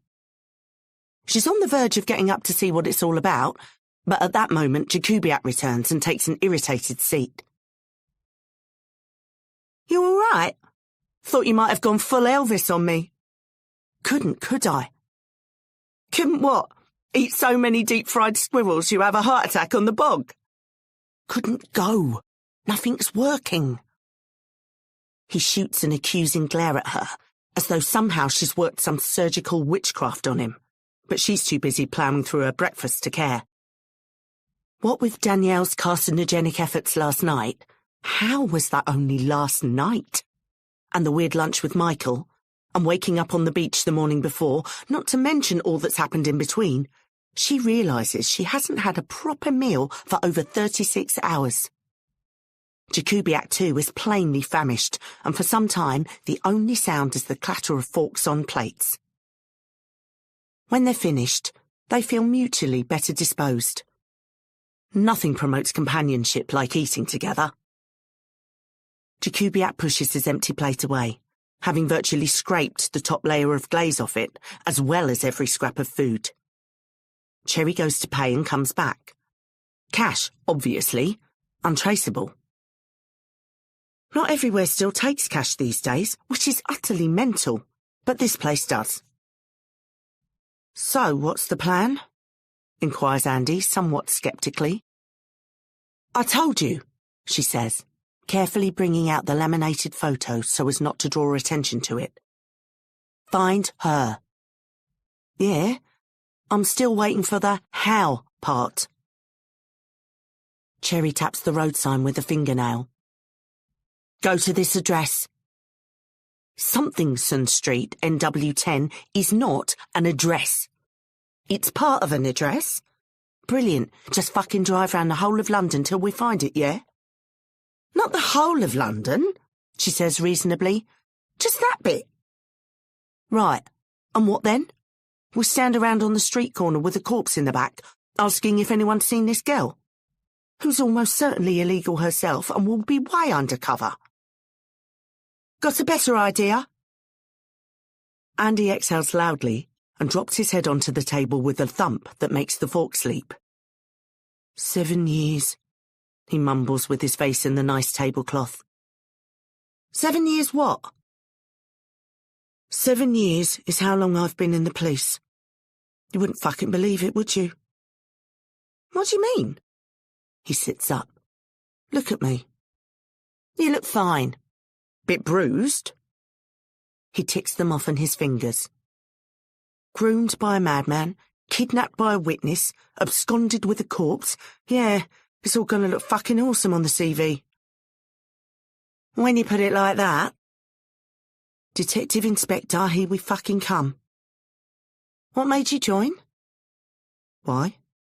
My husband was in the force. So I heard. I could never understand what made him do it. Andy thinks for a moment. The sense of order, I suppose. Rearrange your CDs alphabetically if you want a sense of order. Who had CDs? Usually, no one accidentally shoots a black kid 4 times in the head doing that. I wanted a place to belong, a place to fit in. How's that working out for you?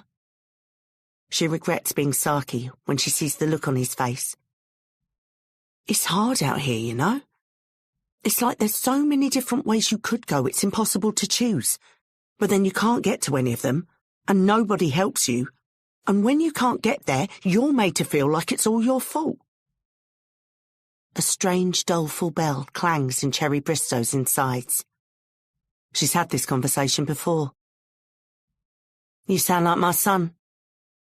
Yeah? He said the same. Couldn't work out where to go. Couldn't find a place to fit. Yeah? What did he do? Andy's genuinely interested. The way he looks at her so reminds her of Liam. The same desperate intensity of need. The same vulnerable uncertainty.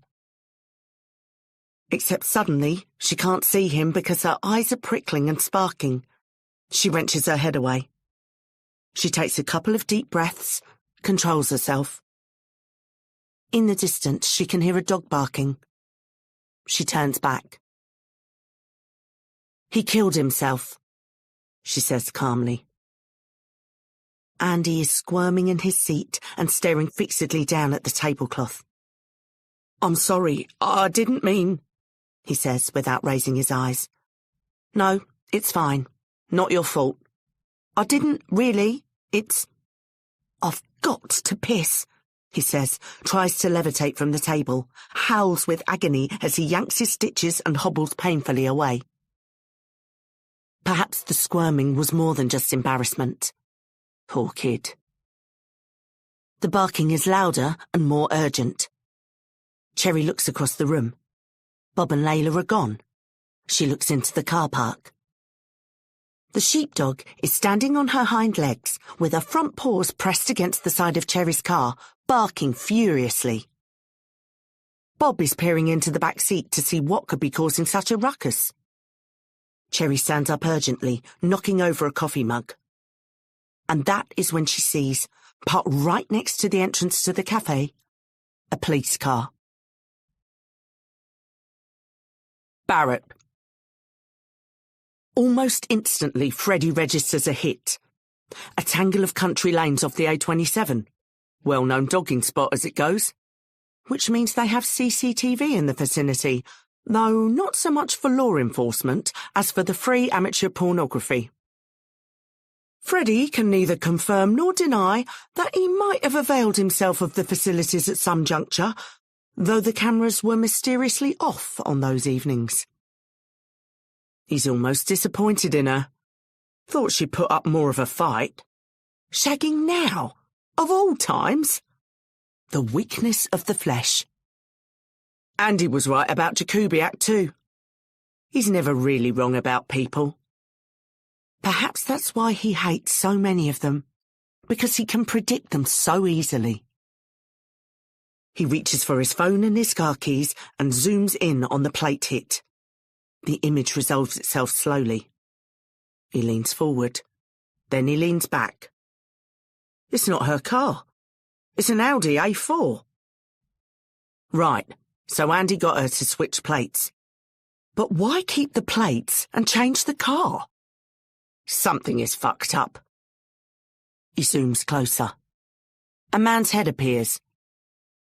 Bristly toothbrush moustache, slick back hair, general unfortunate resemblance to Ned Flanders. OK, so maybe she's moved on. Found a better mark, though Freddie knows he's stretching it now. Then another movement and a woman sits up, scraping her hair back from her face and breathing heavily. Right. So unless the nurse is a fucking master of disguise and has lost 20 years, gained 4 stone and become fucking Asian, it's not her. Freddie slams a furious fist onto his desktop. It's fine. It's fine. We move on to plan B. That's all. Robert. Robert picks up the phone.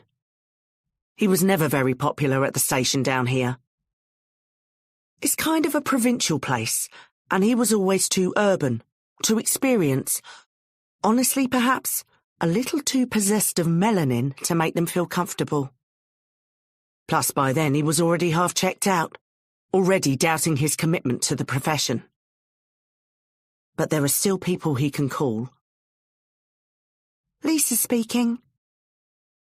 Lisa Bailey might seem lacking in confidence, but these days, most of that is a facade designed to get men to underestimate her. When Robert got there, though, it was absolutely true. Without really meaning to, he took her under his wing, taught her to trust her insights, not to apologise for having opinions, to keep plugging away when she was knocked back or patronised or overlooked. It's not something she'll soon forget. Hi, Lisa. It's Robert Bristow here.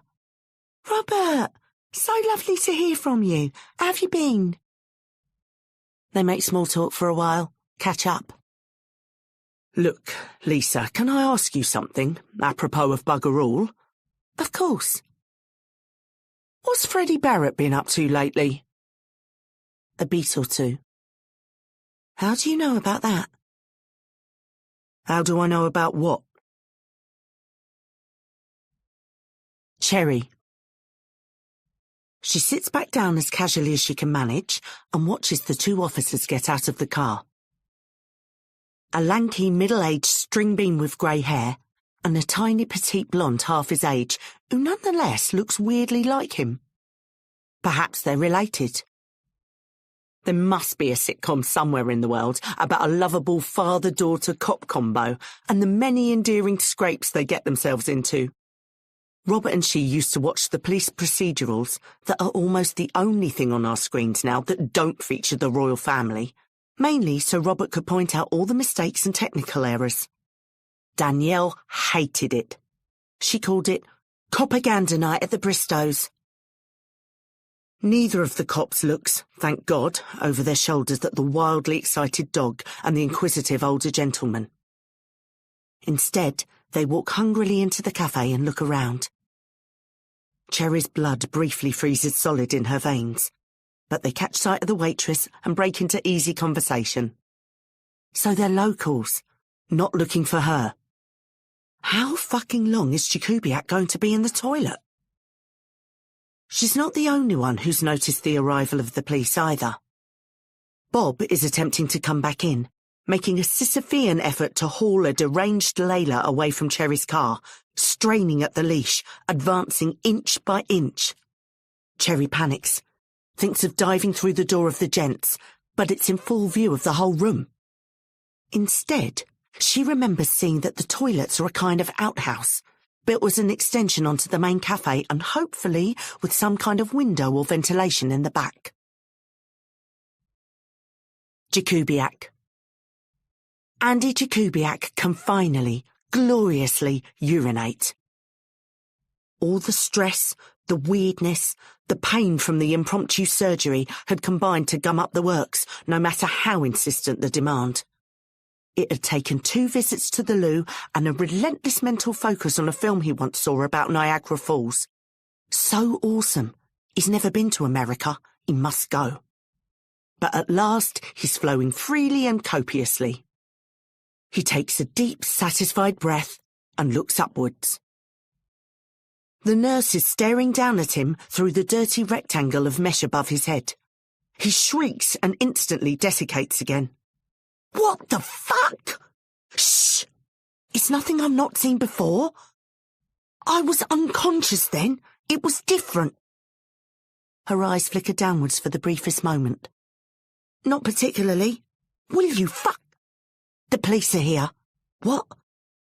And the old man has found the body. If it was possible for the human body to retract urine, Andy Jakubiak would be doing it right now.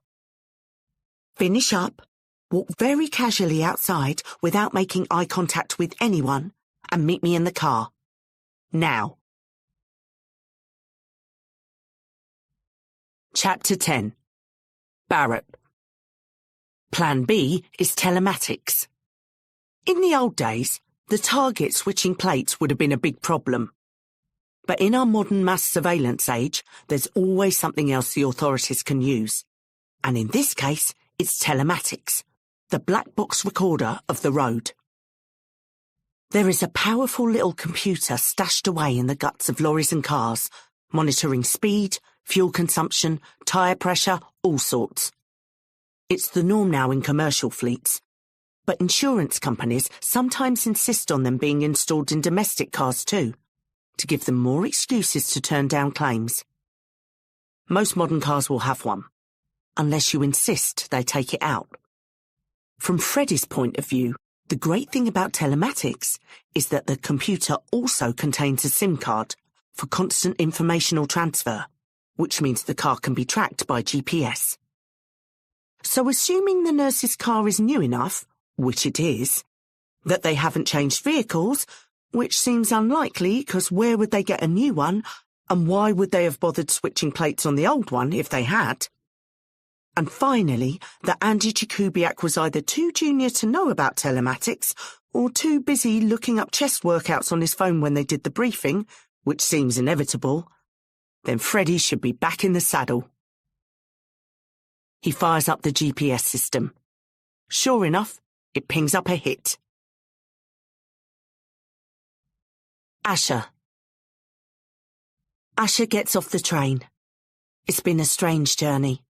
She was taken aback not so much by how crowded it was, standing room only but still not as bad as at home, as by the abject misery of the people. Beaten down, dispirited, silent. They didn't even talk, bar mumbled rages into phones, and never to each other. At home, shared discomfort is an excuse for shared conversation. But here, everyone remains locked in their own private despair. The views out of the window are no better. Packed motorways, concrete flyovers, high-fenced yards piled with twisted shards of broken metal. Glum tracts of housing stolid and unremarkable in the sheeting rain. Tangles of tracks like clogged iron guts. Perhaps the rich parts of Britain are somewhere else. Khadija had warned her there would be cameras everywhere. Not honest ones that look like real cameras, but little bulging, bug-eyed dark orbs that burst out of stanchions and roofs like mushrooms after rain. The fruiting bodies of a society's moral decay. She tries to avoid them as best as possible, having heard dread rumours from the men in the kitchen about something called the Home Office. But the little sneak cameras are hard to see and harder to avoid. And the more she makes a special effort not to be noticed, the more noticeable she feels. She shivers. This is a different, more scrutinised sense of menace than she is used to. The town she finds herself in does nothing to raise her spirits. Grey, sullen, simmering with the furious anonymity of a guilty man entering court with a baseball cap pulled down over his face. Not many people in the streets compared to London, and they're largely old and white and seem to be in terrible health, shuffling and coughing through their daily routine. Many of the shops are boarded up. Even the cash converters, where Asher bought her phone in London, is closed here.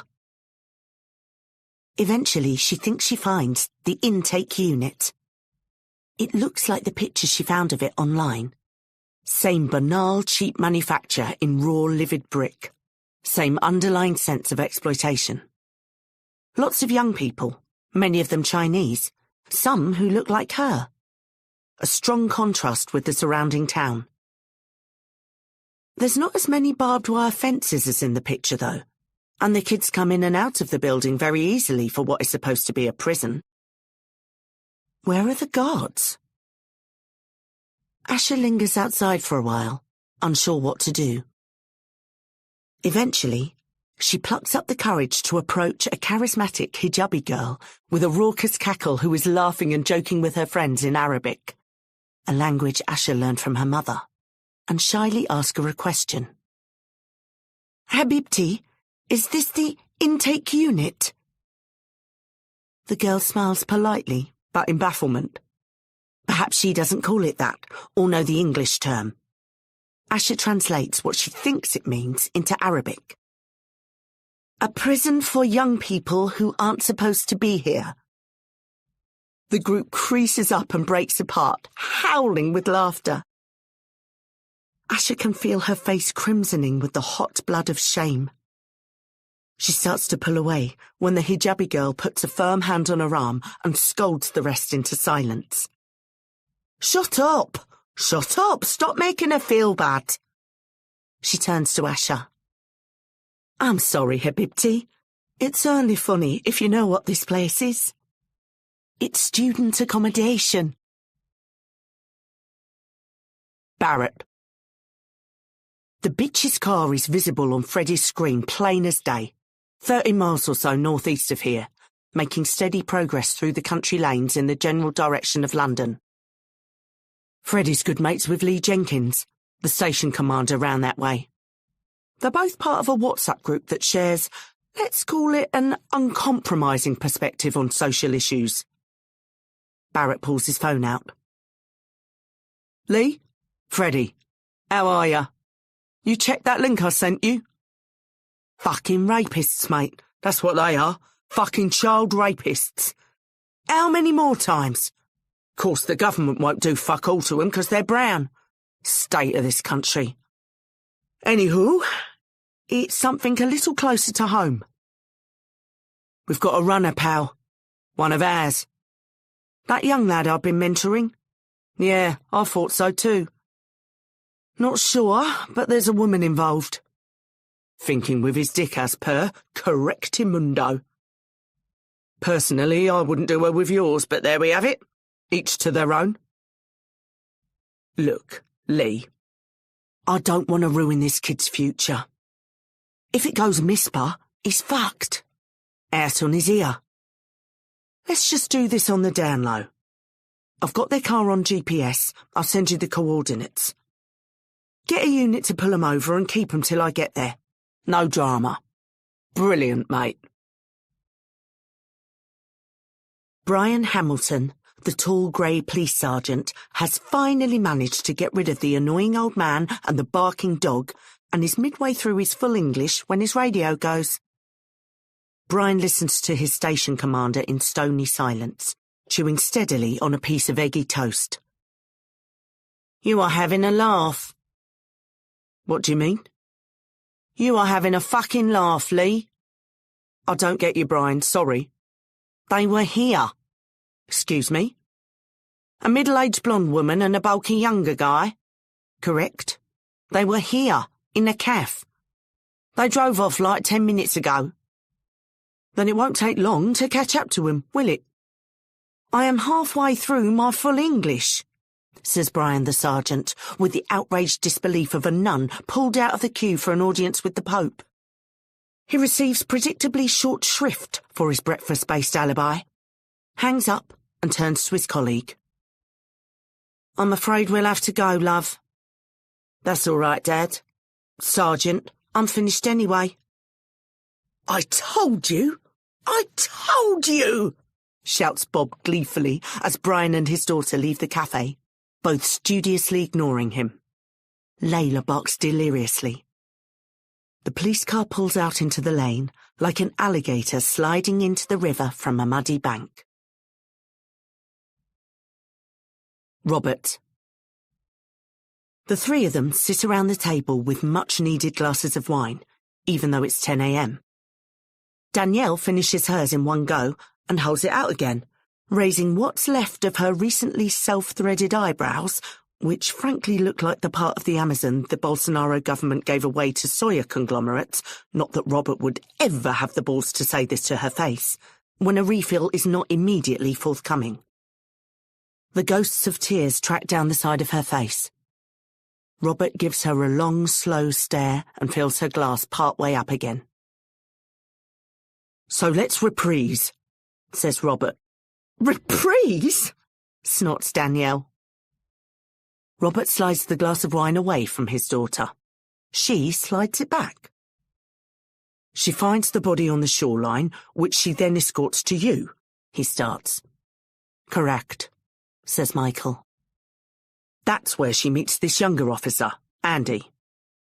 Do we think there's something between them? He says this in such an uninflected, dispassionate tone that Danielle shoots him a glance of genuine concern from underneath her scorched stumps, a look Robert doesn't see. I don't think so, says Michael. I never got that impression.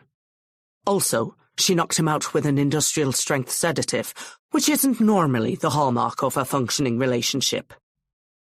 Michael can be dry when he wants to be. But he's working with her. We don't know that at all. He's not answering his phone. He's not been in contact with his superiors, which is an absolute no-no. We know that because Barrett is looking for him. Lisa says he's managed to keep it all under wraps so far, taking it all on himself. A one-man search operation. Lisa? Says Danielle. Ex-colleague. Danielle manages to convey scepticism, intrigue and titillation in one grunt. She downs her wine for the second time. Robert takes her glass away. Why would he be working with her? Puzzles Michael. Robert shrugs. Any number of reasons. Personal, sexual, financial. Financial?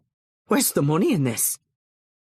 Well, if he's not working with her, and he's not in contact with the police, that means she's got him under some kind of constraint or coercion. He's a big man by all accounts. Do we think she's capable of that? A pause as all three of them think of Cherry, and independently conclude that she is very much capable of that. So that puts her with at least one, and potentially two heavy, quite distinctive burdens. In a small car. She's going to have to keep out of sight, take her time, side roads. Where do we think she's going? It's got to be London, says Michael. Why? Because of the photo. Robert looks quizzically at him. She found a photo on the body.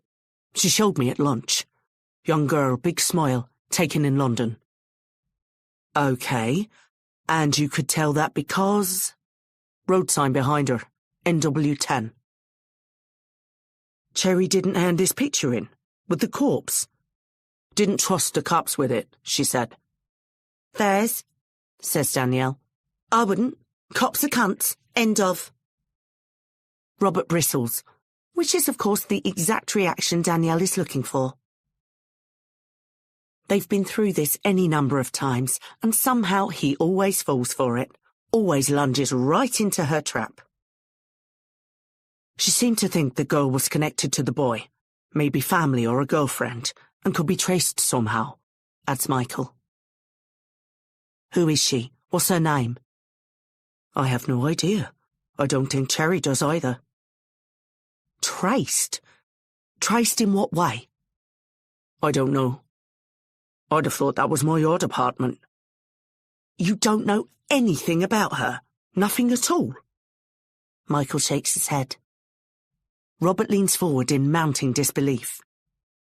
You think she's taken a dead body to London, possibly in tandem with either a captive or a cooperating police officer, to look for a girl she doesn't know anything about, whose name she doesn't even know, based on a photograph she found on the corpse? I do, says Michael. I think that's about the size of it, yeah. Robert massages his temples hard, then presses his hands against his face. He blows out air between his flattened palms, like a surfacing whale through its blowhole. The thing is, this is why he loves her. Do you think you can draw a picture? Says Robert. Of what? Of the photo Cherry showed you. I only got to look at it for a few seconds. It's important, Michael. I do have a half-decent memory, though, murmurs modest Michael, a man so gifted with detailed recollective powers that he could challenge the average photocopier. It could make all the difference. Everything in it. The girl, the sign, the background, whatever you can remember. I've actually been taking night classes in life drawing, says Michael with a shy smile. Cherry. As they get further from the coast and into the blast zone of the London commuter belt, the houses get bigger and the atmosphere gets colder. Thick laurel hedges and high wooden gates with digital keypads block sight of all but sprawling gables and tall chimney stacks. Glimpses of manicured gravel drives. The space between the homes expands markedly. The only people on view are servants of the modern type, tree surgeons and gardeners, cleaners and Ocado drivers, but no sign of the inhabitants. Discretion is what they pay for here. The right not to have anyone overlook their gardens and, more importantly, the bank accounts that paid for them. The primary purpose of getting rich in Britain is to tell everyone else to go fuck themselves through the medium of bricks and mortar. These are not the real rich, though.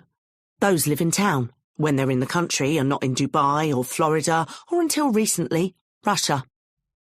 These people are their fluffers and pimps, their fillators and facilitators, their pinstriped enforcers. These are the houses of investment advisors and structured finance specialists, tax manipulators and setters up of offshore holding companies, of expediters of corporate monopolies and promulgators of shareholder dividends, of consultants to oligarchs and hedge funds, and members of the House of Lords seeking lucrative government contracts for essential services they don't even pretend to provide, at vast ruinous expense to everyone except their school and college friends in government. The very worst people in Britain, basically. Times columnists and George Osborne notwithstanding. Cherry glances at her watch. They're making good time.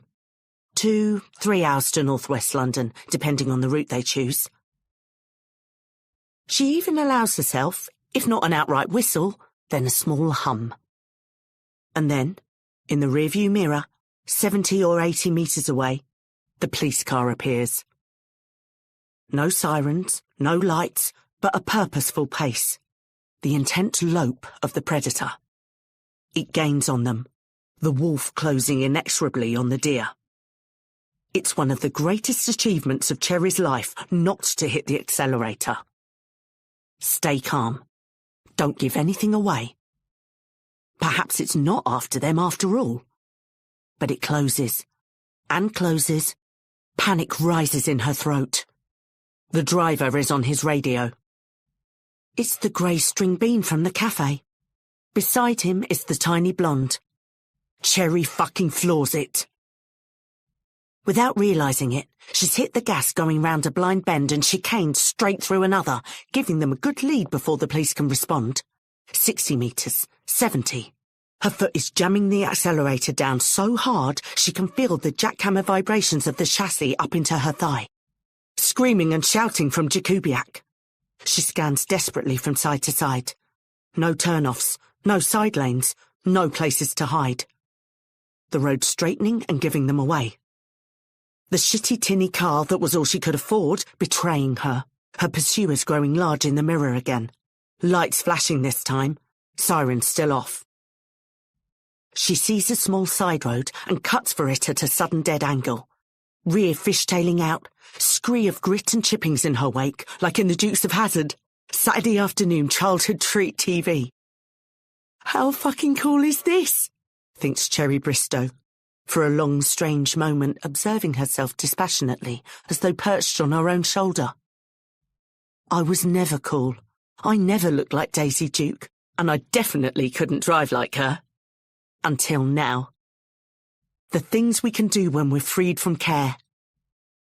When I'm in prison, I will hold these memories tight and rock myself to sleep with them. Another sudden side lane, this one even smaller, not been paved for ages, the tinny car leaping and bucking amid the potholes like a can being kicked down the road. The police bump along behind, but she's gained distance again via her manoeuvres. It leads along the rear of some sprawling pile, no doubt acquired by nefarious and malevolent means, thickets of rhododendron obscuring the wages of sin. It occurs to Cherry that this is likely a domestic track, leading to their thoroughbred stables or some shit. A dead end. Run to ground. A strange peace spreads through her at the thought that the burden will be lifted off her, the decision taken out of her hands. But it's not a dead end. A sudden lunge left, and the trail pops back out onto a proper road. A road, moreover, that forks just ahead. The chance to confuse her pursuers revives Cherry's fighting spirit. Foot to the floor again. She picks the left-hand fork. If in doubt, always choose the left. Except in this instance, her instincts may have led her astray. 2 quick curves, and she rounds the second to a dead end. The wide sweep of a gravelled cul-de-sac in front of an enormous house. They're right on top of a slim, dark-haired woman who's closing a massive set of spike-topped metal gates with a keypad. Cherry swerves to miss her, unavoidably screeches to a halt, all momentum gone, the police surely moments away. The dark-haired woman bunches up her face and opens her mouth in fury. Then she looks in the back of the car and screams. Chapter 11. Cherry. "They'll go in a minute," says the dark-haired woman, "when they don't get an answer." The 3 of them cluster around the entry phone screen, watching the cops hammer the buzzer over and over. Nobody moves. They breathe shallowly. The concerto for buzzer in E minor ends in a long coda of sonic irritation before the tall one throws his arms in the air and they drive away. A long collective exhale fills the room. "Won't they be back?" asked Cherry. "I doubt it," says the woman. "They didn't see you come in. There are other houses, other roads they must check.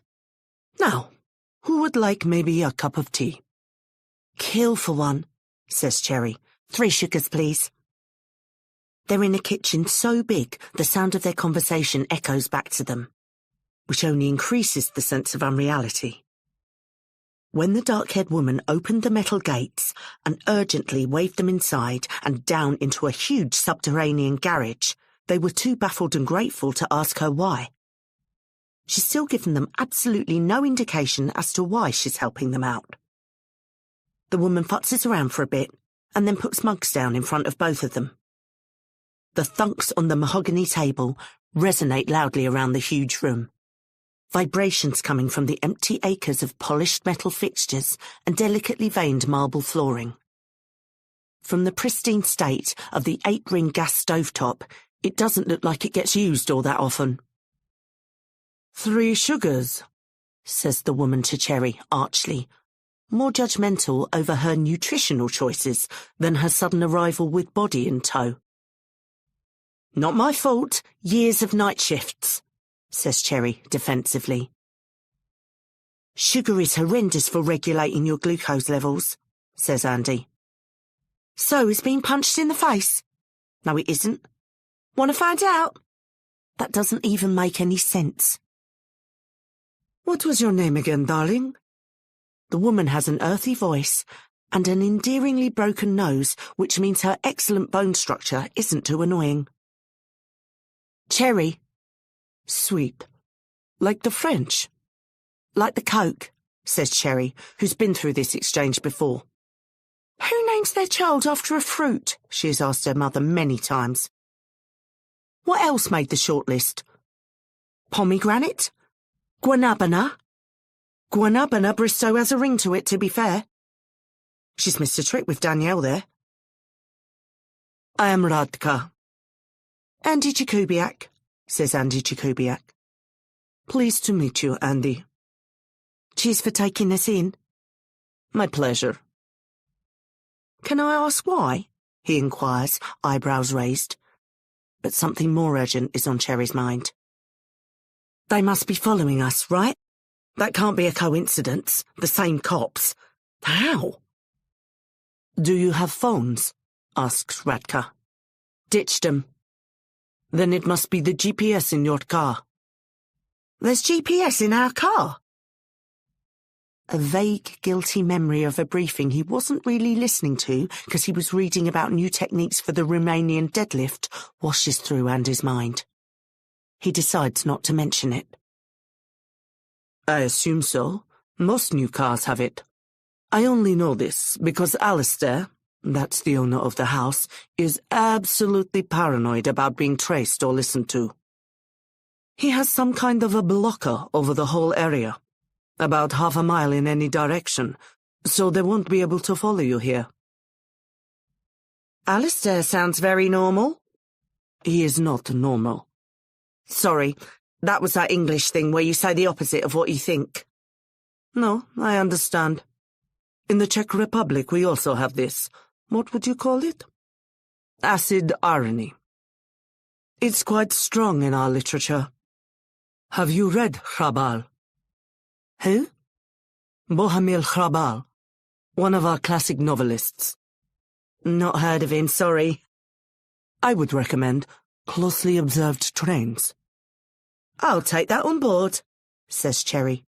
She sips her tea. It's excellent. What does this Alistair do to earn a crust, then? He is an oil trader. Right. Honest day's graft. No. In fact, it's much worse than you think, says Radka, blowing a steady stream of smoke from her roll-up. He's a speculator. That's why energy is so expensive, not some fucking war bullshit. The propaganda in this country is so funny. Growing up under end-stage communism is great for understanding British society, you know? So many similarities. The powerlessness of the people, the corruption of the leaders. The transport system here is vastly inferior to the old Czechoslovakia. Also, we only pretended to work. You really do. She breathes out smoke again and just a little fire. Alistair puts oil into these huge floating tankers and sails them around the world in endless loops so they can drive the prices up more and more and more. This is his job, denying people heat and light. So he is directly responsible for many deaths. All for this place. She circles her hand above her head as if waving an invisible lasso, where he hardly ever is. He is a very nice man, of course. A bit weak, bad chin. I ask him why he does this, and he tells me if he doesn't do it, then someone else will. And where is Alistair now? Asked Jakubiak. I believe Uzbekistan. Handy. For oil, anyway, says Cherry. They boil their dissidents in it, so I am told. I don't know if that's before or after they sell it to Alistair. So it's just you here? Asked Jakubiak, tiring of hydrocarbon politics. Fiona is in the Maldives. She's an unhappy lady. Oscar is at film school in London. The tree guys will be here soon to cut the hedges, but otherwise, yes, just me, cleaning an empty house. How long have you been here? About 5 years, says Radka. I mean, not in the building. I go home at night. I'm not Rapunzel. You seem very educated. For a cleaner, you mean? No, I don't accept this. That stupid people do the manual jobs and smart people do the email jobs. In my experience, it's 100% the other way round. Cherry thinks of the hospital porter's wit and surreal hilarity on crushingly long night shifts, compares them to the bovine conformity of the managerial class above her, their vicious panicky resentment of any form of challenge, and regrets what she said. She's been asked to cross the picket line in her head and become management any number of times. She'd rather be an Uzbek dissident. I am educated, shrugs Radka. I have a degree in organic chemistry. For a while I worked in a lab not far from here, but you know, the usual bullshit. Rota squabbles, people stealing your lunch from the fridge, ugly men trying to fuck you. Same as the Czech Republic. My boyfriend is Alistair's accountant. This job came up, so I took it. I have a lot of time for reading. So that's why you let us in, says Jakubiak. What do you mean? 'Cause she wanted some company. Radka looks puzzled. I'm not lonely, if that's what you mean. When I say I have a lot of time for reading, I mean I have a lot of time for reading. I like reading. No. I thought it was obvious why I let you in. Not to me.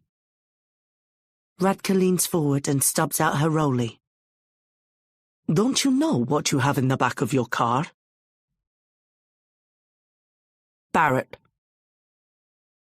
Disappeared? What the fuck do you mean, disappeared? How can they just fucking disappear? The rest of Barrett's peroration reaches a pitch of outrage high enough to concuss passing birds and ends in an almighty crash. Lisa Bailey knocks politely on the door to his office, stifling a giggle as she does so. Dickheads like Barrett are the biggest threat to her bland facade, her cult of no personality. They don't half make it hard not to laugh at them. No answer, so she knocks again. A raging grunt of acknowledgement. She opens the door to find Freddie standing over the smashed remnants of his phone, ruminating on the detritus like a Greek oracle, sifting through the burned intestines of a sheep, searching for signs, hidden meanings, or possibly just his SIM card. Shards of glass from the touchscreen are embedded in the wall next to him. Anything I can do for you, sir? Asks Lisa, with as straight a face as possible. You can get me a new fucking phone, says Barrett, without looking at her. Cherry. I'm a witch, says Radka with calm, unshowy conviction, the way another woman might say she's good at interior decorating. The three of them are back in the enormous underground garage where they skidded to a halt in their chaotic exhilaration at their escape from the police. The cavernous space could stand in for one of Alistair's oil tankers in a pinch, but contains just Radka's Mazda, a pink soft-top convertible that sits expectantly like a pair of pouting glossy lips.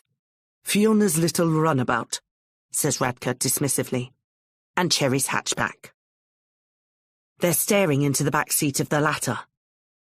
Radka is also holding a black bin bag with several lumpy items jostling in it, which she retrieved from the bowels of the kitchen. There is unmistakable fear on Jakubiak's face.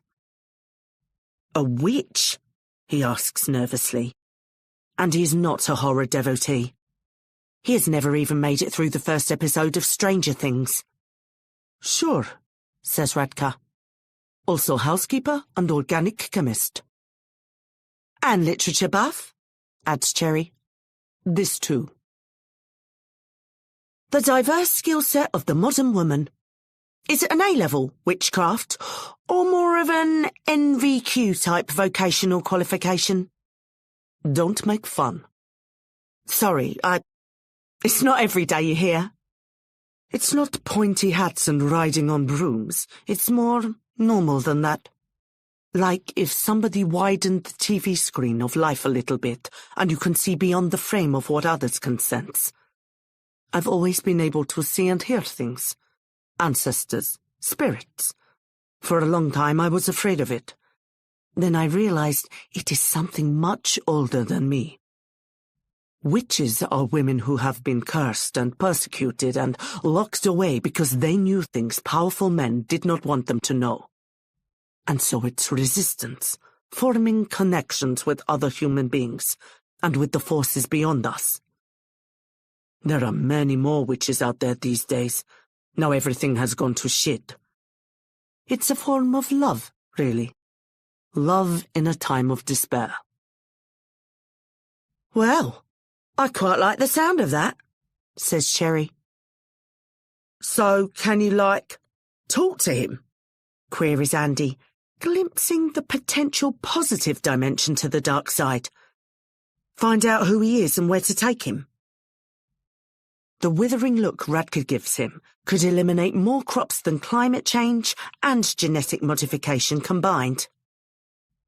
It's not spiritual FaceTime. No, I know that. It's not fucking yodel from beyond the grave. I can't ring up the dead for a chat and a set of delivery instructions.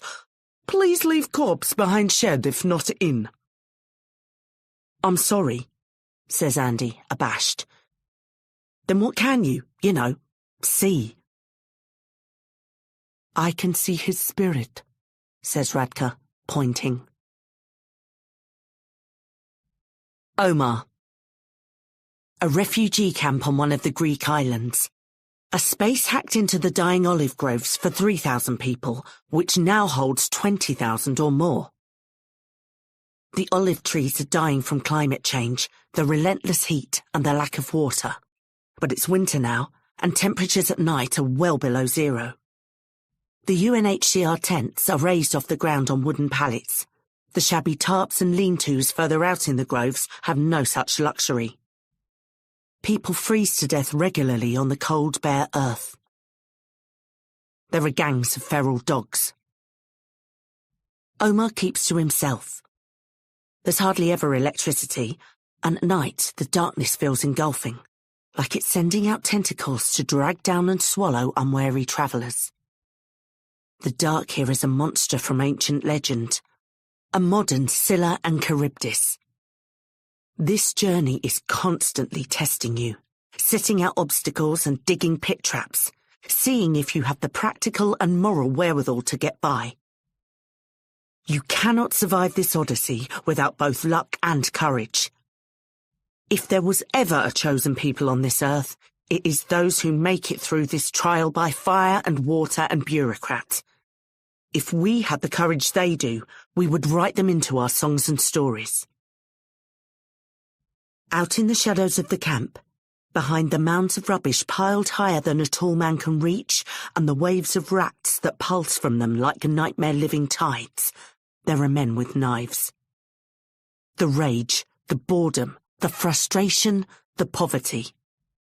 All night long, young men and teenage boys stagger into the tents of the volunteer medics with stab wounds. Women wear children's nappies during the hours of night, which chafe and rub them raw. They piss and shit themselves rather than risk going out into the darkness where the toilets are. On the 1st of each month, when the residents receive their tiny allowances, the supermarket beside the camp runs out of wine and brawls puncture the air all night long. Just because people share a common source of misery does not make them allies or well-behaved. Omar had a tent mate who paid him a little money for the birth. A likeable Syrian who caught some kind of brain fever, the notorious camp flu, virulent meningitis, according to the medics, and was shipped to a hospital. They say the Syrian was sent to Athens, escaped from the hospital by tying his bedsheets together and climbing out of a third-floor window, and now he has a good job as a waiter. Or he dressed up as a hospital orderly to get away and is now working as a mechanic, or as a construction worker. It all depends on who's telling the story. But in all of the versions, he's sending good money home to his family. Others say that when they treat you in hospital in the big cities, they have to process your application to stay, or best of all, your application to move on to the richer countries of Europe, Germany, France, England. This is something the local authorities here flatly refuse to do. For a while, Omar went round getting people with camp flu to breathe on him, but he never caught it. He had another tent mate, a skinny Yemeni who said he was 20 but looked no more than 14, but he had screaming fits in his sleep. Eyes wide open, limbs absolutely rigid, a howling sound as if from the guts of hell. The worst thing was the kid always said he slept through the night, didn't remember a thing. He even claimed Omar was making it up to charge him more. He was very upset when Omar kicked him out of the tent. So now Omar keeps to himself. He moves around the camp a lot. avoids the shifting allegiances and changing loyalties as different groups rise and fall in power, wax and wane in number. He does occasional jobs for a local farmer, hauling rocks and cutting wood. The farmer is a nice guy, taught Omar a few words of Greek. Malaka is the most common one. What does it mean? Asks another migrant worker, a tall, angular Sudanese. It means a man who, says the withered old Greek in his battered felt hat, and vigorously jerks his hand in front of his crotch to general hilarity. Malaka also appears to be a term of endearment. In fact, a term for pretty much everything. They sprinkle it on their speech like salt on food. The bleat of the goats in the yard is soothing. It reminds Omar of home. He doesn't intend to stay long, though. His plan is always to move on, to find Asha. Asha. The hijabi, whose name is Marwa, leads Asha through a tangle of suburban streets. The houses remind her of the people on the train, crowded together in forced proximity, yet absurdly trying to pretend nobody else is there. Eyes rigidly out front, holding their shoulders millimetres away from each other, as though if they don't touch, they can maintain the pretense that this is the life they always wanted. Cheap wooden fencing between them. Mean little strips of grass in front, often paved over with concrete or tarmac. This is not the world a migrant expects to see.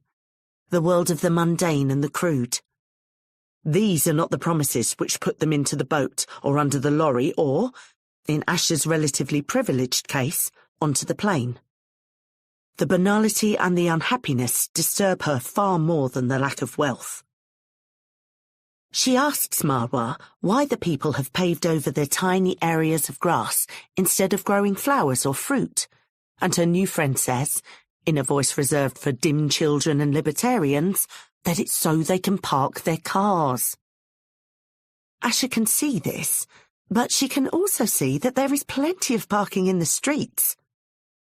She speculates that it's a matter of control, something to stamp on, to be a master of, even if it's just grass. Marwa is a loud person. She's from Hull. A place in the north, quite shit. But her family is from Egypt, which explains the Arabic. She's studying IT and computer science. It's fucking boring wank, mate, to be honest with you, but it's where the jobs are. Know what I mean? Marwa has long, polished, red fake nails and a dissident laugh that sounds like a flock of birds squabbling, and she likes an adventure. Asha keeps trying to dissuade her from taking her to the intake unit. She can just show her the way on the phone, but Marwa won't have it. The houses scatter, replaced by the peripheral detritus of the English provincial town. Run-down garden centres, shabby garages with oil-stained forecourts, industrial barns of crinkled metal in garish colours, lapped by lakes of tarmac siloed off into white-lined boxes. The British obsession with fake privacy again. Large white letters on their sides. B&Q. Sainsbury's. Poundland. Asha doesn't know what these buildings contain, but they obviously exert a great pull on the local people, who trudge in and out of these prefabbed temples in supplication. Eventually, these too fade away, and the intake unit comes into view, glowering even more sullenly than in the pictures, surrounded by nothingness. Scrubland dotted with bushes and torn plastic bags. The barbed wire fences loom higher and thicker than she imagined, topped in places with shredded clothing, institutional sweatshirts which flap noisily in the wind like the remnants of some flawed and ruined flag. Otherwise, a striking silence. Barred windows with heavy glass between the bars. Nobody comes in or out of the large steel gates. The only movement is a tangle of crows brawling over a discarded box of chicken bones. Asha shivers. For the first time, Marwa's smile fades. She turns to her new friend. Habibti, what exactly do you want here? Cherry. His spirit won't leave his body, says the suburban housekeeper witch. Cherry is not what she would call a spiritual person. Never got far with the guided meditations and scented oils and whale music, the imprecations to open your mind. In the weeks after Liam died, a surprisingly large number of people sidled up to her and nudgingly asked if she believed in life after death. Sent her links to mediums or the emails of friends who'd used some kind of spiritual life hack, and it really helped. It made her fucking furious. The cowardice. The refusal to face hard reality.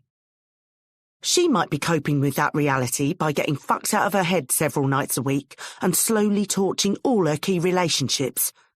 But at least she's never taken consolation in lying, feel-good bullshit in which so many people seem to be immersing themselves these days.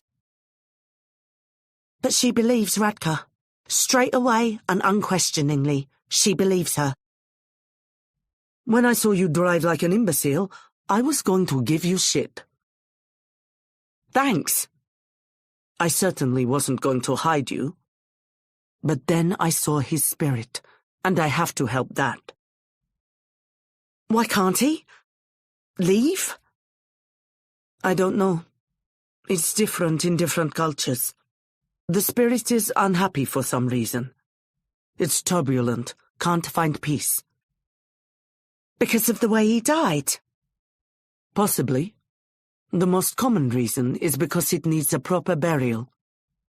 Cherry spins towards Jakubiak, validated, strangely exultant. I told you he needs a proper burial. He stares back at her, glassy-eyed. But there is something he needs even more, at least right now, says Radka. Speaking with my organic chemist hat on, not to mention a functioning sense of smell. She inverts the bin bag. Out fall several large boxes of Malden sea salt. Robert. Robert is packing a bag. He is a man prone to over-preparation. 5 pairs of underpants or 6. How many shirts? Should he bring an extra jumper? Shaving kit as well as toothbrush? He only means to be away for a day or 2. Definitely not shoe trees, that's a step too far. He sighs.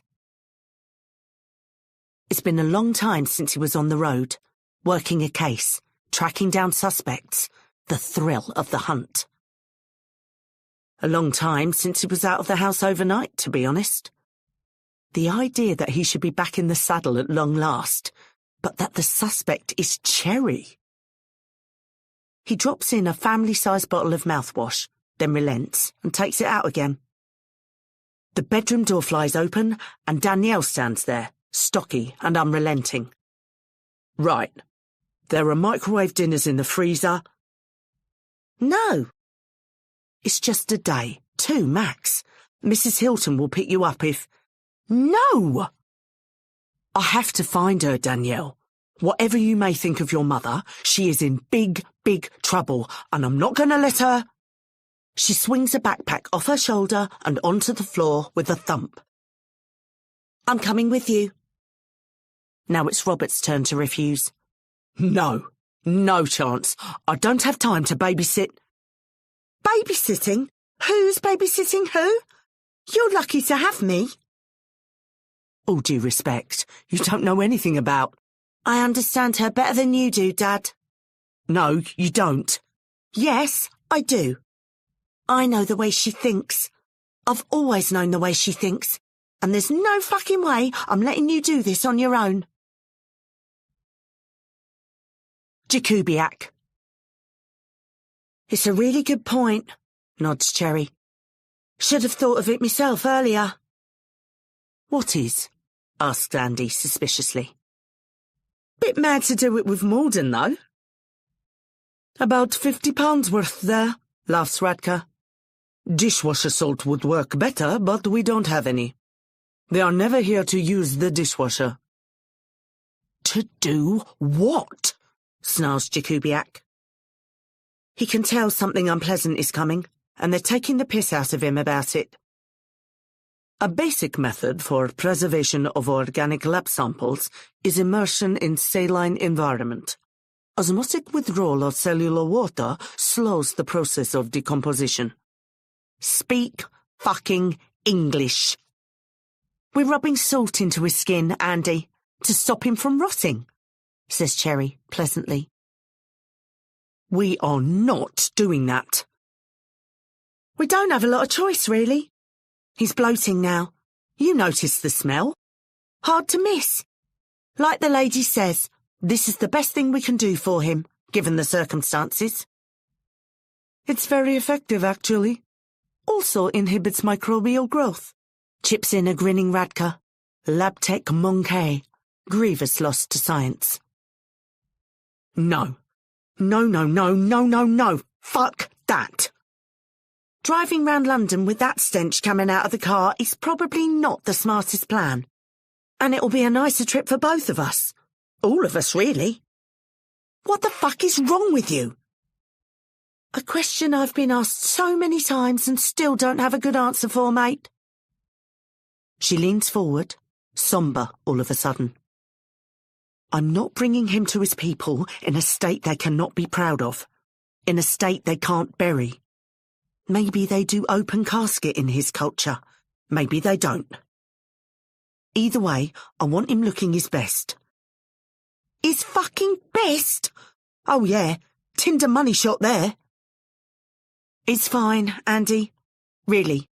You go back to the kitchen and have another cup of tea. Radka and I will take care of it.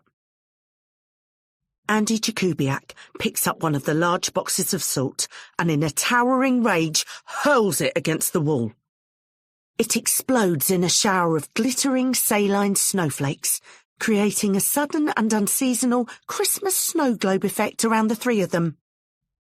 Stop treating me like a fucking child! He screams. The fury and hurt in his voice echo off the walls of the cavernous garage, drifting through the air among the white crystals. The women fall silent. Do you think I'm only doing this because you threatened me? Do you think that's all I'm about? I wouldn't fucking be here if that's all it was. Your son killed himself. You're in horrible pain. You think this is something you can do to make up for it or whatever. I get that. It's fucking nuts, but I get it. So how come it hasn't once crossed your self-absorbed little mind that maybe, just maybe, I need to do something too? When Cherry raises her eyes from the floor, she sees there are tears in Andy Jakubiak's eyes. She coughs gently. I'm sorry, Andy. I am. I've been selfish. I apologise. I apologise also, says Radka in a small voice. If we're going to do this, then let's fucking do this. He shoulders roughly past them to the car. He takes a deep breath, wrenches the car door open, wrestles the stiff corpse out of the back seat, places it on the ground with surprising gentleness, and pulls off the blanket. All three of them gasp. They can't help it. For a start, there is the sudden waft of decay, the repulsive stench of putrefaction that chokes the back of the throat. But then, there is what has happened to Omar since they last saw him. Amid the bloating, the skin is also loosening, puckering, and withering like old leather. The sheen on it is more obvious now. The dark internal leachings of degradation. The stiffness in the limbs means they no longer look like they belong to a person. They remind Andy of old tree roots he saw on his father's land as a young boy, one of the few times he was ever allowed to visit him. Washed down from the mountains decades before, relics of ancient forests and antique floods. Hardened and weathered, still tormented somehow, long after their demise, twisted and entangled around each other. And yet, in his nakedness, His total openness. The dead boy has never looked more vulnerable, and therefore more human. Andy rips open one of the boxes of salt, grabs 2 big handfuls and begins to rub it forcefully in. Almost instantly, he retches. The sensation of the boy's skin is even more horrifying than the smell. Disgustingly gelatinous to the touch, squidgy and squashy and shifting with every motion. A horrid sensation like small live jellyfish causing little ripples under the leathered skin. He gestures, still furious, to the women to join him at his work. And they do. "It will work better," opines Radka tentatively after some moments, "if we also put it inside, into the body cavities." "Whatever it fucking takes," spits Andy Jakubiak. Omar. The greatest dangers in the camp, even more than violence and violation, are boredom, frustration, and the steady loss of hope, like the slow puncturing of a tyre. Queuing for food, queuing for washing facilities, queuing for medical attention. The lassitude of waiting withers people away. They join the ranks of the inert, the passive, the despairing, sitting in the mouths of their tents all day, heads down, without the energy to go and hassle the NGOs or the asylum people, but without the balls to pack up and move on. Because you never know, it might happen tomorrow. Omar will never be one of those people. He guards his hope as by far the most valuable of his meagre possessions. And so the night the fascists and the police burn down the camp, he is ready. The police are supposed to be there to guard the protected section, an encampment of the vulnerable, but what they mainly do is gouge bribes from people and fuck the women who will take their money and stare with metallic hostility through the chain-link fence which separates their compound from the rest of the camp. In recent weeks, though, they've had visitors. Better fed, better dressed men, sleek and menacing as bullet casings in their bomber jackets and heavy boots. The bullet men prowl the fence with binoculars, pointing, making notes. They are the tip of a long chain, a chain of contempt and dereliction and disavowal. The rest of Europe won't take the refugees from Greece because they think it will encourage more to come. The rest of Greece won't take them from the island because they think it will encourage more to come. The local residents begin to tire of their island becoming a prison, of being involuntary wardens of an unending humanitarian crisis. And the beneficiaries, of course, as always, are the fascists. In weeks to come, 6 Afghans will be charged with what occurs tonight, but everybody knows that's bullshit. The fires start small. They emerge one at a time like stars at dusk, twinkling across the firmament of the camp, beautiful like diamonds in the night. Cooking fires are officially illegal, but they happen all the time, so nobody notices. But Omar's prey senses are so alert that it only takes the tiniest touch to trigger them. There aren't normally so many, he thinks. There aren't usually so many people cooking at the same time. Then the little blazes begin to expand and join up, reaching tendrils of sparks and flame to one another. The fires hold hands and skip forward like happy children. Omar is on his feet, shouting, "Fire! Fire! Fire!" in any language he can think of, pulling people out of tents, pushing and shoving people who stumble and cry out for their children and drop the armfuls of random possessions they grabbed in seconds of panic. Irreplaceable documents and cracked pots mingle in the mud and are trampled equally underfoot. The flames roar out their rage like beasts claiming sovereignty over this burning and benighted land. In front of the wall of smoke and heat are the bullet men, swinging clubs, smashing and striking. People fall before them and do not rise again. Everything goes up in an instant. Rickety wooden shacks kindle with a whoomp, and tongues of flame rasp the sky. Plastic tarps melt and slump. Burning tents billow, fanning the blaze. The olive trees burn from the base up, simmering as the fire works its way into their heartwood, then erupting all at once into flame. The trunks burn away as if felled by an orange-red chainsaw, and the trees are loosed down the hill, tumbling terrifying Catherine wheels of flame, shedding embers which seed new conflagrations. But the scariest part is the noise. The noise is something Omar has never heard before. The fire is howling like a pack of wolves, a roaring bellow that sounds at once like triumph, predators closing in for bloody conquest, and a keening noise as if mourning something precious now lost forever.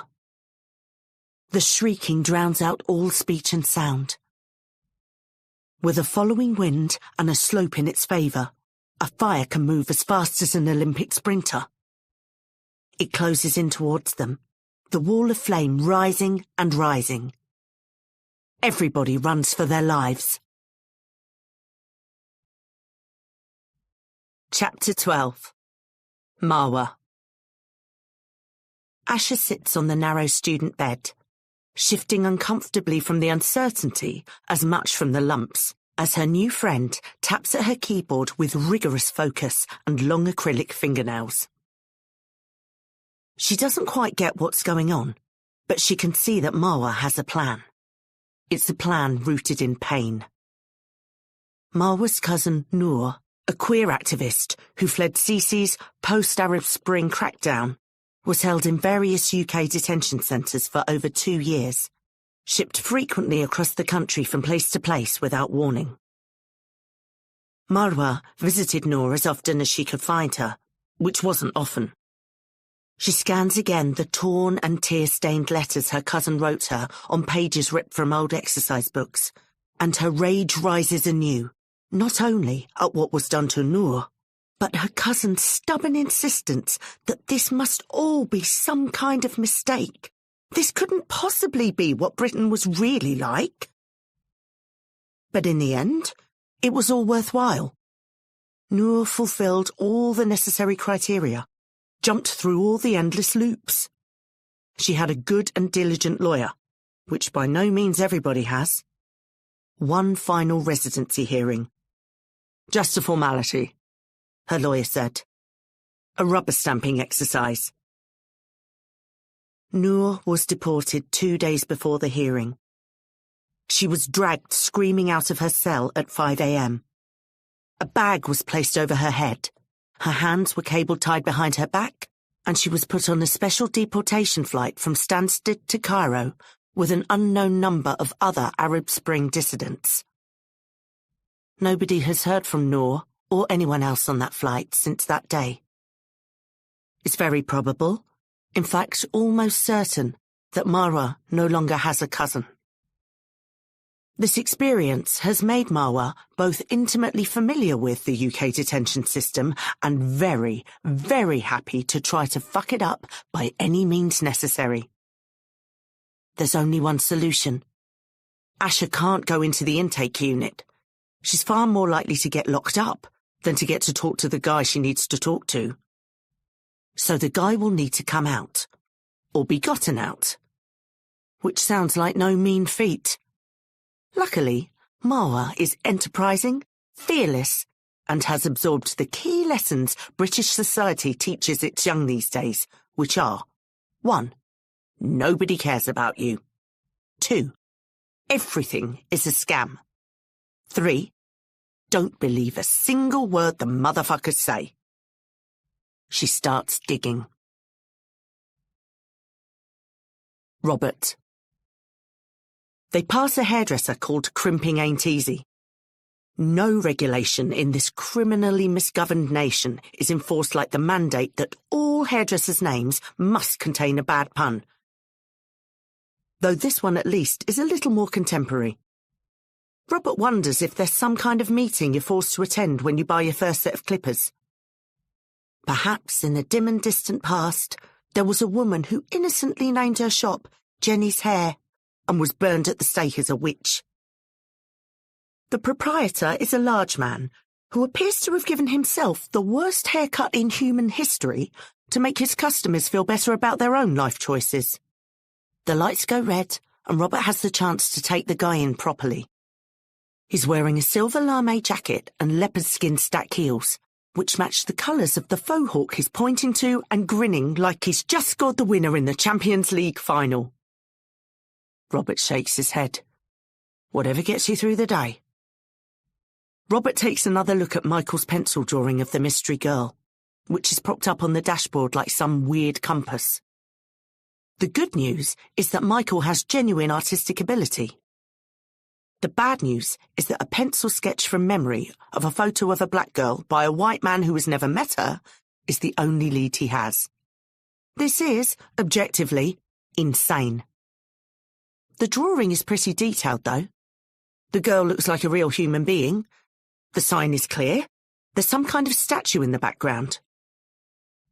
He sneaks a glance at Danielle to see what she's thinking, but she's had her face in her phone ever since they left the house. He tries to suppress his irritation and judgy youth of today stereotypes. "What are you thinking about?"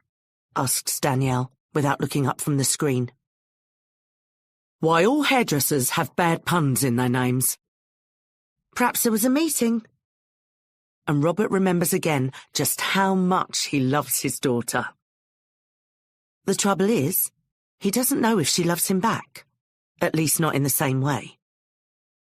He doesn't really know what Danielle thinks. Nobody does. She shuts everything up in the big underground bank vault of her heart and slams and bolts the giant steel doors to which nobody, bar Liam, has ever had the code. Always has done, but even more so since her brother died. Robert sneaks a glance at his daughter's profile as she swipes windows on her phone. Truculent, determined, stubborn, in the classic way of the younger sibling who was always overlooked, cast into an unfair shadow by Liam's bright sun. The only way she could be heard as a kid was simple refusal, sitting down and shouting, "No!" And by God did she shout. Sherry has always claimed that Danielle has his face, and he can see it at a surface level. But the jaw is all Cherry, and so is the resilience, the refusal to be cowed. Robert knows deep down that the bedrock of his soul is more like mud, that if pushed hard enough, he will yield. As far as he can tell, Danielle's soul is miles and miles of solid granite that would blunt BP's biggest excavating drill. Danielle picks up the drawing, studies it for a moment, chucks it down again with a snort, presumably at the ridiculousness of their quest, and goes back to her phone. "What are you thinking about?" he asks her. She shrugs. "Nice try, Dad." But she can't get into the big bank vault of her heart by knocking on the heavy metal doors. You have to be stealthy. Bide your time. See if there's some secret way in through the back, which nobody knows about. "Where are we going?" "London." "I figured that out. Specifically, we are going to my old place of work. You remember it, right? From when you were a kid?" he asks, faux casual, as Danielle's eyes bug out of her head like something from a David Attenborough insect documentary, while at the same time steering around a scaffolding lorry that has stopped on a dime on double yellows, then instantly reversed backwards at speed for no discernible reason other than because it's driven by scaff guys. "Your old place of work? As in the police station?" "Correct." Robert has always been a good driver. The thumping in his chest and throat isn't from the scaff van. "The police station where you got assaulted? That police station?" inquires Danielle. Robert is all the way round in his seat before she's finished speaking. "Who told you that? Did your mother tell you that?" Danielle shrugs again. "Because that's not what happened." "Okay, whatever." "It's not what happened." "Right. Obviously. That's why you need to keep saying it didn't happen." "I was not assaulted.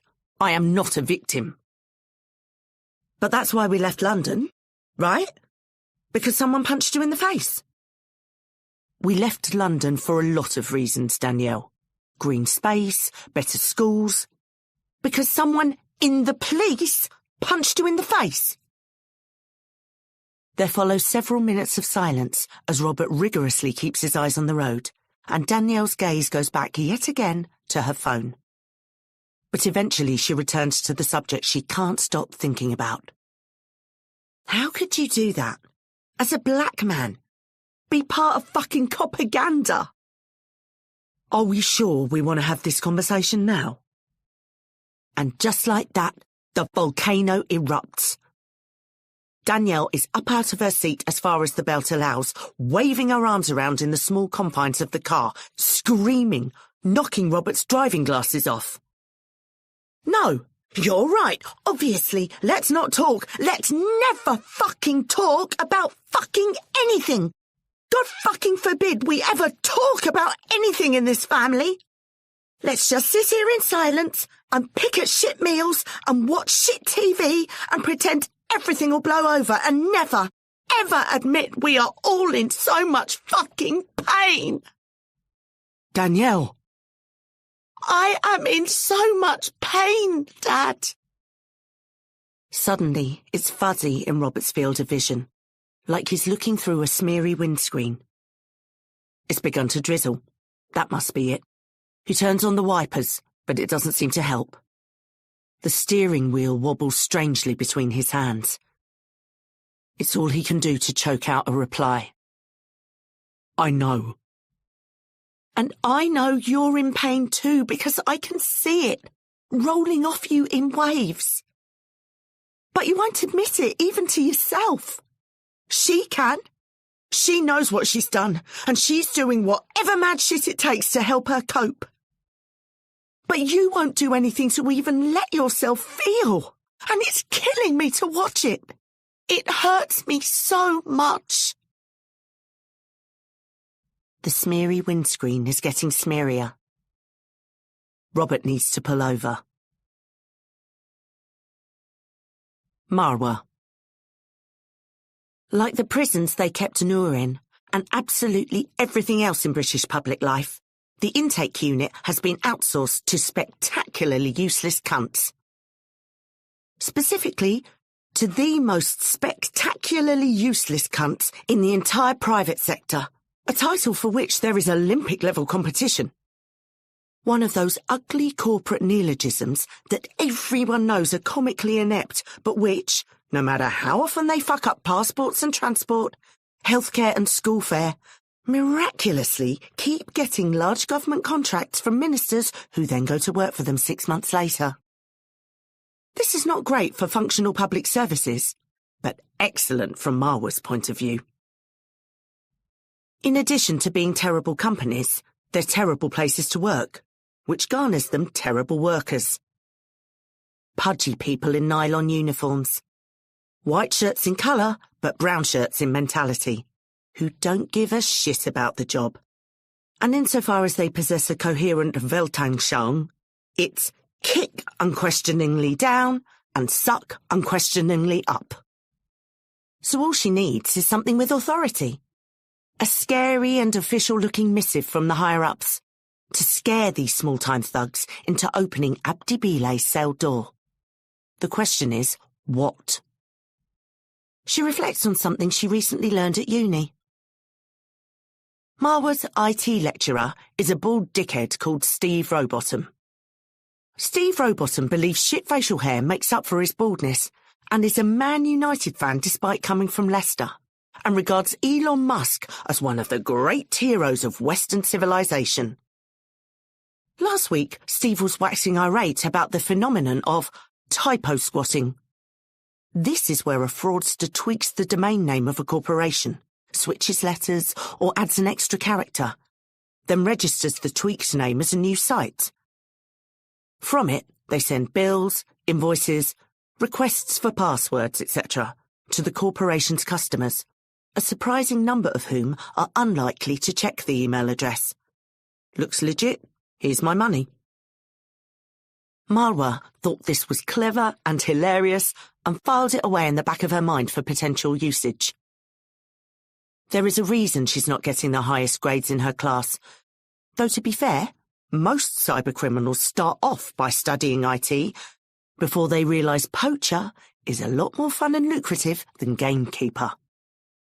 But even she did not expect to be typo-squatting merely a few days later. Impressive practical application of learning. Should definitely go into her assessment folder. She digs into how the court system works.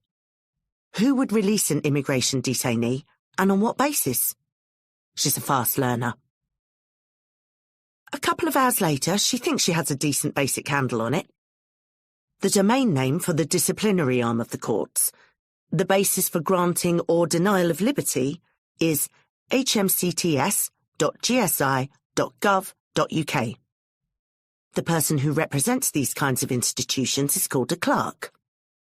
It's the work of a few minutes for Marwa to register the domain name hmcts-gsi-gov.org.uk as invisible a tweak as she can think of and set up an email account from it. It's a slightly longer, but by no means arduous task to mock up a pretty convincing mirror of the original website as backup. Not all the links go anywhere, but she doubts anyone will check them. She registers the new site in the name of Steve Rowbottom, just for a giggle, in case anybody comes looking afterwards, then begins to compose an order in the unbearably pompous style of his emails, which she sends to the processing department of the intake unit. From steve.rowbottom@hmcts-gsi-gov.org.uk to whom it may concern. Dear Sir/Madam, by way of personal introduction, I am the newly appointed senior clerk to the court, with specific responsibility for immigrant detainees. She deletes, "Pleased to meet you!" exclamation mark. First the exclamation point, then the whole line, as being too female. I write with urgent reference to detainee. Here she inserts in capital letters Abdi Bilay's real name, which he had told Asher on their phone call. Please be advised, as per Article 475, subsection 7, paragraph 5 of the most recent applicable legislation. Marwa ponders looking this shit up for actual laws, but it's a hostage to fortune. And the whole point is to scare these pricks by referring to something they know nothing about in a highly authoritative manner. That this case has now been resolved in the detainee's favour, and he has received immediate leave to remain in the United Kingdom. A little spasm of pain through Marwa's heart as she imagines her cousin receiving such a letter. Too late. Way too late.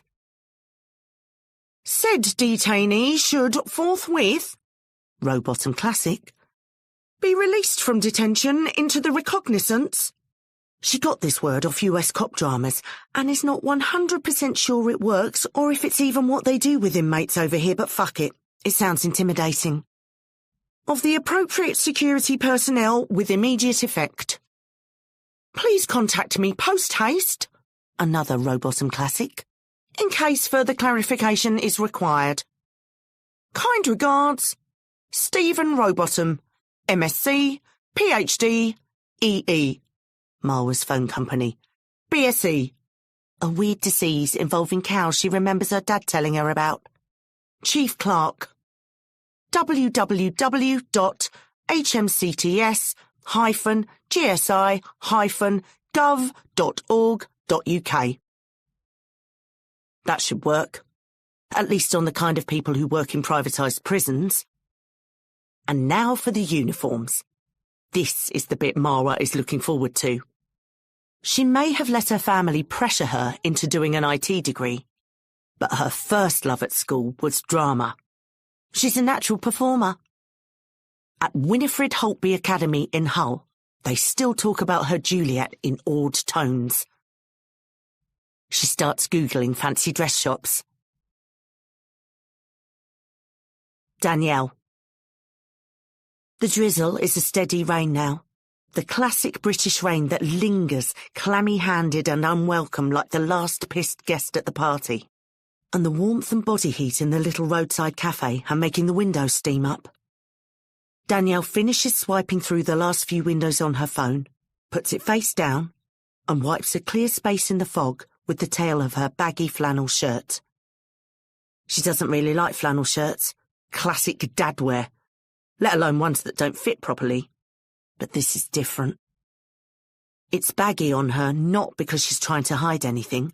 She likes her body for the most part, but because it was Liam's favourite shirt.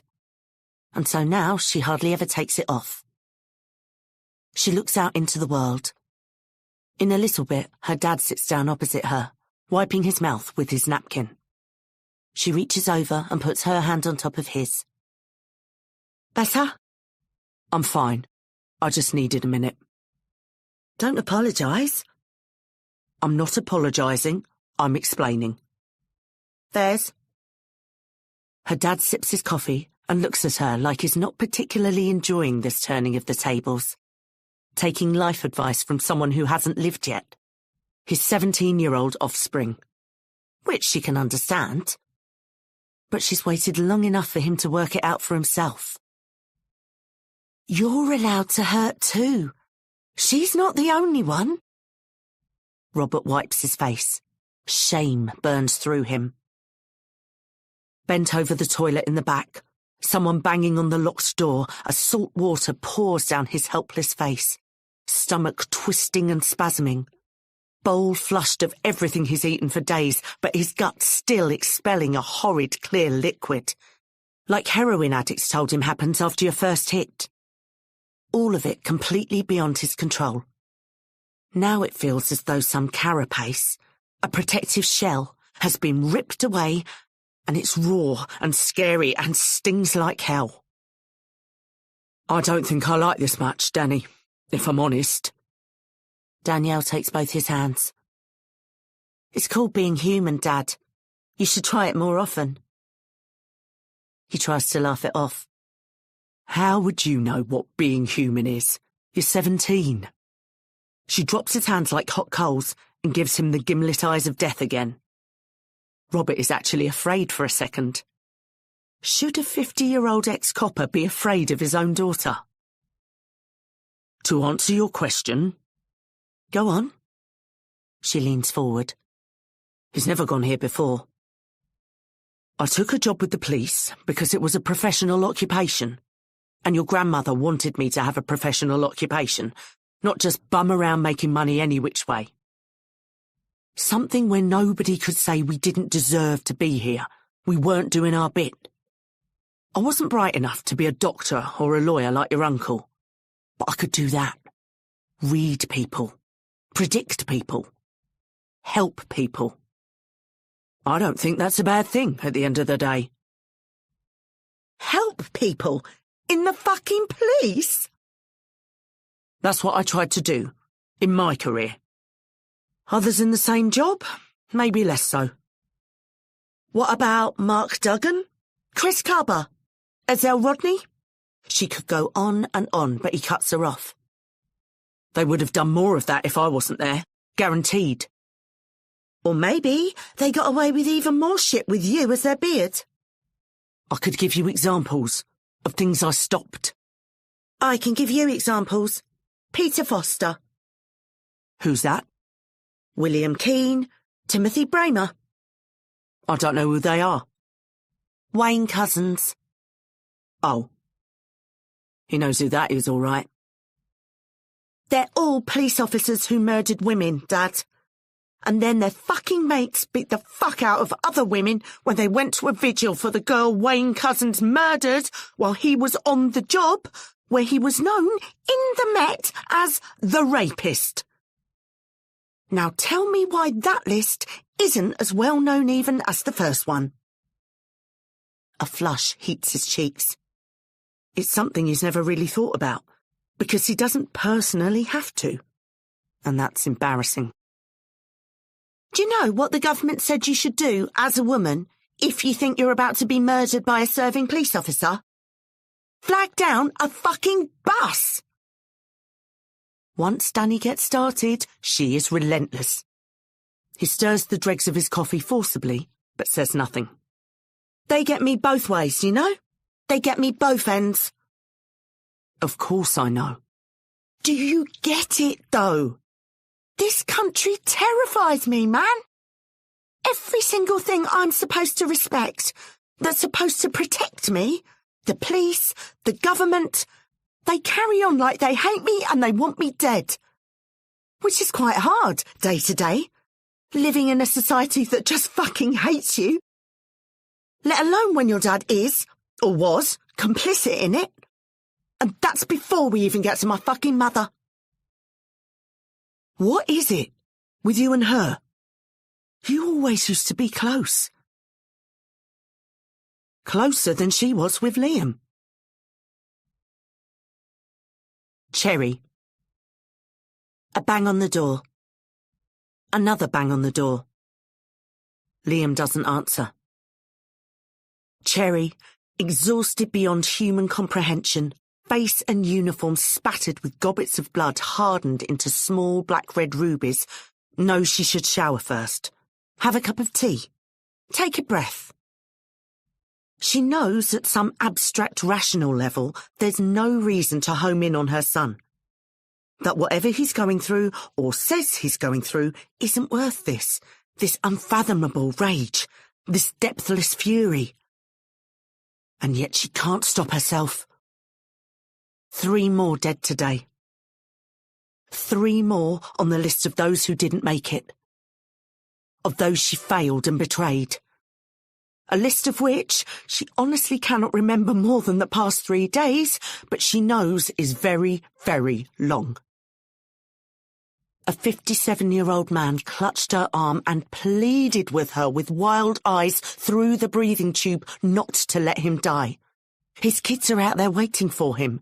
He had 'em late and it's just him and them and he can't miss out on them because they are his world and he must take them home. He's promised them that he will take them home.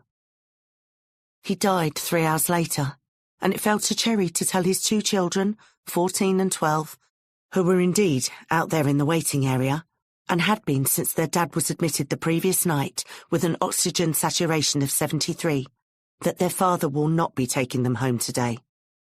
That he will never be taking them home again. An 87-year-old woman with dementia, who caught the virus in hospital after she burned herself badly on a pan, screamed at the top of her lungs, wrestled Cherry with incredible wiry strength and ripped out her intubation. They had to sedate the woman to reinsert the tube, and she fought that all the way too. And by the time they could get it back in, she was dead.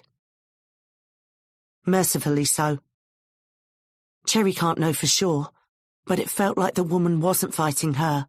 She was fighting some horrid trauma from her past. An assault, if Cherry had to guess. Hell of a way to go, whatever it was. The blood from the old lady's ripped-out intubation caused the sprays of blood across Cherry's face and uniform. When all this shit started, she would shower religiously before leaving the hospital, scrub off every twist of virus, every trace of what she'd been through.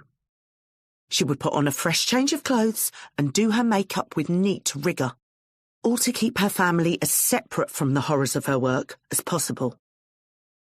But now she resents keeping them pristine and insulated. The impossible extra burden of pretending everything is normal. Of making dinner and polite conversation. The TV murmuring its soothing banalities in the background, where half an hour ago there was unspeakable agony and chaos and pain. Why is her life swamped by this, while they're on Zoom calls in bed with a cup of tea? The resentment is building and has been for months. The third death was a 23-year-old boy, a semi-pro footballer. Been out on a mate's stag do a couple of weeks before. Bit of a cough, nothing major. Then the shocking, vertiginous plunge down into the abyss. He died in absolute wild-eyed terror at the realisation of his own mortality. Something he had never once thought of, Something he absolutely should never have had to think of. It doesn't happen often, even now. Someone of that age dying. And when it does, it shakes the whole hospital. But Cherry is not shaken. She is furious. She's so spent in every corpuscle that is all she can do to set one foot in front of the next. She wades the corridors through a thick green subaquatic fatigue, but now she drives home in a pulsing adrenaline rush of rage. How dare her son, her perfectly healthy, treasured son, in his comfortable bed, in his comfortable house, turn in on himself like this? So they cancelled his uni course. They furloughed his part-time job. So what? So fucking what? They will still be there when this is over. But the other kid won't. He has everything in front of him. So did the other kid. But he's fucking dead, and Liam is wrapped in his duvet, and the rage courses through Cherry's veins, and she bangs and bangs and bangs on her son's door, and she knows she should stop herself, but she can't. Danielle. Danielle knows none of this. All Danielle sees when she opens her bedroom is her mum, crazed and bug-eyed and still in her uniform, which is covered in COVID and someone's fucking blood, hammering on her brother's door. Her mum, who is never here, while the rest of them are locked in the house going stir-crazy. Who has nothing for them when she does come home, because she's nobly expended it all on some randoms. Who snaps at them over fuck all. Who plays the victim. Who pretends she doesn't want any reward for her sacrifices, but constantly demands all their attention and love and pats on the back. The ego on this bitch. Danielle is sick to fucking death of it. She has spent all day trying to build her brother up. Liam is a beautiful soul and an unbelievable talent, but naturally fragile. Volatile like reactive compounds. Danielle is the only black girl in A-level chemistry. She doesn't even like chemistry. She just likes to do shit people don't expect her to do. He needs structure to climb high. Without uni and his job, he's barely clinging on by his fingertips. And so they've been making plans. Things for him to do, even though everything is shut and locked down and ceased and terminated. Distanced workouts in the park with free weights and mates. Volunteering. Mentoring excluded kids online. They sounded really excited to have him. Set times and set places. A routine. A way of making sense of the world. Something to ward off chaos and despair. And now she's back to fuck it all up. It's chemical. Why can't her parents see that? These old school motherfuckers. Just because other people are hurting doesn't mean we aren't hurting too. And you can't man up to a fucking chemical imbalance. She works in fucking healthcare. So Danielle steps out of her room and raises her voice to her mother, who raises her voice back. And then Liam finally opens his bedroom door. Something about his piteous appearance. Face drained of blood like a hanging carcass. A devil sick of sin. Dark pools under his eyes. Seems to send her mum properly over the edge. She yells at Liam. He shouts back. Danielle starts to scream, and that brings her dad up the stairs. Her dad, who's been slumping into a depression of his own, in her opinion. TV on, volume up. Got much greyer in the last few months. And something is happening between her parents. Something intangible mutating before her eyes as he tries to calm her down, and she turns the full furnace blast of her rage on him. A switch of power. Her mum feeding off the pain and misery of the family like a succubus, and her dad shrinking, melting away, retreating back down the stairs again. So that's when Danielle hits Cherry in the face. Her dad takes his hands away from hers and straightens up. You hit her in the face? Uh-huh. He looks her dead in the eye for a long time, and she thinks he's going to punish her in some way. But then he turns away, shaking his head. She's never mentioned it. How very noble of her. Danny? What? Just... everybody's hurting, you know? Everybody. I know. Do you? He looks right inside her for a long moment. Sometimes when it hurts most is when you have to think of other people. I did. I was livid at you for running away just as much as I was livid at her, but I let you off. How very noble of you, he says, doing quite a decent impression of her and somehow getting away without a fork in his eye. 'Cause at least I could see that you were hurting. What the hell do you think she's doing all this for? That's a right hook to the solar plexus for Danielle, who is suddenly forced to see the world and her mum from a slightly different angle. She sits back, looks grumpily away. Her dad grins wryly. Have I really? Have you what? Got greyer? He tries comically to catch his own reflection in the space she's cleared, but it's mostly steamed up again. Just for Men is in Morrison's aisle 3, Daddy, that's all I'm saying. They laugh then. Robert taps out a tune on the rim of his cup with his spoon, finishing with a machine gun rattle that attracts disapproving glances from the two ladies on the next table. He pulls Michael's drawing out of his inside pocket. My old station is the closest one to that street sign which is still open. There are people there who like me. And I think they can help us find this girl, and therefore your mum, before other people do. So that's the plan. All right. Danielle shrugs. I don't know, Dad. What don't you know? I think we can do better than that. What do you mean? She picks up her phone and shows it to him. Chapter 13. Marwa. Danny Hodges glares at the piece of paper once again. You sure about this? Yes, mate. Like it says on there, yeah? The kid in front of him scratches his armpit. He can't be more than 20. Soul patch, both ears pierced, slouching, chewing gum and staring at a spot in the middle distance over Danny's shoulder. Total disrespect. Cunt looks like he's got his uniform from a fancy dress shop, for fuck's sake. These private security companies get shittier by the day. The ragged bird next to the kid steps forward. Her uniform looks like she's been hired as a stripper for the world's most discount stag night. What is it with these people? Try to be at least a little bit professional. She shoves a finger at the paper. It's all clearly specified in the order. We don't have a lot of time, so if you can process him ASAP, it would be appreciated.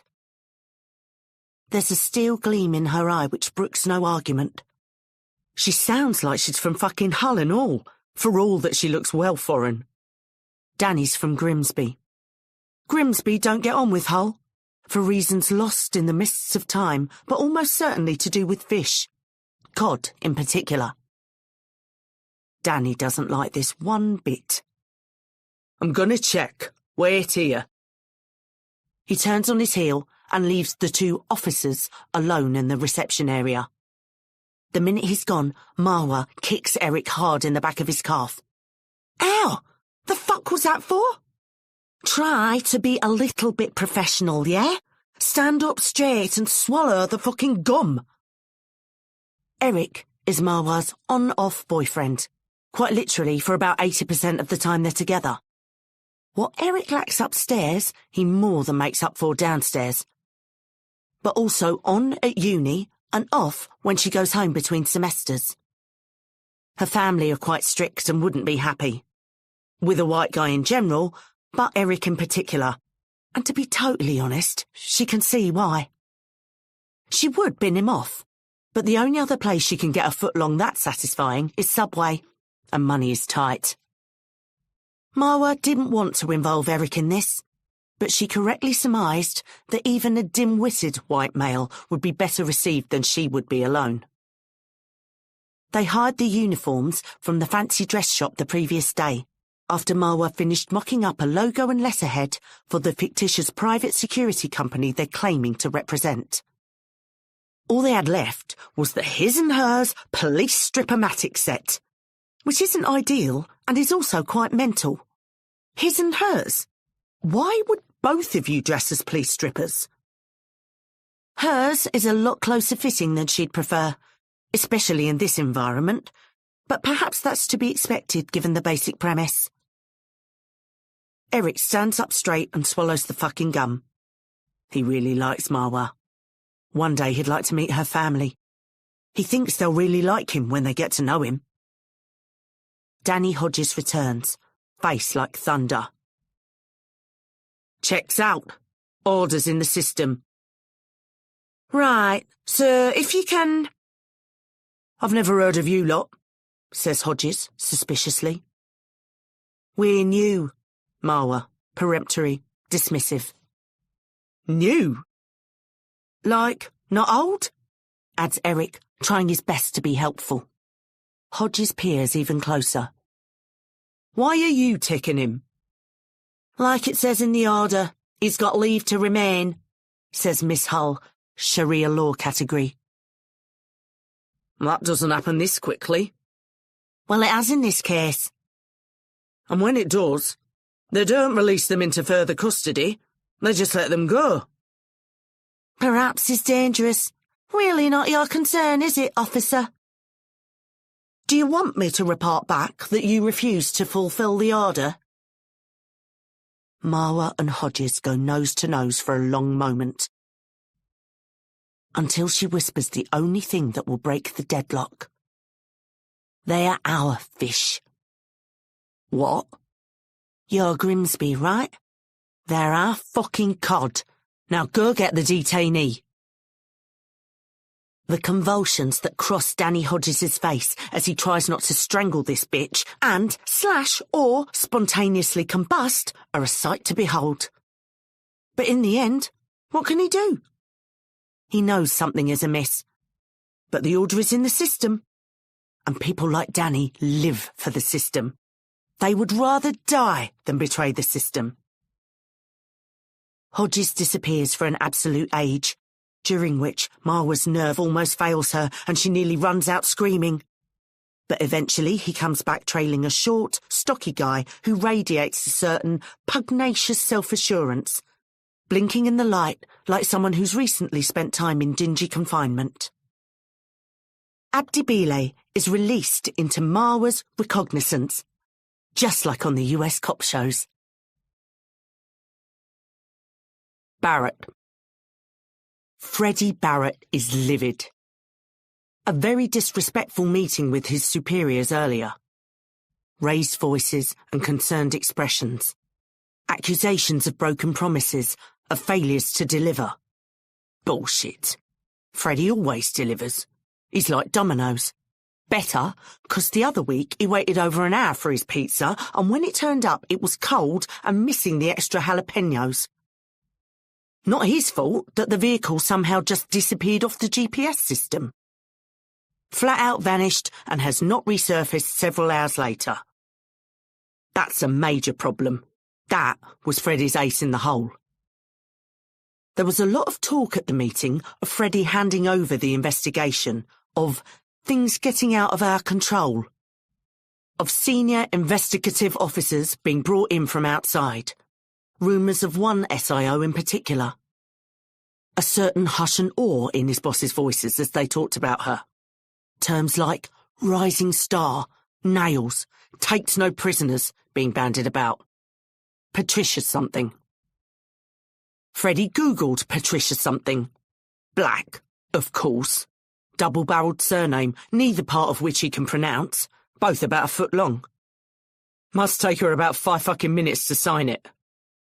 Lots of chat in her Police magazine interview about how proud she is of her mixed Nigerian Ghanaian heritage. They just fucking do this to taunt him, don't they? Where's Freddie's fucking interview in Police magazine? And what would happen if he did one and went on about how proud he is of his heritage?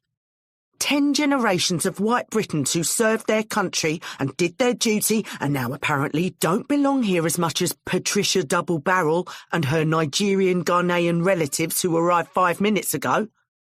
As if he can't guess. The bitter, bilious surge of resentment. That old friend and companion. Perhaps the emotion Barrett is most familiar with, and certainly the one he most trusts, churns in his guts. It's all right, Freddie. There's always another answer. Always another string to pull for the smartest guy in the room. He reaches for his phone again. Jakubiak. Andy Jakubiak dry heaves into the kitchen sink, which is comfortably larger than the bath in any hotel room he's stayed in, though his experience only extends to Premier Inn and Travel Lodge. Finally, his insides seem willing to stick to their end of the bargain and stay inside him, and he raises his head. His eyes light on Radka, who is rooting around in a fridge so big that if it was in Zone 2, someone would put a bed, toilet and shower inside it and rent it out for $1,500 a month. She withdraws a tub of something that looks like a large clod of tiny eyeballs.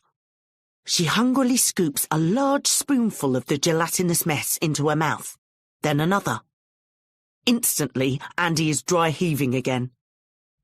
"How can you eat?" he asks incredulously, when he has once more attained dominion over his internal organs. Cherry's perched on a stool with a greenish pallor and a similarly sceptical expression. Radka shrugs. "Each to their own. It made me hungry." "What the fuck is that, anyway?" "Chia seeds, soaked in milk." "What seeds?" "Ancient food of the Aztecs. No wonder they died out." "That was more smallpox and colonialism." "Yeah, but also the fucking food, clearly." "I would prefer a KFC, to be fair, but Fiona won't have it in the house." Radka finishes the tub in astonishingly quick time and leans back. "Now, who would like maybe a cup of tea?" she inquires once again, ever the gracious hostess. And before she's even finished the sentence, Andy says, "3 sugars, 4. As many sugars as you have, basically."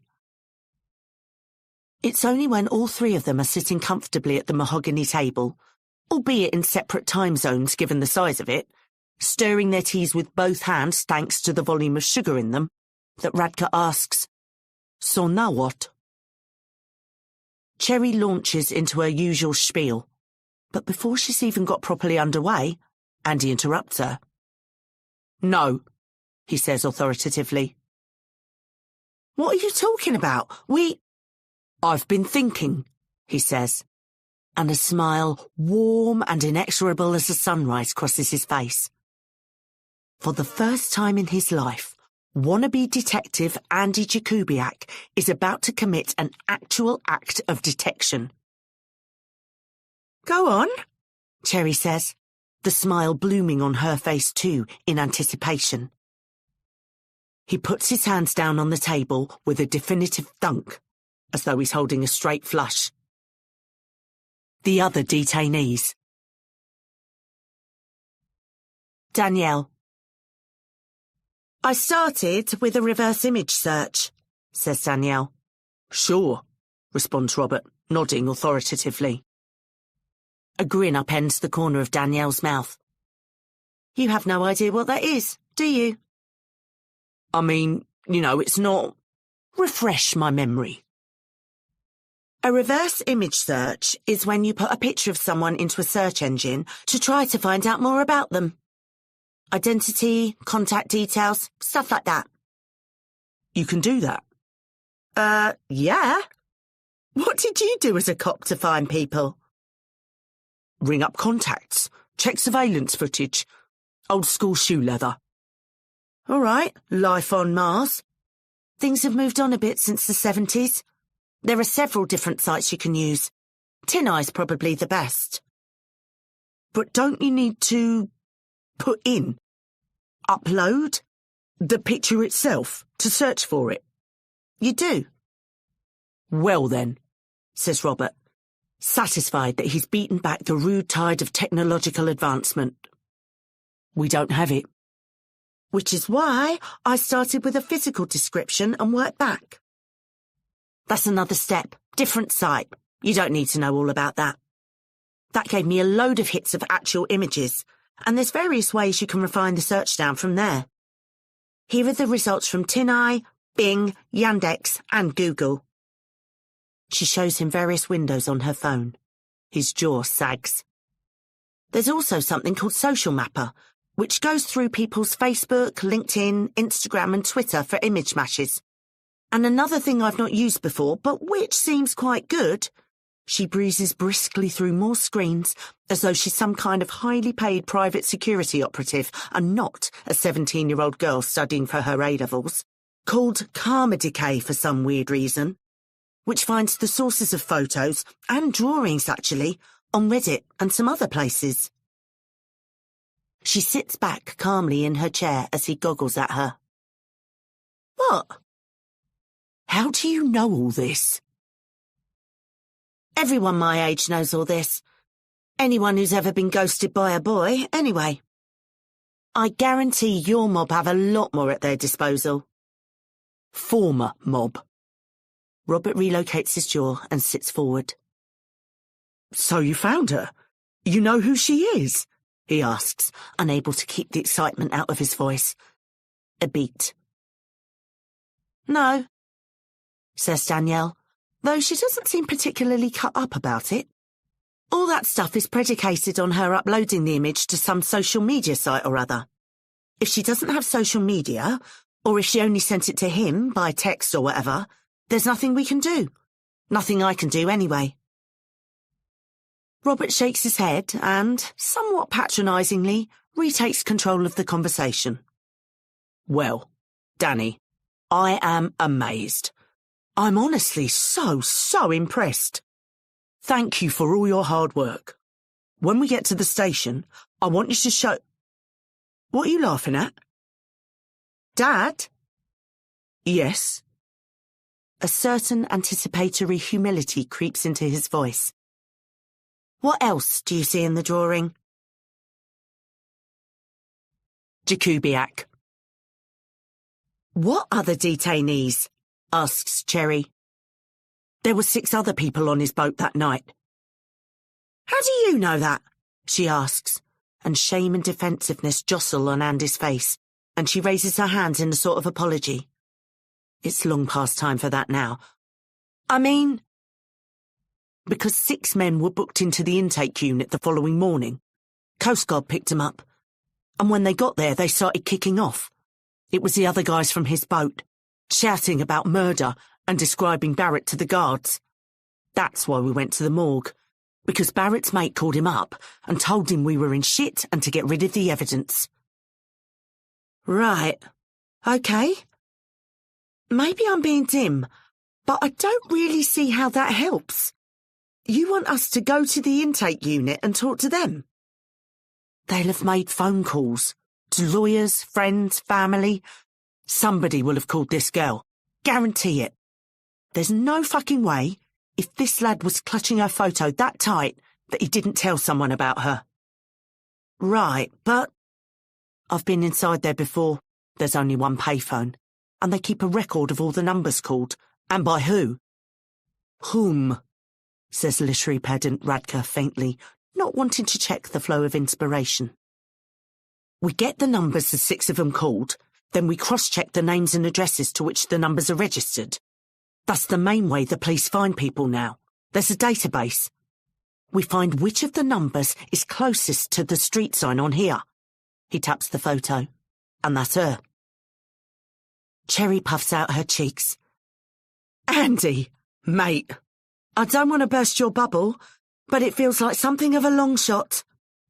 You asked me if I had a better idea than just driving around like cunts.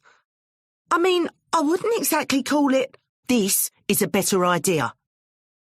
Can I borrow your phone, please? He says to Radka. I'm going to call the intake unit. Won't they know? That you're... Doubt it. Departments don't really talk to each other. But there's only one way to find out. He holds out his hand to Radka, a man on a mission. Radka looks at Cherry, shrugs, pulls her phone out, puts in the passcode and hands it to him. He takes it, then turns away with a sudden shyness. Sorry, I need to do this in another room. I have to talk in a different way. And he disappears. Cherry and Radka put their hands to their hearts and simper. Oh, sweet. Possibly still a little bit racist, but sweet. Incidentally, adds Cherry, I apologise also. What? When we were in there, she gestures in the general direction of the garage. You told him, I apologise also. Where's that from? Radka looks at her incredulously. Have you never seen Thelma and Louise? Oh my God! Shrieks Cherry Bristow. Danielle. Her dad, former police investigator extraordinaire, peers so closely at the drawing that he bumps it with the end of his nose, then turns it sideways, first one way, then the other. She tries hard not to giggle, but in the end, not hard enough. The mad thing is, I would have dicked all over you as a police officer, if I didn't also have a social conscience. He looks grumpily up at her. Nobody likes a know-it-all. Especially when they do, in fact, know it all. You are irritating. It's some kind of statue. It's some kind of statue holding quite a funny set of tools. She swipes to her last window and pushes her phone at him, with the reserved triumphalism of a chess grandmaster who doesn't normally knock over her opponent's king this quickly. Draftsman's tools, as it turns out. There's an app called Visual Search that lets you look for objects within images. But I'd have got there anyway. Can't be that many statues in northwest London. That is Thomas Parker Jackson, Dad. Architect of a fair bit round there, back in the day. Who knew that statues of rich dead white men are a good thing, actually? Thomas's is on Jackson Street, NW10. Jakubiak. Cherry and Radka are most of the way through recapping the plot of their favourite film at ear-splitting volume when Andy bursts into the room, his already substantial chest swelled even larger with pride. That was quick. One of them's out already. Really? Bloke I spoke to couldn't do enough for me. Something well sus about it, he said. The release. Wanted to help me track him down. He looked up the calls the guy had made. There was only one. He holds Radka's phone out to them with a huge grin. It's open to Google Maps. Registered to an address on Jackson Street, NW10. An Ethiopian restaurant. The girl's name is Asha. Part 3. The third, and still the second, burial. Chapter 14. Asha. The wind whips through the thin jacket she borrowed from Marwa, tangling it round her like a torn sail round a mast. Salt stings her face. A cold, drenching rain has soaked through her clothes and she's shivering. She can't get sick. How will she work if she gets sick? She looks over her shoulder at the stocky figure standing a few yards back from the shoreline, body angled back towards the road, hands gesturing, doing everything he can to pressure her to leave without having the balls to say it to her face. The fury at him, clean and pure and all-consuming, rises inside her once again. She squats down and examines some of the stones. How is this a beach? For a long time. Perhaps Omar was here. Perhaps he crawled out of the sea, exhausted but alive, right at this spot. Perhaps he was rescued here by kind strangers and taken to somewhere warm and comfortable. Perhaps his body washed... No, she won't think that. Not until she has to. She puts one of the stones in her pocket with a sort of reverence. Out of the corner of her eye, she sees Abdi Bile throw up his arms in frustration. This makes her happy. But soon, the little warm flame of happiness blows out in the wind and rain. Truth be told, she has no idea what she's doing here, other than punishing Abdi Bile. She's all cried out. She sobbed and sobbed on Marwa's narrow student bed, shaking and shuddering in her friend's arms until Marwa's shirt was soaked through and the cheap dye of her costume ran, and she's not getting her deposit back from the fancy dress shop. But the tears are all gone. And after they'd approached a few random people along the shoreline, a guy with a sailboat and a couple of local fishermen, to ask if they'd seen anyone matching Omar's description, Marwa had to go too. Back to class, dragging Eric with her and promising to do anything she can. Just give me a call. But what else can any of them do? Marwa told her about something called the Coast Guard, but there's no way Asha is going anywhere near officialdom, men in uniform. They're already at risk enough as it is, standing out on the shore, talking to random English people who could be anyone, work for anyone. Reluctantly, she makes her way back towards Abdi Bile, who is vibrating with barely suppressed anger and fear, and probably, to be fair, with cold. We need to go. Then go. We're exposed here. They can see us from miles around. The prison will be looking for me. I need proof. Proof of what? Proof of what you're telling me. How are you going to find that? She shrugs. Maybe I don't give up on people as easily as you do, she says, knowing exactly how much that'll hurt him. His face twists in fury, and he opens his mouth wide and shows her his tongue. A chunk has been sliced off as neatly as with a cleaver. The red gelatinous mess in its place pulses slightly. I wouldn't let them leave, the people who rescued us. Even when I was numb from cold and my teeth started chattering so hard I bit off a piece of my own tongue. I made them go round and round in a circle looking for him. Omar is dead. She shrugs again and pushes past him. When did you last see him? He calls scornfully after her.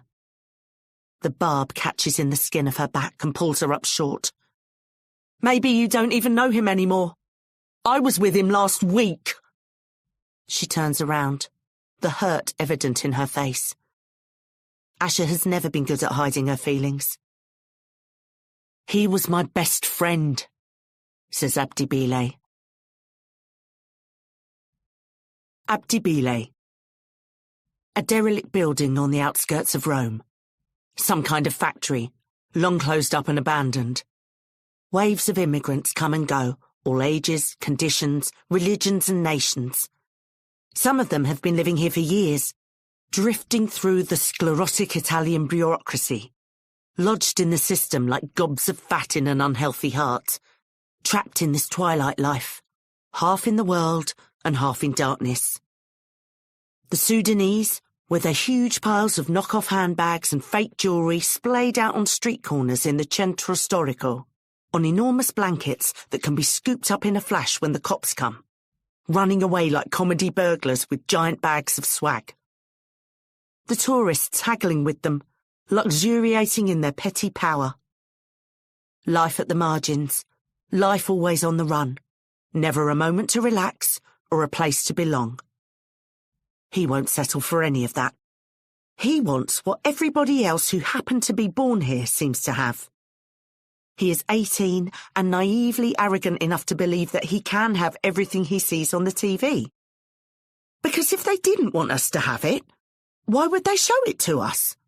And moreover, that he can get it all by himself. So he castles himself into a corner of this decaying hole, his battlements made from plywood he scavenged from a tip. He ignores the rats that leap and skip over his legs like boisterous kids, puts his back against the crumbling concrete and refuses all offers of help and advice.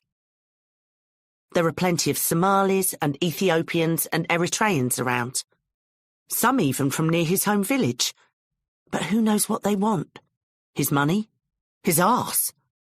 Better to keep your fists up and your valuables close. Things have already happened to him on this journey, especially during his time in Libya, in Al-Mabani, the buildings. Things he refuses to think about, things he cannot afford to remember. A great black void swirls at the core of his being, threatening to suck him in and destroy him the moment he acknowledges it. Even repressed, the events of the buildings have left an indelible mark on him. His implacable and explosive rages, his vehement distrust of strangers. Al-Mabani is where the Libyan Coast Guard operate from. The Libyan Coast Guard are the best organised, best equipped smuggling gang in the world. This is because they're paid tens of millions a year by the European Union to repress the flows of refugees by any means necessary. They detain and torture migrants in a range of spectacularly vicious and creative ways. Or, at least they do, until those same migrants find enough money to pay them for a ticket across the ocean. Unlike the people who fund them, the Libyan Coast Guard are not stupid. They get paid to stop migrants by one side, and they get paid to transport migrants by the other.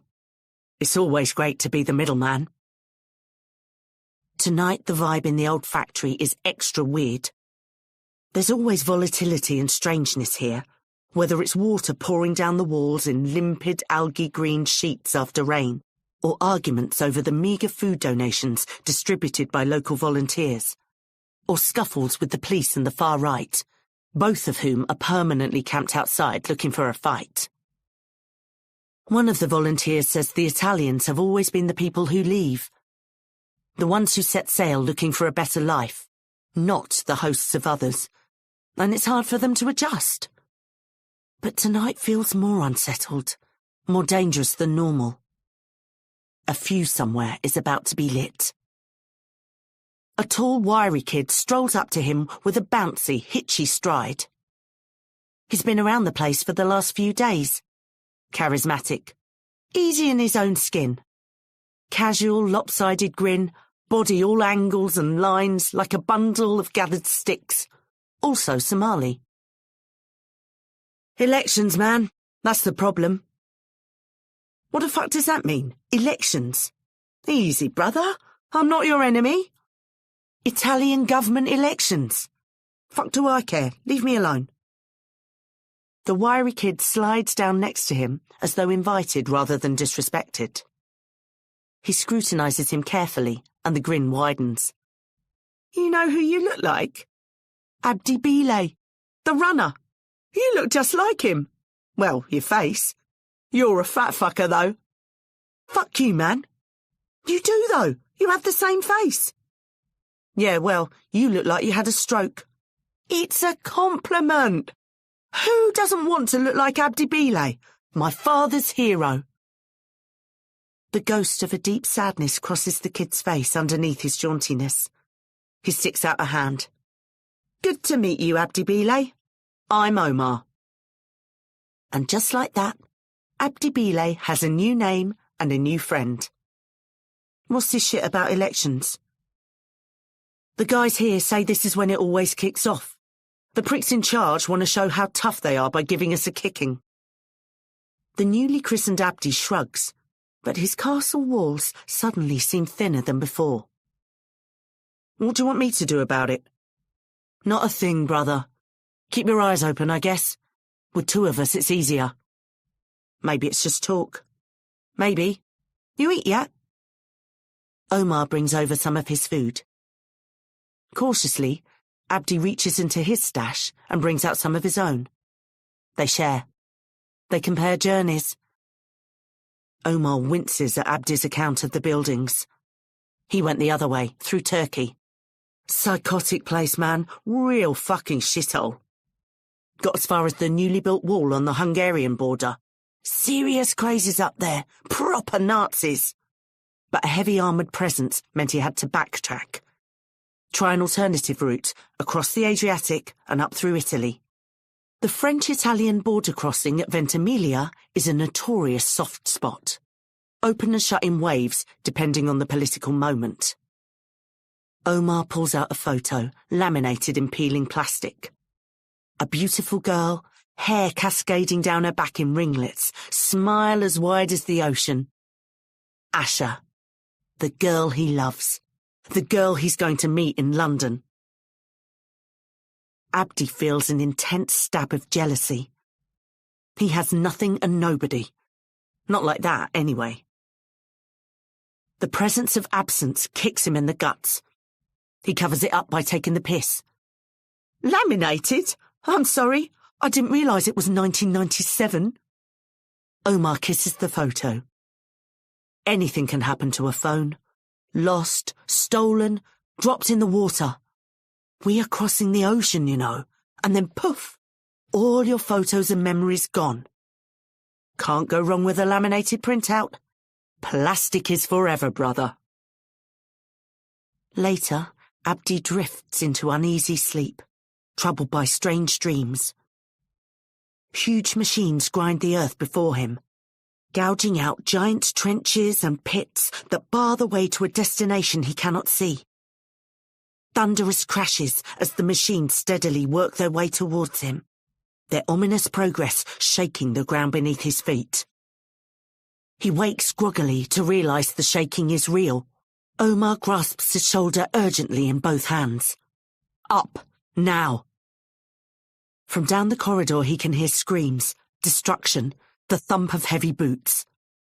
Instinctively he reaches behind the plywood for his possessions, but Omar yanks him away. Now! They run. From behind them, a young woman screams in abject terror. Clubs thud flesh. Glass shatters. They enter a different space, a long, low room. The police have already been here. People crawl in ones and twos along the filthy concrete floor, clutching their heads and moaning. A horrid sound beyond pain, as if they're fighting for their souls. You can see where they were caught unawares, because in neatly spaced rows, about the width of a sleeping body apart, there are bloodstains where their skulls were smashed in. Abdi feels sick. A phalanx of armoured policemen enters through the other door. A modern Roman legion. Body armour matte and bulging. Visors glinting like giant insect eyes. Heavy shields and clubs. They spot them and lurch forward as one. This way!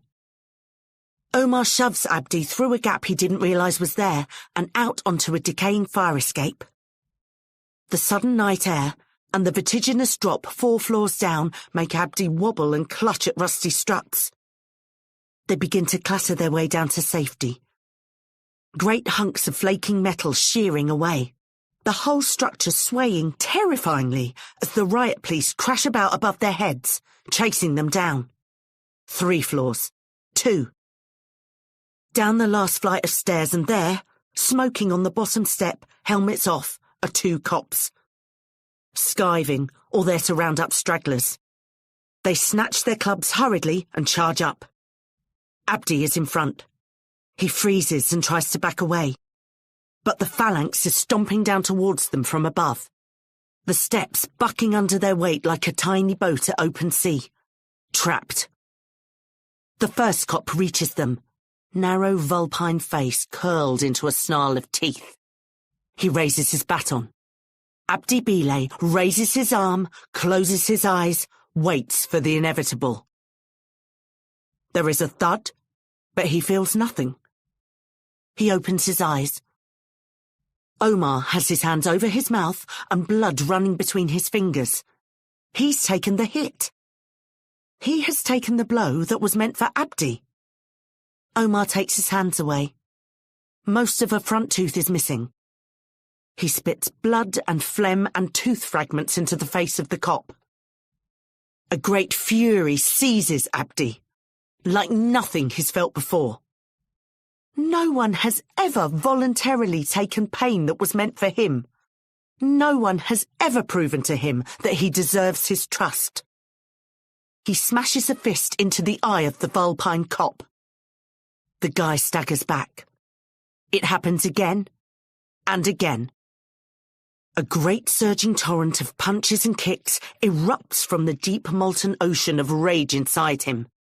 Abdi watching, almost as a detached spectator, as his body unleashes a windmilling avalanche of violence from which the two policemen can only retreat. They back away, stumble, fall headlong. A corridor of freedom appears. The armoured phalanx gets closer, 2 floors above them, 1 floor. The boys sprint between the fallen cops and into the safety of darkness. Robert. Why did she have kids anyway? They're on the M25 and Danielle is firing the heavy artillery. It's like the First World War in the car, but with less mud and irritating poetry. The explosions, the shrapnel flying. Robert feels shell shock coming on. But at least they're talking. There is honesty. More than there's been for months. Years, maybe. You don't want to have kids? Fuck no. Children, yeah, are noisy, ignorant, selfish, entitled little pricks who are terrible for women's bodies. Robert puffs out his cheeks and widens his eyes. It's definitely a take. I will give you the last one. They're like tiny Tory MPs, except people don't laugh when you say you want to kill them. Fucking hell. She's upgraded to nuclear weaponry. Robert glances across at his daughter, combative, chin out. In that moment, the very spit of her mum. Love rolls through him again like a thunderclap, followed by uncontrollable and unexpected laughter. He collapses over the steering wheel, tears in his eyes. The tension and pain of the last months not already vomited out in the cafe toilet, transmuting into gurgles and cackles. What? What are you laughing at? Tiny Tory MPs. I'm serious. Danielle crosses her arms under her chest and tries to act sullen and offended at her dad's laughter. But pretty soon it overwhelms her. Her resistance dissolving into shared hilarity. Their guffaws and howls last on and off for 2 junctions. They are, though? Mate. Eventually, they calm down round Cobham services, catching their breath in time for a coordinated boo as they pass Chelsea's training ground, home of the world's most disgusting and racist football team. Robert and Danielle sit companionably for a little while, enjoying the meditative rumble of tyres on tarmac. I thought the same when I was your age, about having kids. Perhaps not quite like that. Yeah, but was the fucking world on fire when you were my age? Point taken. Robert scratches his neck. Must be hard for your lot. You shouldn't have to think about stuff like that. The future. Should just be able to live. Don't think I've ever been able to just live. Not ever. Really? In all this? How? A moment. Were you? Yeah. When? About your age, I suppose. Bit older. Rave times. Rave times? You were a cheesy quaver old school raver? Big time. You? My dad? What were you? Undercover? Before I was a cop. Lived for it. Get to fuck. Language. Spent about 2 years basically living here. The orbital. Still all comes back to me whenever I drive it. All the raves were off here somewhere, down some little slip road or hidden in a field. What was it like? Well, the smile that crosses Robert's face at the memories is like a beach sunrise, an irresistible warming glow. We'd pull into one of these lay-bys or a service station, anywhere there were payphones, and we'd wait in the dark. Dozens and dozens of cars, hundreds sometimes, all waiting for the signal, the word about where the crew had set up the rig. People sat on hoods smoking spliffs, wandering from car to car introducing themselves. Easy geezer, where you from, mate? Handing out flyers for the next rave, offering around cheapies and Mardy speed. Dad? What? I do not need to hear about you taking pingers. Do you want to hear the story or not? There is a crafty, disbelieving smirk on Danielle's face that suggests she very much wants to hear the story, whatever she says. So Robert carries on. The civilians staring at us, and us staring back, feeling like a different species, arrivals from a more enlightened planet. All the talk was tribes and freedom, 'cause we'd cracked it. All the barriers coming down, all the fear going away. The weight off our backs and the hope and the happiness. Thatcher had finally fucked off and the world was going to be better for everybody. Robert suddenly finds himself welling up, a lump in his throat. Over a fucking party from long ago. Embarrassing.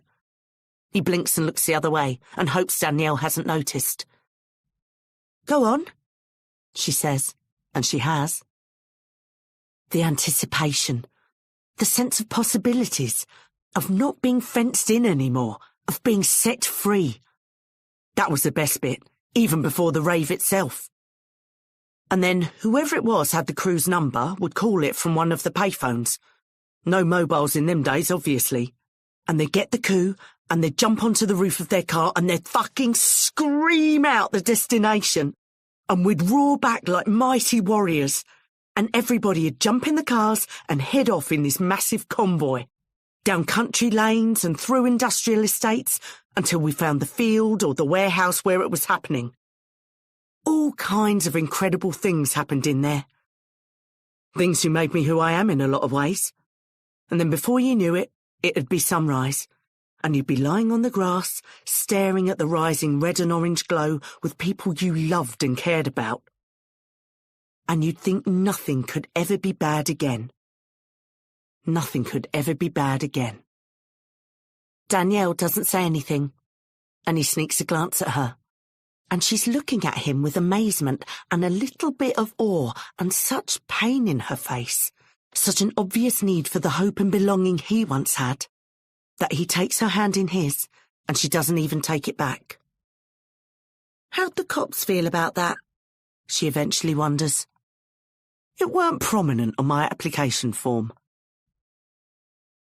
They drive along for some moments, still hand in hand, both peering out the windows with new eyes, seeing the faint glow of magic behind the roadside KFCs and shredded tyres and smashed taillights. The residue of lost joy below the everyday grime. Met your mother at a rave, Robert adds, casually. Shut up! Shrieks Danielle and chucks his hand down. Do you want to hear the first thing she said to me? No, obviously not. She stares out of the window. Something sombre settles on her like a fine dark mist. She speaks quietly. Would you still have had kids if you'd known? If I'd known what? That one of them would die. That Liam would kill himself. Robert stares ahead for a while. You're not thinking about what could go wrong. You're only thinking about what could be beautiful. Would it have changed your mind, though? Robert looks at his daughter with genuine surprise. No, of course not. It's a risk you take. Any form of love is a risk you take. Otherwise it wouldn't be love, would it? It wouldn't mean anything.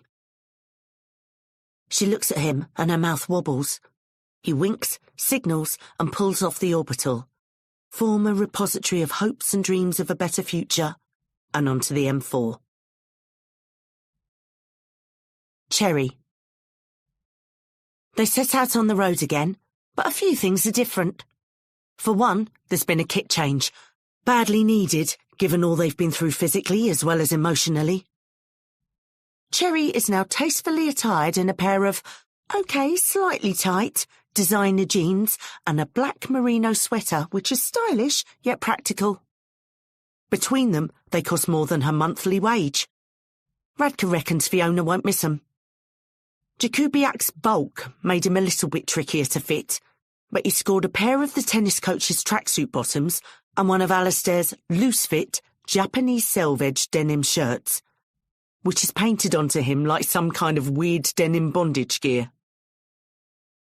Andy did a bit of Googling and found out where the GPS was in her car.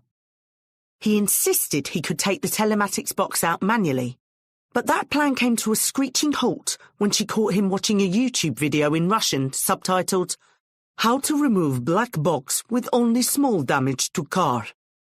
And in any case, that's the car the police will be looking for. So they've gone for an alternative mode of transportation. It seems counterintuitive to Cherry to be driving a pink, glossy, soft-top convertible when they're trying to be inconspicuous, but Radka persuaded her. For one thing, she said, that's exactly the kind of car they should be driving. Someone in a vehicle that screams, "Look at me!" cannot, by definition, have anything to hide. Also, because it only has front seats, it has a surprisingly capacious boot. And given the state and smell of the body, that's really the only safe place for it, wrapped and bundled in a heap of old bedsheets. She felt a familiar pang of guilt as Andy manhandled the poor dead boy one more time into the dark recess. "Hold on, fella. Nearly there. We've got you." Radka waves them off cheerily, looking forward to the absolute hell that will break loose when Fiona returns home and finds her little runabout, a car of which Alistair has simply never approved, is missing. It's a wrench for Cherry, watching Radka grow smaller in the rearview mirror. Someone she's only known for a few hours, but whom she already feels could be a true friend. How hard it is to make true friends after the age of about 9. They'd had so much fun trying on Fiona's things. Clothes Cherry wouldn't dare even pick up in the shops normally, in case she got coffee stains on them somehow. It reminded her of when she was 11 or 12, and she and her mates would ransack her mum's drawers after her parents had gone out. But nonetheless, here she is, a bandit queen on the run, driving a convertible, with the top up, obviously, she's not completely insane, through the badlands of, southeast England. It's pretty hard to stage a road movie in a country that only takes about 4 hours to drive across, traffic depending, but she's never felt more Thelma and Louise in her life. Except there are 3 of them, and one of them's dead. Jakubiak is looking out of the window, head propped in his hand, not saying much. And for a while she worries he's having belated second thoughts about the whole enterprise. But once again, she's underestimated him. "What would you do differently?" he asks, quietly. "What, with this?" She circles her hand around the car and laughs. "I dunno. Fucking everything?" "With your son." Oof. That's a gut punch. She sits back in her seat. She doesn't want to rush a reply. "Why do you ask?" "I'm just wondering what I could have done with my dad." And suddenly she feels a tenderness towards this man, this boy really, that she would never have imagined feeling in a million years. "That's totally different, Andy." "Why?" "How old were you when you last saw him?" 11, says Andy Jakubiak with a sense of shame, as if he's the one at fault. "You were a child." "Yeah, but if I'd—" "You were a child. You did nothing wrong. It was up to your dad. He was the adult, as was I. But what he chose to do—" and she wobbles and struggles and holds it together. "What he chose to do is not your fault. It's not your fault, and it's almost certainly got nothing to do with you at all. Maybe I wasn't good enough, smart enough, nice enough. It maybe feels better if you can think that, mate, because then you feel more connected to him in a twisted way. But it's down to us, the adults. We're the ones. And to answer your question, that is what I should have done differently. I should have remembered that even though Liam was 6'2" and county 800-metre champion and a massive pain in the fucking arse sometimes, he was still, at the bottom of it all, just my boy." Andy is looking out of the window and won't look back at her, and she can hear him weeping quietly. She ponders touching him on the shoulder, but it seems at once too much and too little. Instead, she drives on. They creep across the M25 at a quiet junction and begin the stealthy crawl through the blasted heath of South London. The green and leafy bits to begin with, gradually entering more familiar territory. Cherry has decided the indirect route is best, rather than heading straight for the address. Sneak up on them, just in case.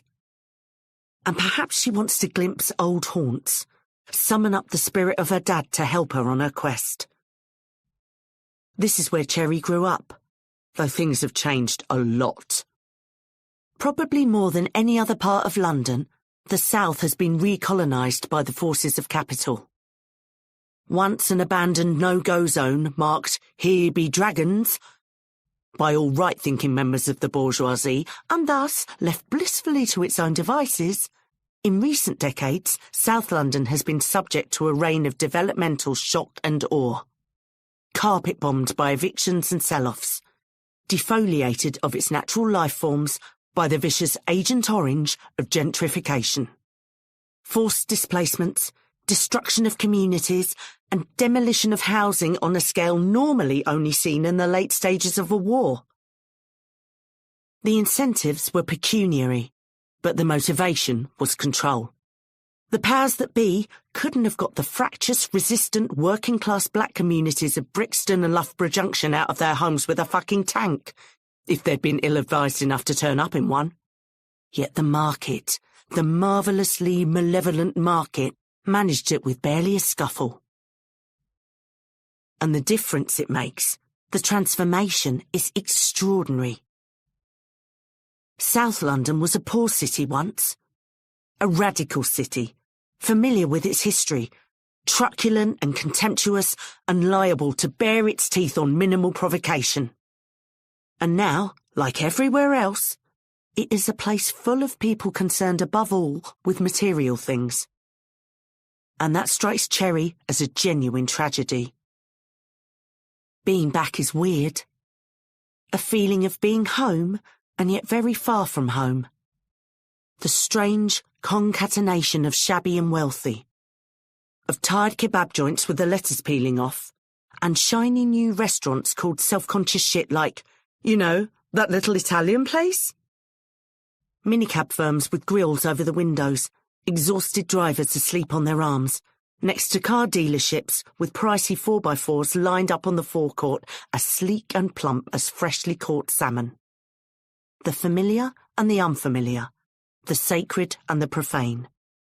A choice selection of double takes, wolf whistles, and hilariously, the occasional boo reminds Cherry of what she's driving. Suddenly, something in the road arrests her musings. People. Lots of angry people. Asher. "We don't know he's dead," says Asher for the 20th time. She shakes off Abdi Bile and plunges into the crowd, thickening by the second on the pavements as evening comes, spilling out onto this busy street packed with pubs and clubs and bars, exactly where Abdi doesn't want to be. Asher ploughs on, driven by spite and fury, temporary scar tissue holding a broken heart together, uncertain where she's going, but knowing that, like the shark, she will drown if she stops moving. Abdi catches up to her and hauls her back. She whips around with real fury in her eyes. "Let go of my arm! Do you think I didn't do everything?" "I don't know what you did. I don't know you." "You're disrespecting me." "Let go of my arm!" She wrenches it away. One of the watching drinkers, fascinated by the unusual quarrel, shouts, "Go on, darling." "My family borrowed a lot of money for this," he growls.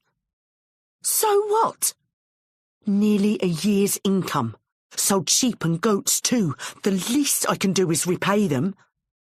"Then go!" she screams. Other drinkers turn to watch. Panicked, Abdi flaps his hands trying to quieten her, but she will not be quiet. "You made me get you out." when you could just have told me on the phone and saved me so much time and money and pain. So now you're free. Go and work and send money to your fucking family." "I can't," he mumbles. "Why not? I don't need you. I'm not some helpless woman." "You are all I have left of him." That brings her to a sudden standstill. "He saved my life. If I couldn't save his, then I got to look after what he cared about." A new understanding dawns in Ash's eyes, and then something bad happens. They are standing outside a pub, a huge echoing barn of a place, not so much a drinking den as an intoxication station, part of an infamous chain owned by a worthless bigot with a spectacularly low opinion of his clientele, to which they seem determined to live down. A uniquely British institution, so specifically configured to get you drunk as fast as possible, they might as well cut out the middleman and pass you a hose connected to the beer barrel. The football is on. The noise is loud. The vibe is raucous. A couple of its most alcoholically committed denizens are clustered on the step above Ash's head. One of them, a hod carrier whose wage has recently gone up to 140 a day, happy days, and who's been celebrating by drinking it all in one go since 10 a.m. this morning, drunkenly nudges his mate, who giggles and nods and dares him. The hod carrier stretches out his arm and yanks Ash's hair hard. She shrieks at the top of her lungs. Abdi follows the only instinct he trusts, the guiding impulse of fists. The gout of blood from the hod carrier's nose is impressive, as though someone's turned on a high-pressure hose. It fountains through the air like a scarlet alhambra, before spattering down noisily over the pavement and Ash's hair. She screams again. 2 policemen are walking down the other side of the street. They are, in fact, community support officers. The notorious plastic plod. But Asher and Abdi aren't to know that. Not with the head-to-toe high-vis and the big labels. And even the plastic plod suspect, from the combination of screaming women, violence and blood spatter, that something is amiss. Elite policing instincts. They start to give chase. Chapter 15. Let's call her Romilly. Romilly could easily be, and is, called Martha or Olivia or Julian or Philip or even Humam or Shaista or Femi or Ronke. It really doesn't matter. There are many Romillys of all shapes and sizes, though largely only one class. Romilly went to a good, though not elite, private school, then one of the less egregious Cambridge colleges. Romilly is a decent person. She would like to do something useful in the world, though she also wants fitted kitchens and career advancement, and these two things are fundamentally incompatible. But she doesn't know this yet. And so when she sees her uni cohort applying to big banks, money laundering, and high-powered law firms, reputation laundering, and Goldman Sachs,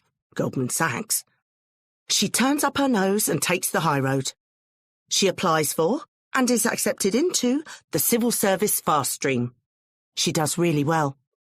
Exceptionally well, in fact. And so when the time comes, she has her pick of departments. Because she is a decent person, and would like to do something useful, and because she doesn't know anything about what it's really like, she chooses the Home Office. And that is when things start to go swiftly downhill. The Home Office is not like other government departments. All government departments in the endless vicious age of austerity are at war with the people they're in charge of, tasking with cutting and diminishing and making their lives as difficult as possible, even if the civil servants might rather do the opposite. But still, if you're a civil servant in education, you're spending time with people who generally like education. If you're in health, you're working with people for whom health is at least something of a motivating factor. The Home Office is not like this. The Home Office, not to put too fine a point on it, fucking hates everyone. Everyone is a threat. Everyone is a danger to national security or a chancer trying to game the system or somehow linked to criminal gangs. Most of all, everyone is a potential risk for a nightmarish front-page splash in the Daily Mail and a mahoosive bollocking from the Minister of State. So fuck 'em all. It saves time. You're familiar with Orwell's boot stamping on human face forever, Maxime, yes? Actually, the new Home Office logo. This is not an ideal working environment from Romilly's POV. And then there is the Minister of State herself. The Home Secretary is a brown woman. The previous Home Secretary was also a brown woman. This is because Conservatives, though vicious, greedy clowns to their bones, are somehow less dumb than centrists about identity politics. The previous minister got to work at 7:30 every morning, sometimes still in a bulletproof vest with Home Secretary printed on it in large white capitals, which she'd worn on last night's immigration raids. The minister had targets on her whiteboards and pie charts on her laptop for her arrests, detentions, deportations. The people subject to her targets were not referred to as migrants or refugees, or indeed as people, but as stocks and flows. If there was any deviation from the targets, which there always was because they were insane and unachievable, the minister screamed and threw markers and coffee mugs and staplers and called people cunts and layabouts and traitors.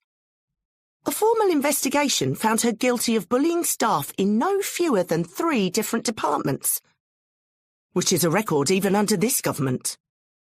The only person who lost their job as a result was the one who did the investigation. This is England. The new minister is miraculously somehow worse, though less inclined to bulletproof clothing. Morale at the Home Office is the only thing lower than its approval ratings. Romilly has put in for transfer on numerous occasions, but other departments have stopped taking its refugees, ironically. The only way out is up, and the only way up is to hit the targets. So when Romilly gets a call from a man with something of a reputation for informal hush-hush below-the-line enforcement, a police officer to whom she's never spoken directly but has heard plenty about from Border Force, she doesn't want to take it. But then she remembers the good white shirt ruined by green marker ink and the spreading bruise beneath. With trepidation and reluctance, holding the phone in her fingertips like it's a bag of shit she's about to throw in the bin, she picks up. Mr. Barrett. Freddie, please. What can I do for you? Well, love, you can help me help you, now you mention it. Freddie Barrett sketches out a situation. He's on the trail of a major people smuggling operation. Tentacles all over the country. Proper prime time. Big numbers. He's got a hot lead. It's just amazing how much of their real-life vocabulary people derive from bad TV shows, thinks Romilly idly, in a certain part of London. He tells her where it is and describes the type of migrants he's looking for. Probably Eritreans from his experience. Maybe Somalis. Ethiopians as an outside bet. What's she got on her databases for those groups in that part of town? Social clubs, community organisations, restaurants and other classic places of work.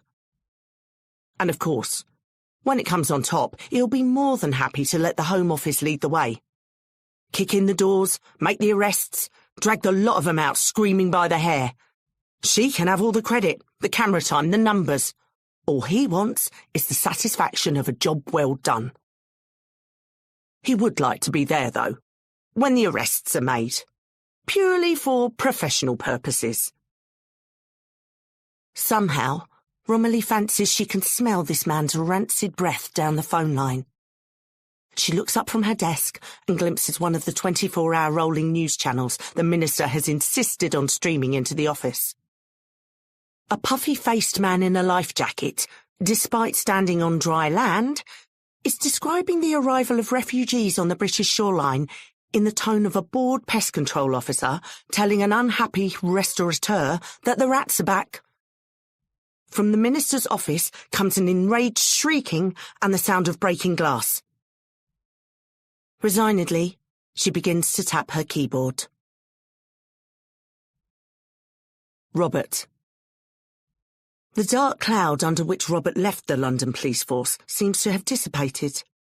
His assailant, an extravagantly mustachioed detective superintendent known to all as the Walrus, waddled off this mortal coil some years ago. The Walrus was a hardcore Ulster Unionist, an ex-RUC enforcer, whose two favourite topics of conversation were his aversion to unnatural mixing across the divides, and the day he served as Keith Blakelock's pallbearer. Robert was the only black man in his unit. It never went well, but from the minute Cherry popped in unannounced to take Robert out for lunch, the denouement was just a matter of time. But the heavy tread of the Walrus no longer resounds along the polished corridors of the station. There are still older types whose faces close when they catch an unexpected glimpse of Robert. But many more broad smiles and outstretched hands and hugs, and a general sense that a wrong needs to be righted. Danielle, who had to be virtually dragged through the door, is amazed to see how widely her dad is known and respected and loved. And Robert feels himself expand and flourish, refreshed like a wilted plant whose roots have been immersed in cool water. Now he's back somewhere he knows what to do, what to be, where he has a purpose.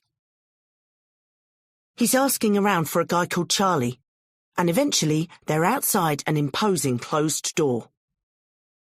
Robert flinches slightly and hesitates before knocking. "Come in!"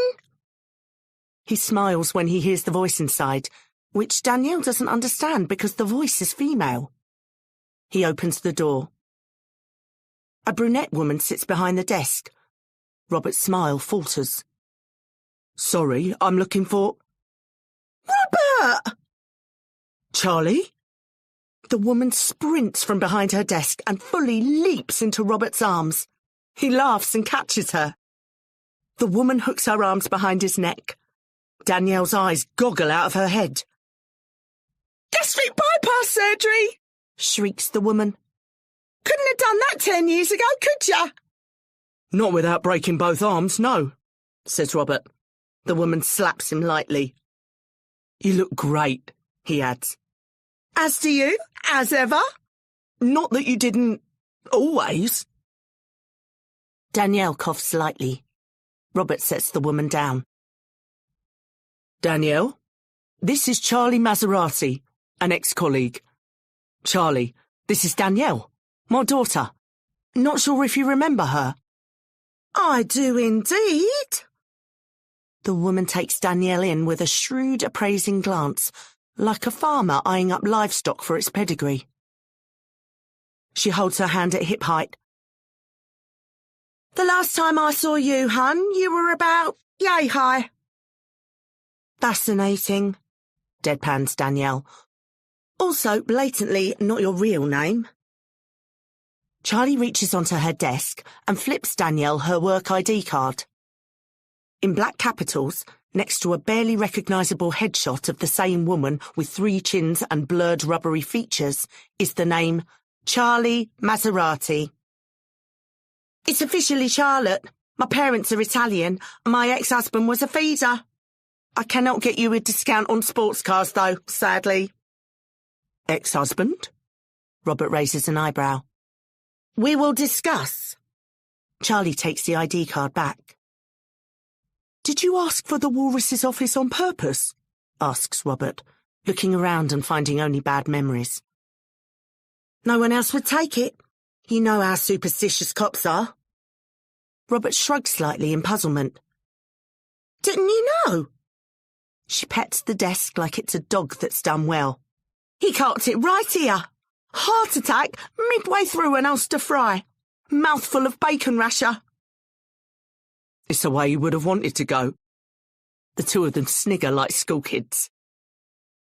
"Put myself into the bypass clinic the next day. Also been the ex. Even I can take a hint from the woman upstairs. Anyway, my friend, to what do I owe the pleasure? We're looking for someone. Wonder if you can help. Robert unfolds Michael's drawing. What have you got for restaurants, bars, shebeens? Anywhere an illegal is likely to be doing cash work, based around Jackson Street, NW10. Charlie peers closely at the drawing. Notably, she doesn't ask who the girl is or why they want to find her. Who did this? A guy my wife knows. Does he want a job? Our sketch artist just got his nose broke by an armed robber who said his court picture made him look thick. You're not serious? It did make him look thick, as it goes. But then he is thick, so not a lot the artist could do, really. We caught him on the bus home after he knocked over Billy Hills on the high street. Wouldn't be quite so bad, except that bus literally goes past the police station. All we had to do was flag it down. You've just robbed 8.5K. Splash out on a fucking Uber. Anyway, she says, tapping Michael's masterpiece. What are we thinking? Somali? Eritrean? Ethiopian, maybe? That's where I was going to start, yeah. There's actually an Ethiopian restaurant on Jackson Road itself. Let me see what else is about. Charlie starts tapping away at her keyboard. Robert bends over the desk to see what she's come up with, and Charlie takes the opportunity to check out his arse. Danielle catches her doing it. She catches Danielle catching her and winks. Danielle is somewhat surprised to find herself reciprocating with a grin. There's another person of interest we'd also like to find, says Robert almost incidentally, straining for normality but not quite getting there. Oh yeah? Who's that? Cherry. My wife. Charlie straightens up smartly and stares hard at him. You're going to have to break that one down for me a little, Robert. He sighs. Where to begin? The phone on her desk rings. She reaches for it. Yeah? Terse and urgent barking on the other end. Her expression changes. Fuck! Cherry. It's a demo, says Andy uncertainly, and right away Cherry can tell he's wrong. She's been on plenty of demos in her time. Anti-war marches with their combination of jolly politeness mixed with nervousness at going outside the comfort zone. Like a Church of England garden party that's decided to invite the Hells Angels this year to spice things up. Lots of respectable middle-aged citizens in Macs and sensible shoes, drinking tea from their own flasks and saying stuff like, well, they simply can't ignore this many people, no matter how often they do. This is not that. This is not that at all. A torrent of people of any gender and ethnicity you can think of, almost all of them young, is flooding onto the main road as though a water main has burst, something the locals are used to, thanks to Southern Water. There is not a witty placard in sight. Instead, there is ragged hoarse shouting and fists raised and a bubbling, vengeful fury you can taste on the wind. This is pure, raw, undistilled anger, nebulous inchoate rage seeking form, seeking a mode of expression. This isn't about whatever it's about.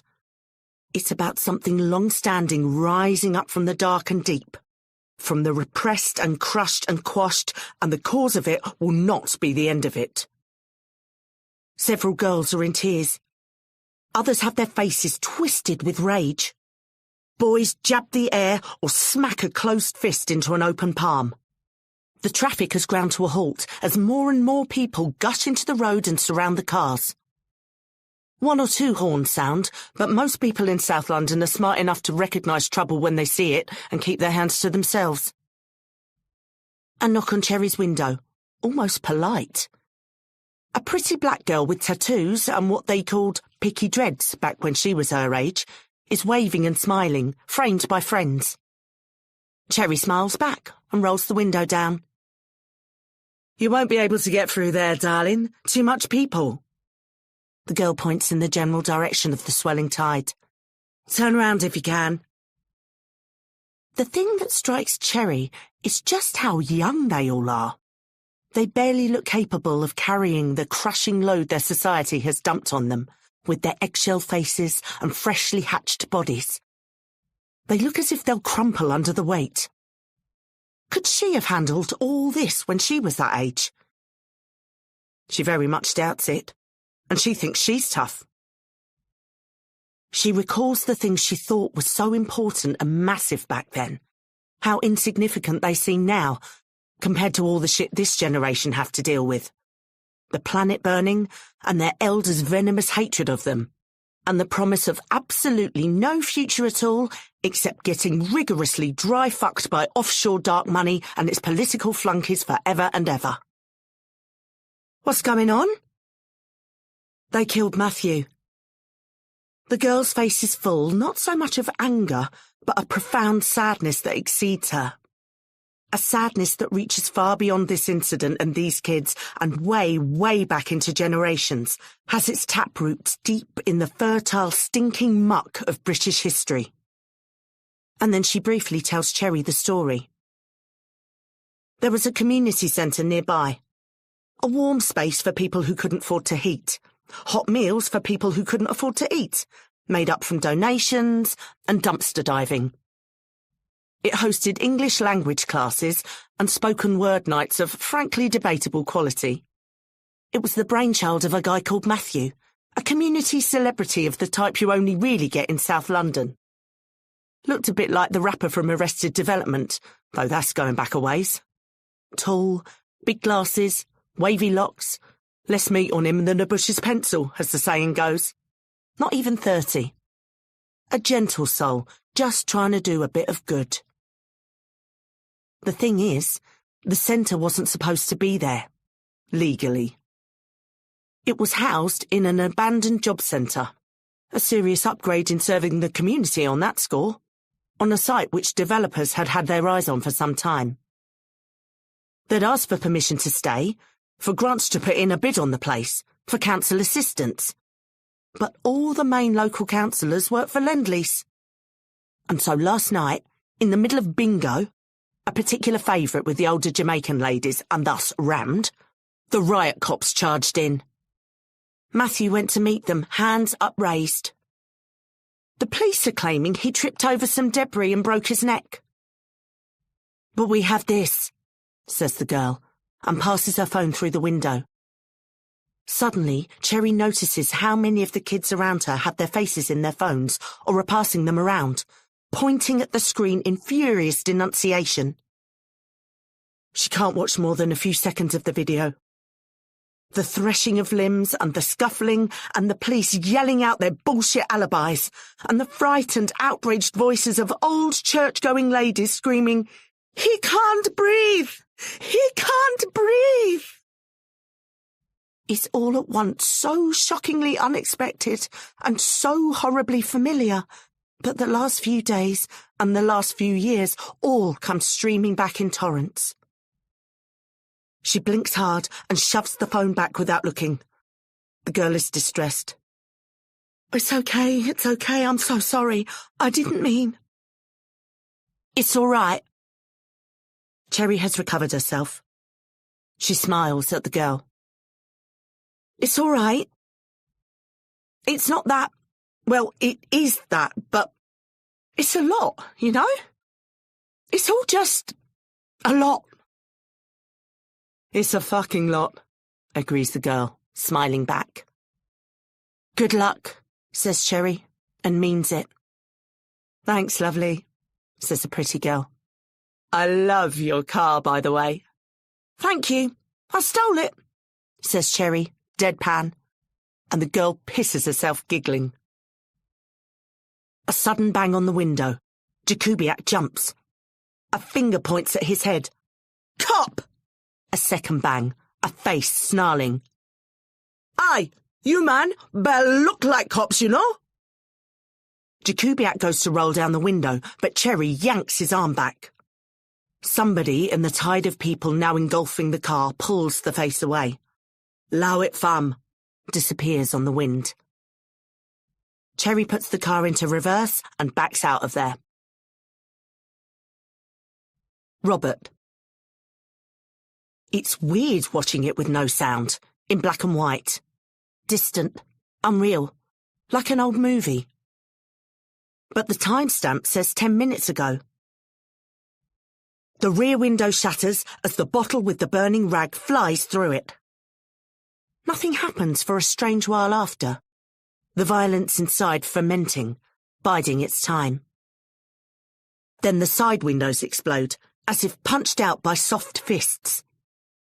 Flames creep out through the broken glass like young tigers emerging from a lair. Tentatively at first, then growing in confidence and strength, licking the paintwork off with their rough tongues, clawing the body apart, an exultant display of orange and black power.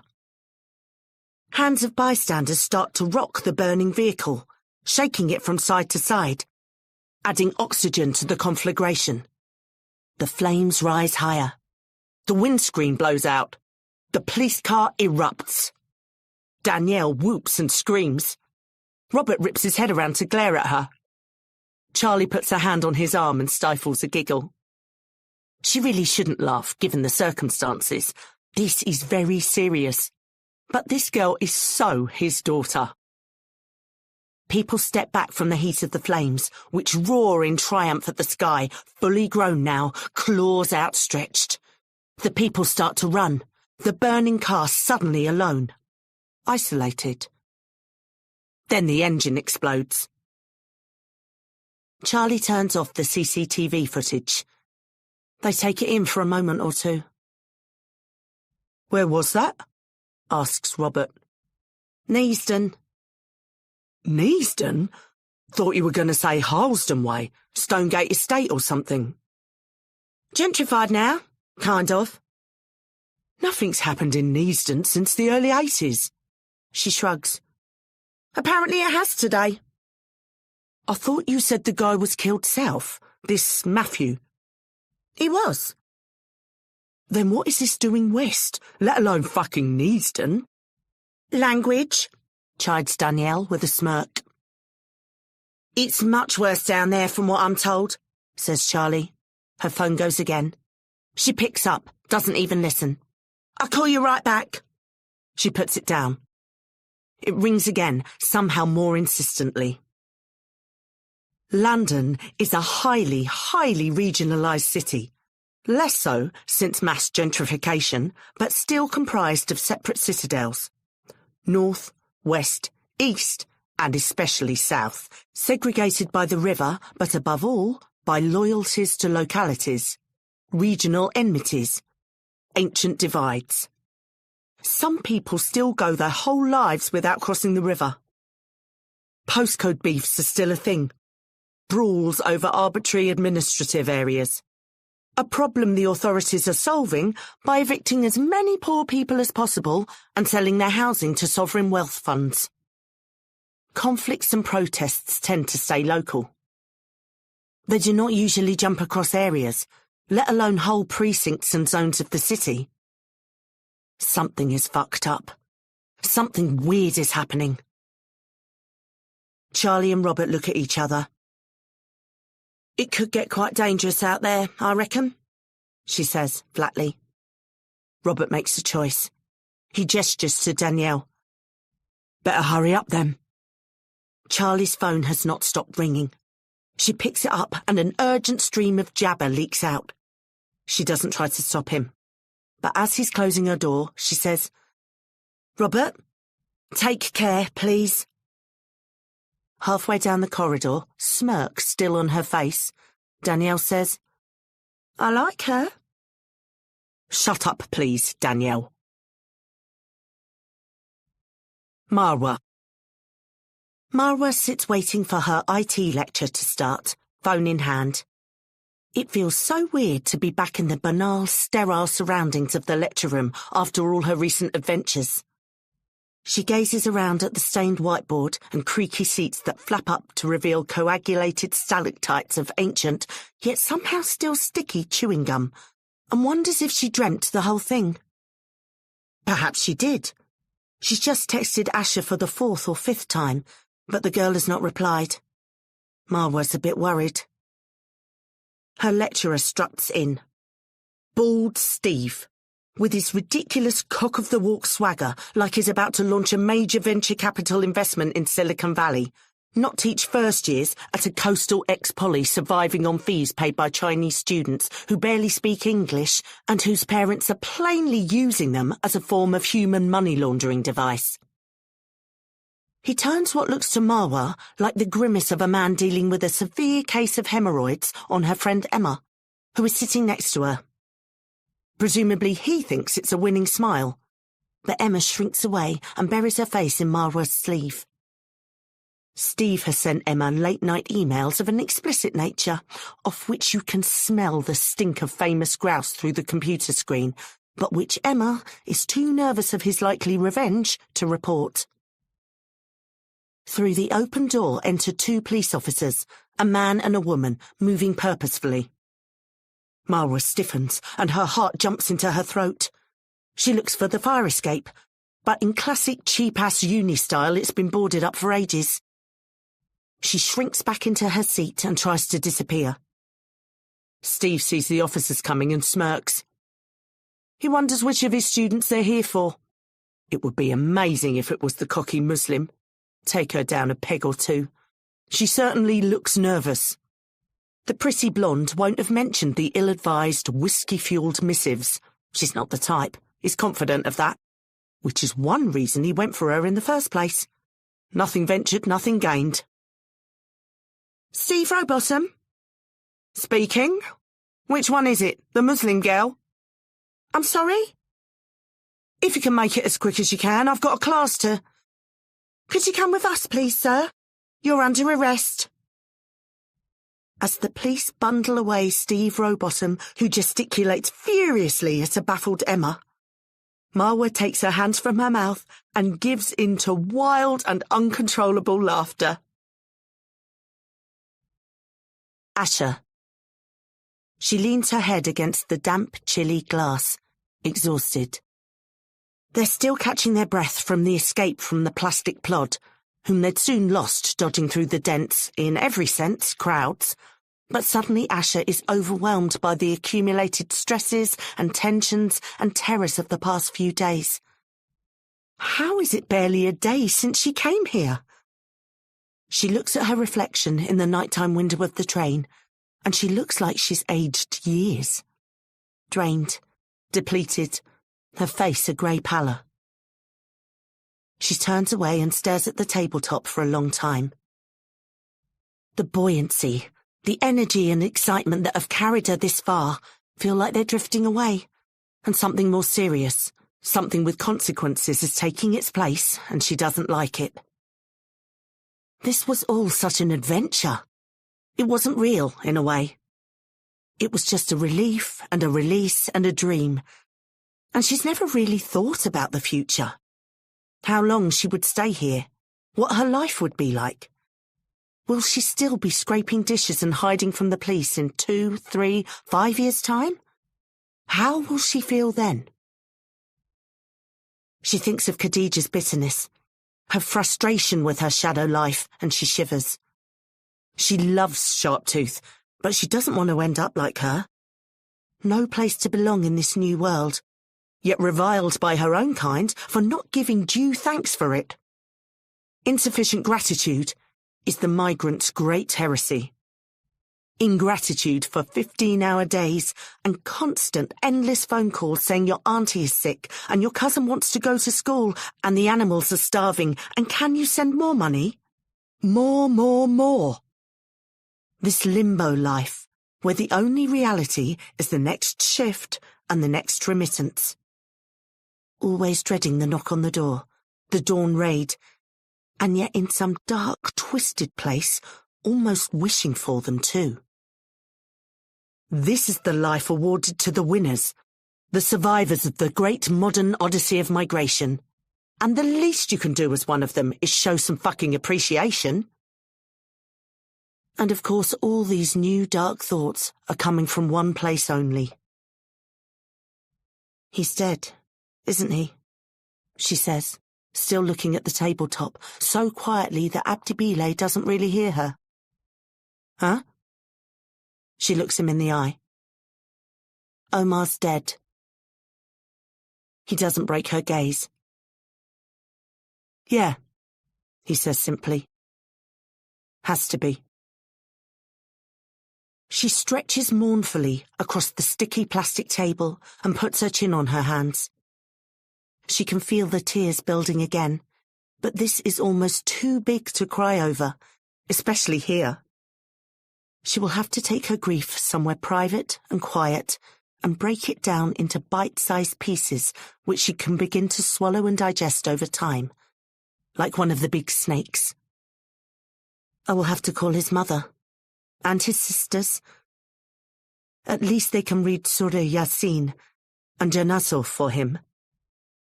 How many sisters does he have? 3. And the father is dead? He winces. He knows how tough that will be for all of them. One of the sisters will have to leave too. Maybe all of them, says Asher reflectively. Then, I feel like I failed him, you know? You? What the hell else could you have done?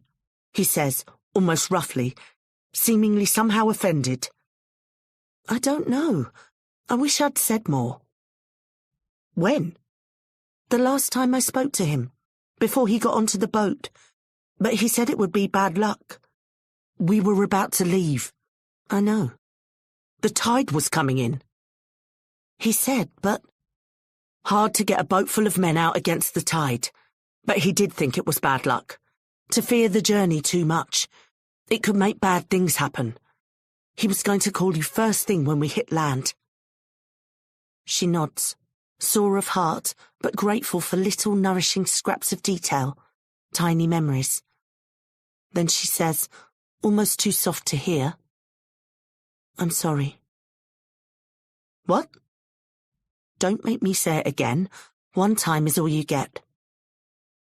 What are you sorry for? I took it all the pain. I gathered it all up for me, and I wouldn't let you have any. You were his friend too. She stares out of the window.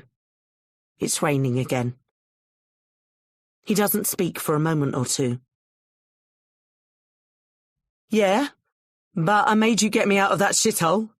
She laughs. Yeah, you did, you dickhead. I could have told you what happened over the phone. I didn't have to use you like that. What the hell else could you have done? She mimics his tough guy voice. He shrugs, hard nut as ever, but she can see he's grateful to be at least partially forgiven. And she feels gratitude for him for the first time. I didn't realise you were looking after me because of him. Thank you. What else can I do? You are all there is left of Omar on this earth. Don't say that. It hurts. Sorry. And it's pressure. I can't live for him. I can only live as me. A beat. What are you going to do when we get to London? Look for work? Avoid the police. There might be something at my place. A cook just quit. You can ask Zelalem. He's the boss. He's a prick, but he's okay. The rain picks up against the window. The train rattles on through the darkness. Cherry. The fires are everywhere. Bright blossoms of orange flame. There was an enormous one as they crossed the river. Cherry's not exactly sure where it was. Looked like Bermondsey way, or off towards Wapping. Hopefully something belonging to Rupert Murdoch anyway. Thick ribbons of smoke weave along the Thames. Black tendrils snake around the shiny glass temples of the city like an invasive species. Dirtying up the financial dominion which has polluted this country for so long. Dark, sepulchral, nebulous ivy, here to pull down the battlements of the old regime. The howling of sirens from all directions. Police vans full of grim faces tear across bridges in one direction. Then a few moments later, roar up the other way, blue lights flashing, horns blaring, the cars unable to get out of their way. Roadblocks and diversions, cones and lights, queues and crashes. Panicky figures in high-vis waving their arms madly this way and that. An overwhelming sense that control has been lost. And Cherry Bristow, driving through the heart of it all, in a bright pink soft-top convertible with a body in the boot. Finally, they pull up outside the Ethiopian restaurant. Somehow, the banality of it shocks her. The Holy Grail is just a converted terrace on a hectic, dirty road. A handful of place settings behind a grubby plate glass window. There is a small fire close by, in a skip by the looks of it. But the smoke from a much bigger conflagration frames the church a few streets away. Shouting drifts closer. Sirens. As Cherry gets out of the car, a short, greasy man rushes from the door carrying sheets of plywood and a hammer and nails to board up the window. He sees her, drops his load and strides over, wagging a finger in urgent denial. We are closed. It's not. No food. Closed. See? He gestures at a white sign in the window. When she doesn't move immediately, in a sudden panic, the man begins to shove Cherry back towards the car. You go now. Go! Get your hands off me! Jakubiak emerges from the car like a hungry bear from its winter den. The greasy man stops in his tracks and backs away. Cherry takes the opportunity to reason with him. We're looking for a girl called Asha. The man shows a little courage. He stops retreating and addresses her, wagging his finger again. No, Asha. She works here. No, Asha, please. You go now, you go. One of the grimy windows above the restaurant flies open and a girl sticks her head out. For one dazzling moment of joy, Cherry thinks it's her, but the face shape is all wrong. The energy is much spikier.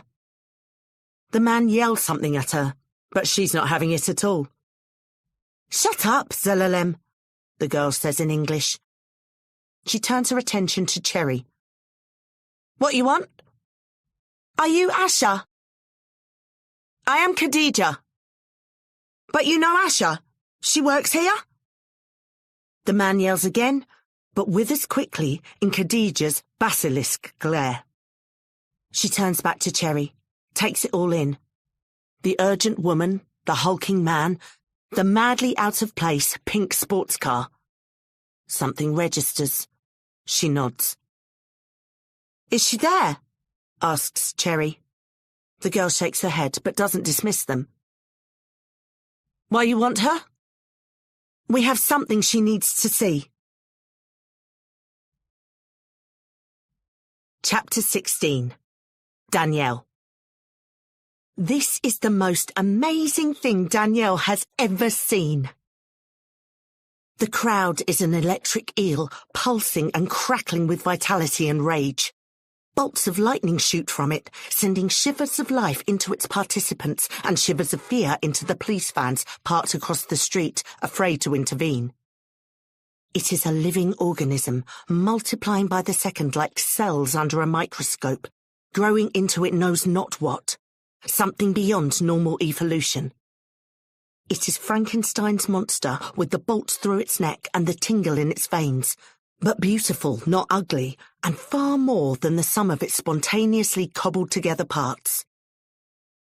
The beautiful monster flexes its newfound muscle tissue, cracks its ligaments and tendons, feels its power, senses its tensile strength, wonders what it is now and what it can be in the future. The boot is off the neck, the arm is off the throat, the chain is cut, the leash is slipped. The feeling is like being at the top of a roller coaster as it starts its lurch into the unknown, heady and captivating, yet with the pit of your stomach falling away from fear and adrenaline and glee. People look at one another with disbelief, almost a sense of shyness, seeing each other in a new light, as new humans. We don't connect like this. We don't see each other as this. as joyous additions, not threats. Locked as we've been into our individual jail cells of rise and grind and hustle and get my flowers. We are cut off from the blood flow of human connectivity. And when it is restored, it hurts at first, like the pain in your arm when you've slept on it the wrong way. Danielle spins around and around, trying to take it all in, hungry for revelation, greedy for enlightenment. Dark smoke and the acrid smells of burning plastic and metal.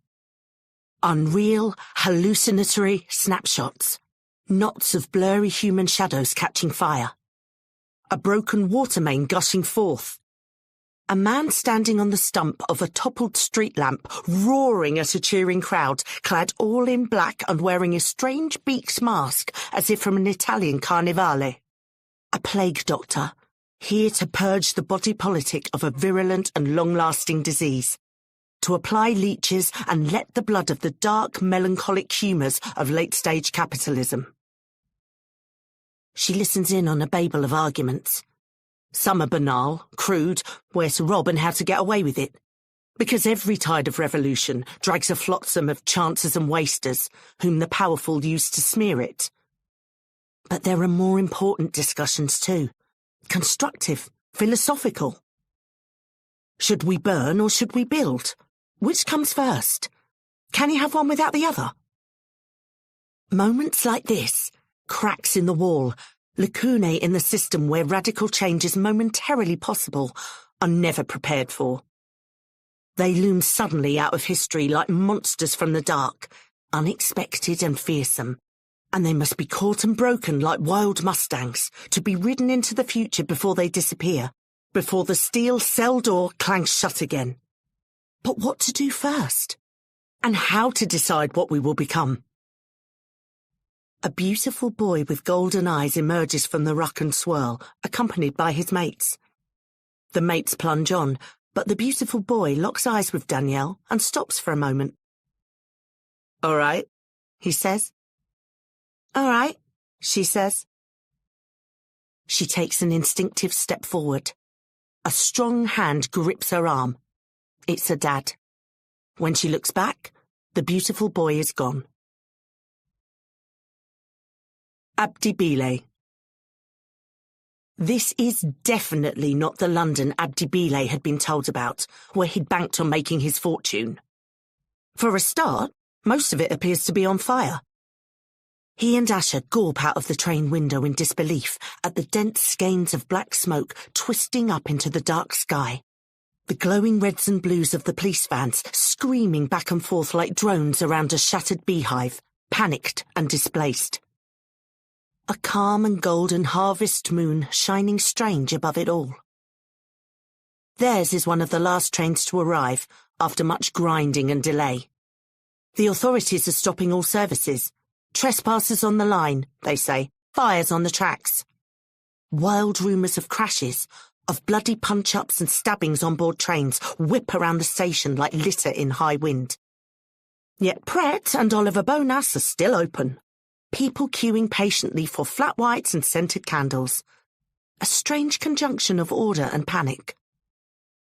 As they get off, Abdi and Asher have to squeeze through a wall of besuited commuters blocked from reaching their platforms by a high-vis fence of rail employees and police.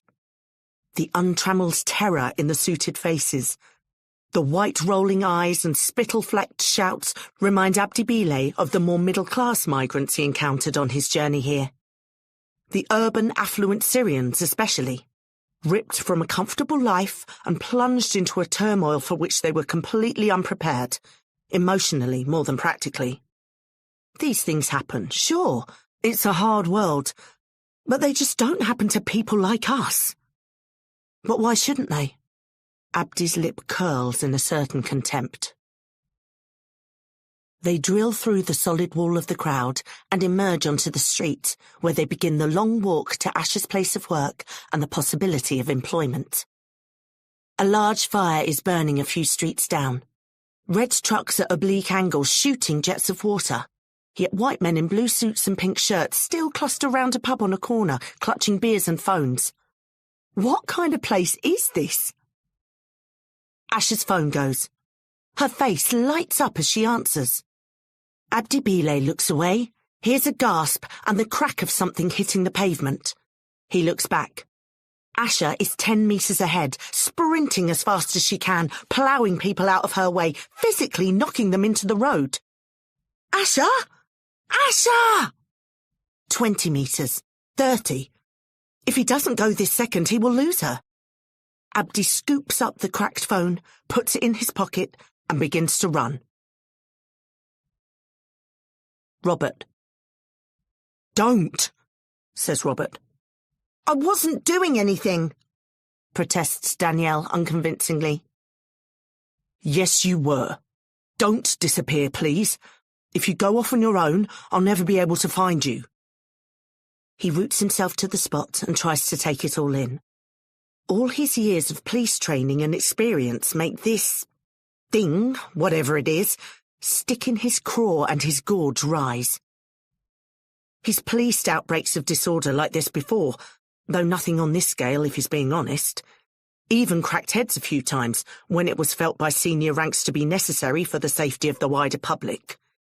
It doesn't sit right with him, smashing things up, messing with other people's lives. There are better ways to express your dissatisfaction, your dissent. But then he looks into the eyes of his daughter, and he sees a light of ecstasy that goes beyond the usual predilection of the rebellious young for sticking up two fingers at the system. Goes beyond even the immediate buzz and thrill of occupying the streets. The light in Danielle's eyes is the light of justice, the light of truth. He thinks back to his orbital raves. The absolute conviction they had all felt as one that a better world was coming. It had to be, because they were making it out of whole cloth right where they were. And maybe this is the equivalent now. The best these kids can do in the world they've been given. And Robert himself is all churned up. The other week, he was reading about a glacier on a mountain famous for climbing accidents, which has started melting and disgorging the long frozen bodies of explorers and guides and mountaineers. Some almost as fresh-looking as the day they went missing, but in the clothes of 50 or 70 or 100 years ago. This is Robert's soul. He can feel massive sheets of ice grinding around in there, slowly turning to water, releasing long-held burdens, destabilising what he had thought was solid and permanent. There was the thing today with Charlie. He'd always liked her, and she had always liked him. That was clear to both of them from the off. Gastric bypass or no gastric bypass. Big-time professional and personal boundaries. So be it. Nothing to be done. But there was something there today that wasn't there before, and has not been there with Cherry for a long time. Robert has never considered, even in the worst of times after Liam, letting go of his grip on his marriage. Loyalty has always been his touchstone. But there are things that have happened, things Cherry has said and done, not in this recent insanity, but before, things far more banal yet hurtful, which he is starting to think about, starting to feel. Ice floes shift and creak inside him. How could he ever get across to Charlie that it's not because of the surgery, though? Because that would be embarrassing. If she thought it was just because of her weight that he didn't. There's a sudden blur as a girl with long bouncing ringlets rushes past. Robert doesn't see her face. Danielle yelps and turns and runs after her. Robert catches up to his daughter in a few strides. I told you not to... A stocky kid about Liam's age collides with the pair of them, almost tumbles to the floor, rights himself, and continues running after the girl. Danielle rips angrily at Robert's arm and pulls away, gesturing urgently after the pair of them. It's her! It's her! Robert's eyes bug out. The two of them begin to sprint. Cherry. The four of them, Cherry and Jakubiak and Khadija and Zelalem, are taking Omar's body out of the car, hidden under the sheets. The stench of the corpse is unbearable even outside, but nobody complains. Even Zelalem finds a somberness. Jakubiak looks purposeful, almost fraternal. Khadija has tears streaming down her face. Suddenly, Cherry straightens up. A figure is running down the road towards them as fast as she can, head upright, arms pumping. Decent technique, muses Cherry from some far-off place long ago. Could do with relaxing her shoulders a bit. Even before she's close enough to see her face, she knows it's the girl from the picture. A vast weight lifts off Cherry's spine and her lungs open. Her knees buckle and tears spring to her eyes. The rest stop and look in the same direction. Then Cherry's jaw drops and she cranes her neck forward. Behind Asher, like some deranged 4x400-metre relay team that have completely lost the run of themselves, is a stocky guy about Liam's age, and behind him are her daughter and then her husband, all running in her direction as fast as their legs can carry them. Cherry gawps and stands stock still and waits for them all to arrive. Asher.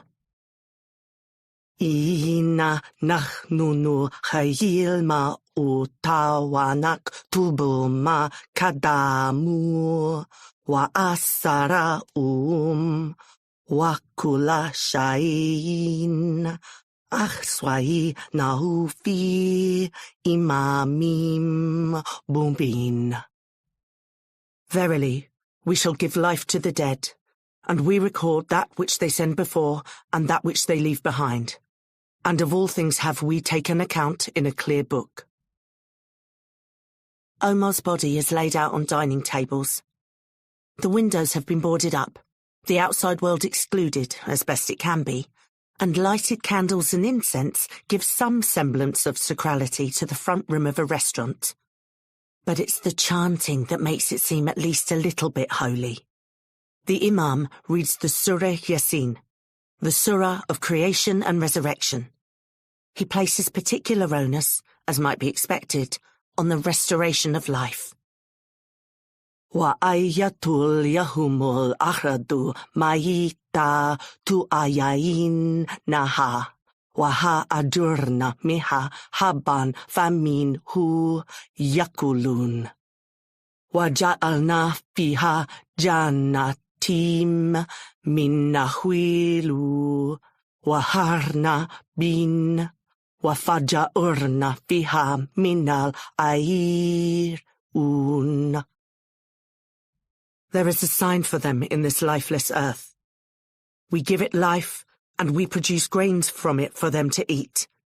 We have put gardens of date palms and grapes in the earth, and we have made water gush out of it so that they could eat its fruit.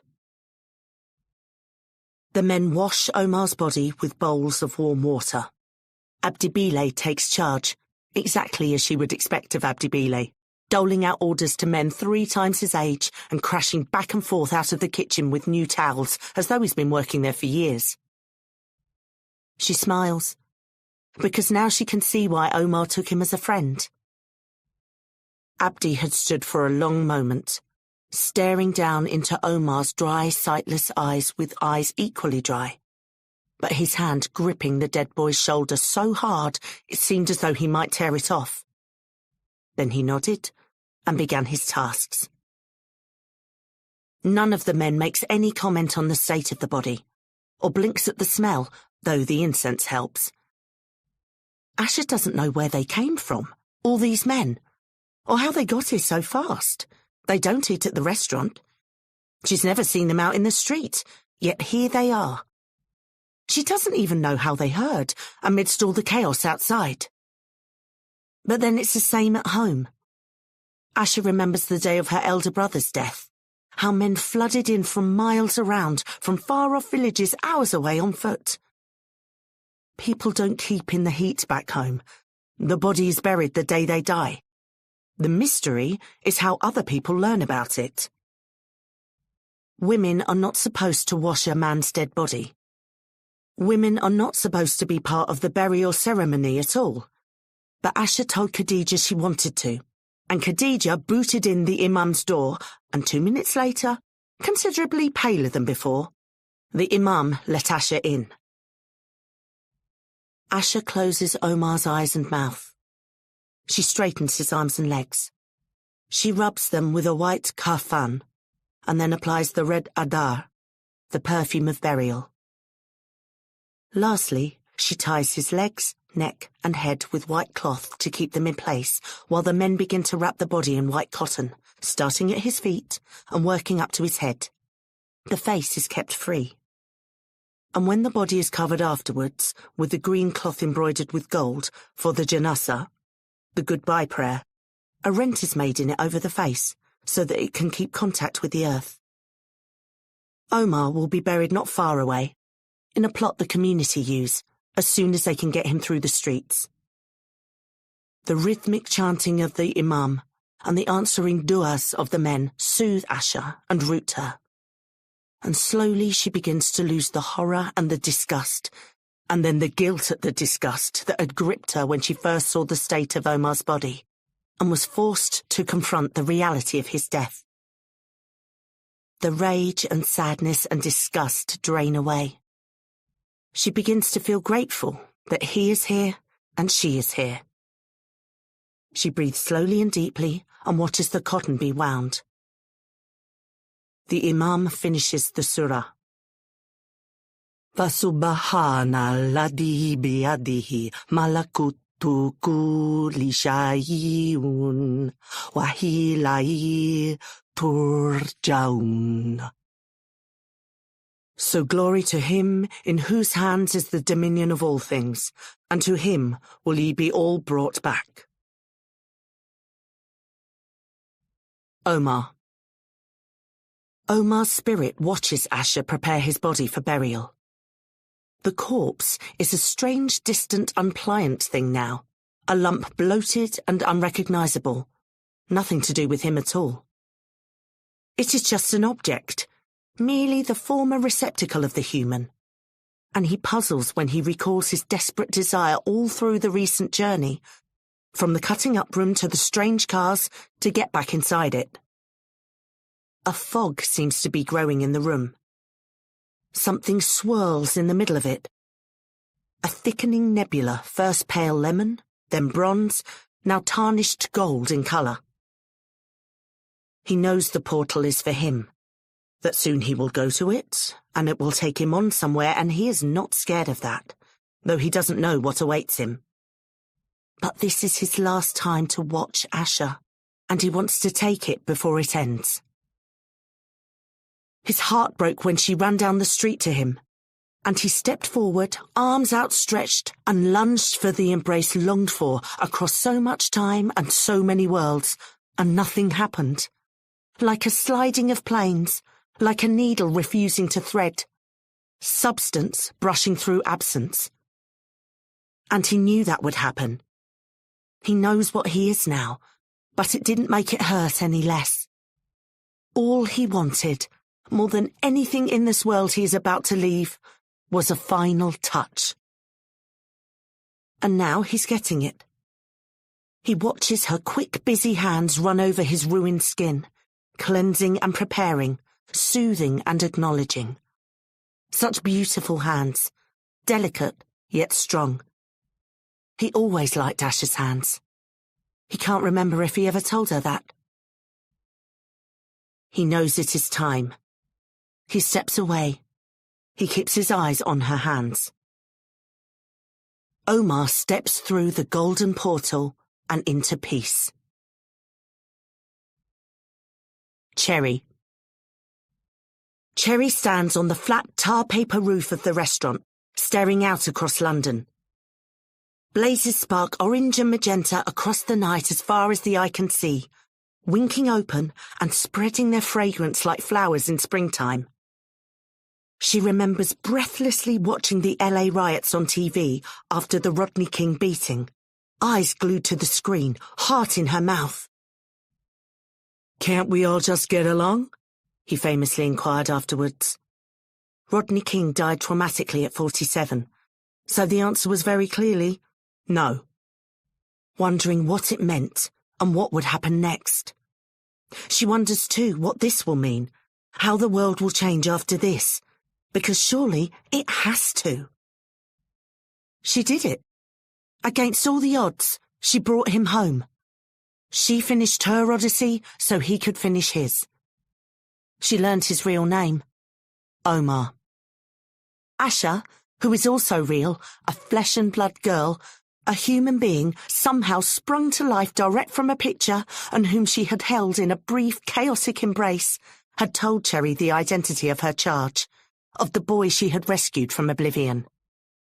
So now Omar is being remembered and cried over and commemorated, not slung into a mass pit to rot to forgotten bones.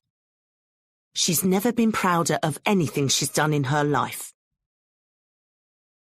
The funeral incantations rise from below and mingle with the steady susurration from the streets. The singing and cheering and yelling and the breaking of glass and the occasional soft whoomp of a car catching fire. It all melds into one great song of solace, a scary and thrilling and powerful and necessary consolation. A commemoration of Omar and Matthew and all our many, many recent dead, many known but many nameless, all lost to coronavirus and austerity and racism and immigration policy and the rabid psychotic cruelty of our malicious, mendacious, profoundly evil ruling class. And she did a tiny bit of this. She played her part, all she's ever wanted to do. And yet she doesn't feel triumphant, or exultant, or overjoyed. What she feels mostly is sadness.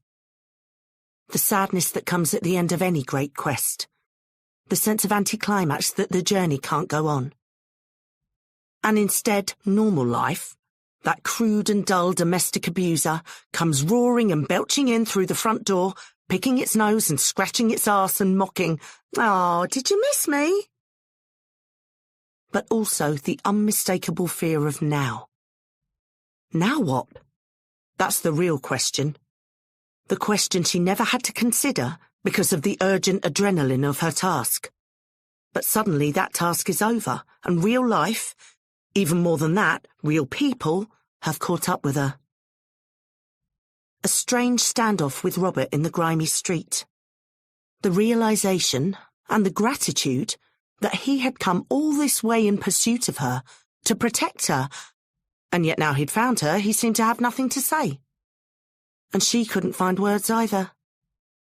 She realised with a guilty start that she'd barely thought of him since their last call. And what does that mean?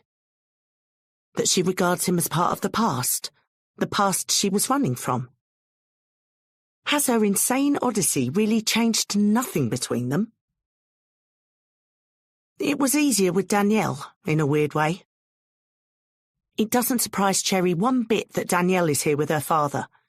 In fact, she suspects he wouldn't be here without her, and a warm, cosy feeling towards her daughter spreads through Cherry's chest, which she's pleased to discover is a sense of pride. And something appears to have changed in Danielle's gaze too. Maybe a sense of understanding? Or respect at the sheer scale of Cherry's madness. There will be time to talk it all through, when the chaos around them recedes. Or will there? Will Cherry be in a cell, and the only time they'll have to talk will be during visiting hours? What is next, and what is left? She peers down into the crowded street. So many young people, all kinds of backgrounds, mixing and mingling, almost a festival vibe. Something bacchanalian and celebratory amidst the flames. She picks out Danielle in the throng, talking animatedly to a good-looking, light-skinned boy. They're both clearly very into each other. A sharp stab of jealousy runs through Cherry. Again the desire for that young life, that first-time excitement, those rushes of untrammelled, uncauterized feelings she knows she can never have again but can't bear to give up on for the banal horseshit that's all she's offered now. Cherry Bristow doesn't know how to go back to the ordinary world, assuming the ordinary world will even have her. Danielle. The boy with the golden eyes is called Damien. Danielle spotted him from the upstairs window and pointed him out to Khadija, who elbowed her repeatedly until she finally called out to him. He stopped and looked up and grinned a mischievous grin and beckoned to them to come down. A little bit more back and forth and the two of them were thundering down the stairs, drawing irate glares from the men at the funeral, hoping the boys would still be waiting when they got outside. And they were. Khadija is talking to one of Damien's mates, a tall white guy with excellent hair. They seem to be getting on great despite linguistic limitations. Danielle is with Damien. The vibe here is different than it was near the police station. Less crackling and vengeful and Old Testament, more joyous and exultant. Celebrating taking back their space, their streets. Take back control! Take back control! Hollers the crowd mockingly, waving looted beers and spliffs high in the air. A herbal fragrance predominates. Someone has a bike-powered generator and speakers and is pumping out old-school tunes to which the crowd sings along. This is her. This is where she belongs. She's a London girl. Dragged away before her time to the sticks, even if she can barely remember it here in truth. But this is where she belongs, not just in the city, but this, all this. The madness and the vibes and it all going off. The crowds and the rage and the joy and the people standing up for themselves. These men know what the fuck is going on. The boys back home are all right. Some are even pretty. But they don't know shit and they don't seem to care. More than anything, Danielle has always wanted to be part of something with meaning. But what she really wants this second is to link Damien. She says something funny and he laughs, and a thrill shoots up her spine. A bolt of pure electric excitement. They get a few centimetres closer, almost touching now. Her heart thuds in her throat and her eyes flare. She hopes she's not sweating. She steals a glance at his hands. Beautiful hands. She imagines them around her waist, up her back, other places. Somebody elbows him in the back. Damien stumbles to the side, raises a hand in forgiveness. Then the guy does it again. Damien turns with a fist half-cocked, and Danielle would be lying if she said that didn't thrill her a little bit too. But the guy puts both hands flat on Damien's chest and apologises profusely. Somebody is shoving him too, and somebody else is shoving that dude. The whole crowd is being pushed around. They stand on tiptoe, crane their necks to see the cause.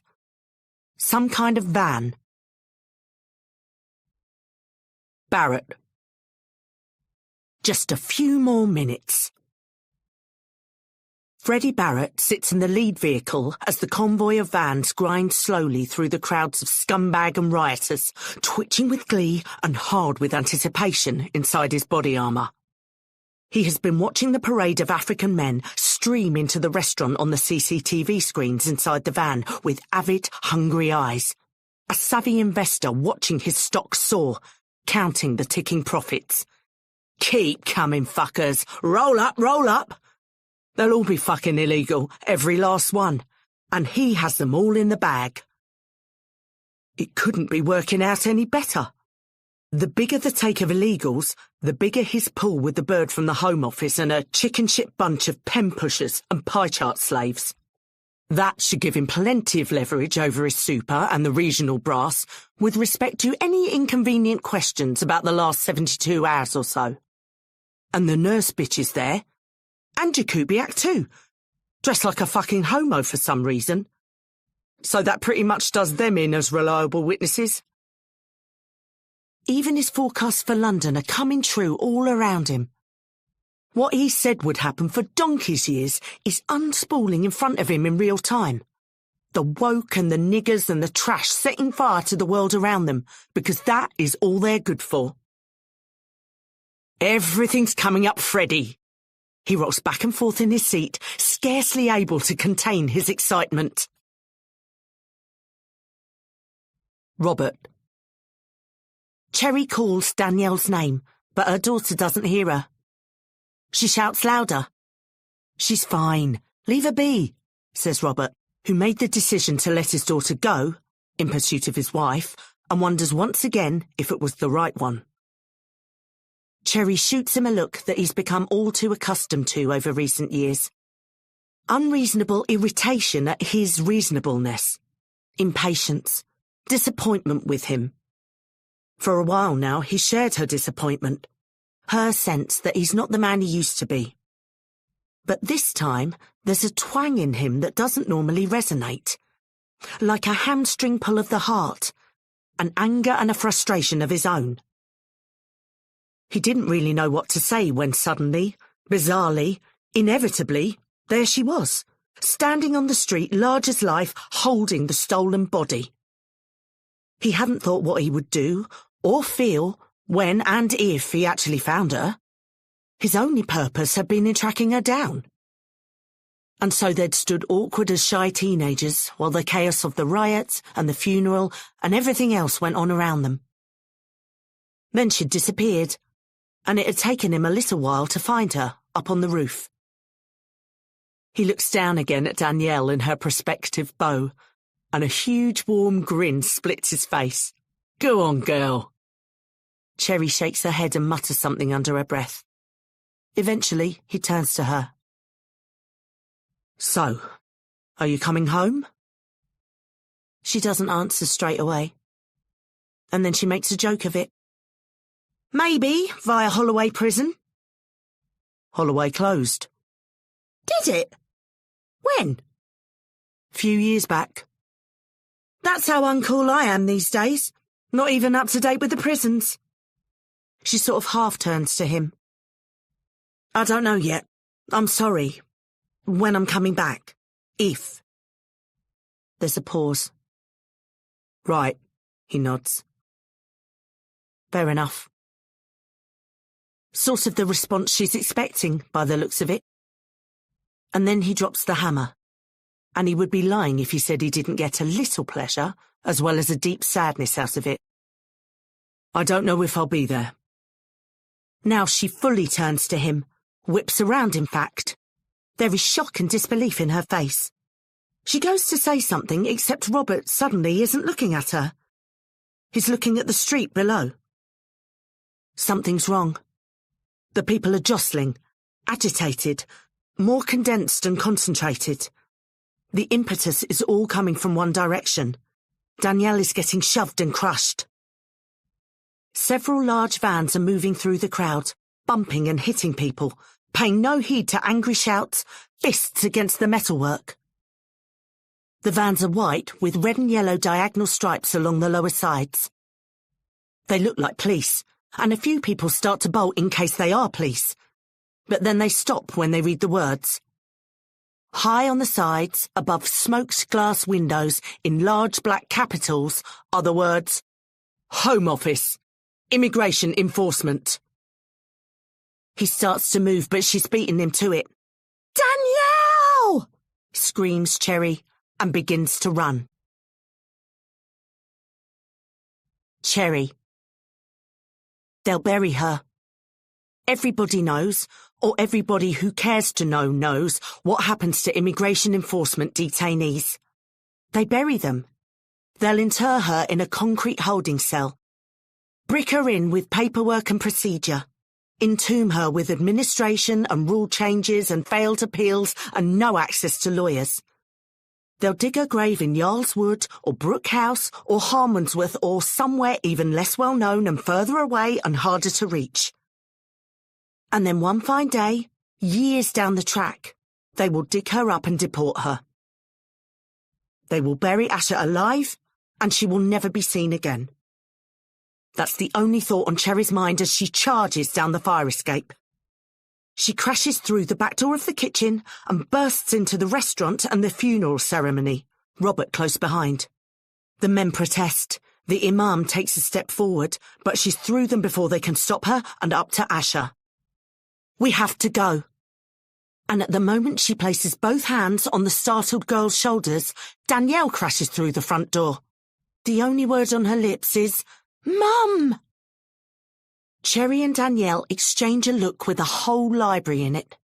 A look they both instantly get in full, even though anyone else would need to do a PhD to break it down. Of course they don't get on, thinks Robert idly in that frozen moment. They're the same fucking person.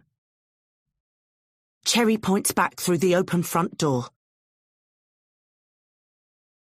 Danielle. Danielle turns back the way she came. The Home Office stormtroopers are trampling through the crowd, clobbering people with their truncheons, intimidatingly bulky in their body armour, heavy helmets and opaque visors. Mutant humans, half man, half beast.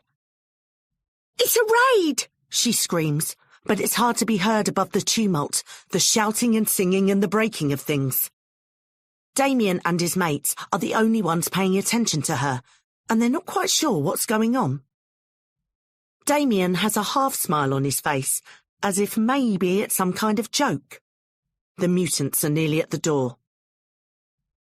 Danielle does the only thing she can, the thing she's learned how to do from history books. "It's a raid! It's a raid! It's a raid!" She screams again at the very top of her lungs, and she throws herself into the knees of the lead officer, who trips and crashes to the floor. Cherry. The men are fleeing the funeral, pouring through the kitchen and out the back door into a grubby storage area full of empty tins of grease, over a rickety wooden fence and away into a narrow alley that runs between houses into the next road over. The speed is incredible. They're almost all gone already. The Imam stands perfectly still, face calm, hands raised in the air. The poor fucker's been through this before, thinks Cherry. She grabs a baffled Asher by the shoulders. "We need to go." "Where?" Cherry points back towards the kitchen, the way the men are fleeing. "That way." Robert. Danielle has lit a wildfire. The word rips through the crowd, which is dry tinder already seasoned, that there is yet another indignity taking place, yet another cruelty inflicted upon ordinary people by a state that hates them. If you keep telling people at every opportunity how much you fucking despise them, you think they're worthless scum who deserve nothing but suffering, and furthermore, that suffering is their own fault for not being born better, well, one day they will take you seriously. And then look the fuck out. People mass in front of the door to the restaurant. They block entry to the Home Office enforcers. They take the shoves, the blows, the kicks and punches and baton strikes on behalf of people they have never met, whom they don't even know. And yet they stand strong, rise in a kind of violent glee to confront the heavy boots and the batons. Because what they're resisting is wrong, and they know it is wrong, and that's all there is to it. Which is fucking great and all, thinks Robert, but it's my fucking daughter in there. Robert is in the heart of the ruck, shoving, stamping, kicking, a scrum half trying to rip a trapped ball free when he sees a flash of her shirt. Liam's favourite shirt. He reaches down for Danielle and is suddenly yanked back by the throat. An armoured officer has grabbed his collar so hard that it's cutting into his neck and making it hard to breathe. Robert twists around and looks up into the grinning face of Frederick John Barrett. Barrett reaches for his belt of weapons, the grin never leaving his face. He removes a taser, which he brings slowly and irrevocably, despite Robert's panicked struggles, up towards his victim's eye. The taser is almost touching Robert's eyeball. Suddenly, Barrett disappears. Jakubiak. He'd enjoyed the riot, which is not something Andy Jakubiak would have expected to say 48 hours ago. Really enjoyed it, to be fair. People kept passing him lukewarm cans of Red Stripe and other looted bits and bobs, which initially he'd been a bit awkward about accepting. But then he'd said, "Excuse me, sir, are those items stolen?" in his best pompous policeman voice to some guy who'd pissed himself laughing and offered Andy a dab or three from a little glassine bag of ecstasy. Some of the lads back at the station have been known to help themselves to the impounded items in the lockup at times, the drugs especially. "Strictly for the report, mate. Got to check the quality," a coke-eyed sergeant called Marvin had cackled down the corridor, chewing furiously on his own lips. Andy had never had the balls. But all for the best, because now he has discovered, in the best possible circumstances, that MDMA is awesome and people are basically amazing. And so Andy Jakubiak was wandering around in a pleasant haze, working out what else was different inside him, what else he had discovered on his journey, when the Home Office vans ploughed into the crowd and a snatch squad erupted from them. At the front of the snatch squad was a man who, body armour or not, Andy would recognise anywhere. And the pleasant haze vanished. He tailed Barrett through the press and mass of the crowd, watched him disappear into the scrum and pounce on a victim. It's the black guy who came running up to them in the street when they took out the body from the pink soft top. Cherry's husband, can't remember his name. A weird sense of loyalty to Cherry, his kidnapper and yet at the same time his true mentor, surges through him. Andy Jakubiak pulls Freddie Barrett off Cherry's husband and yanks his helmet off.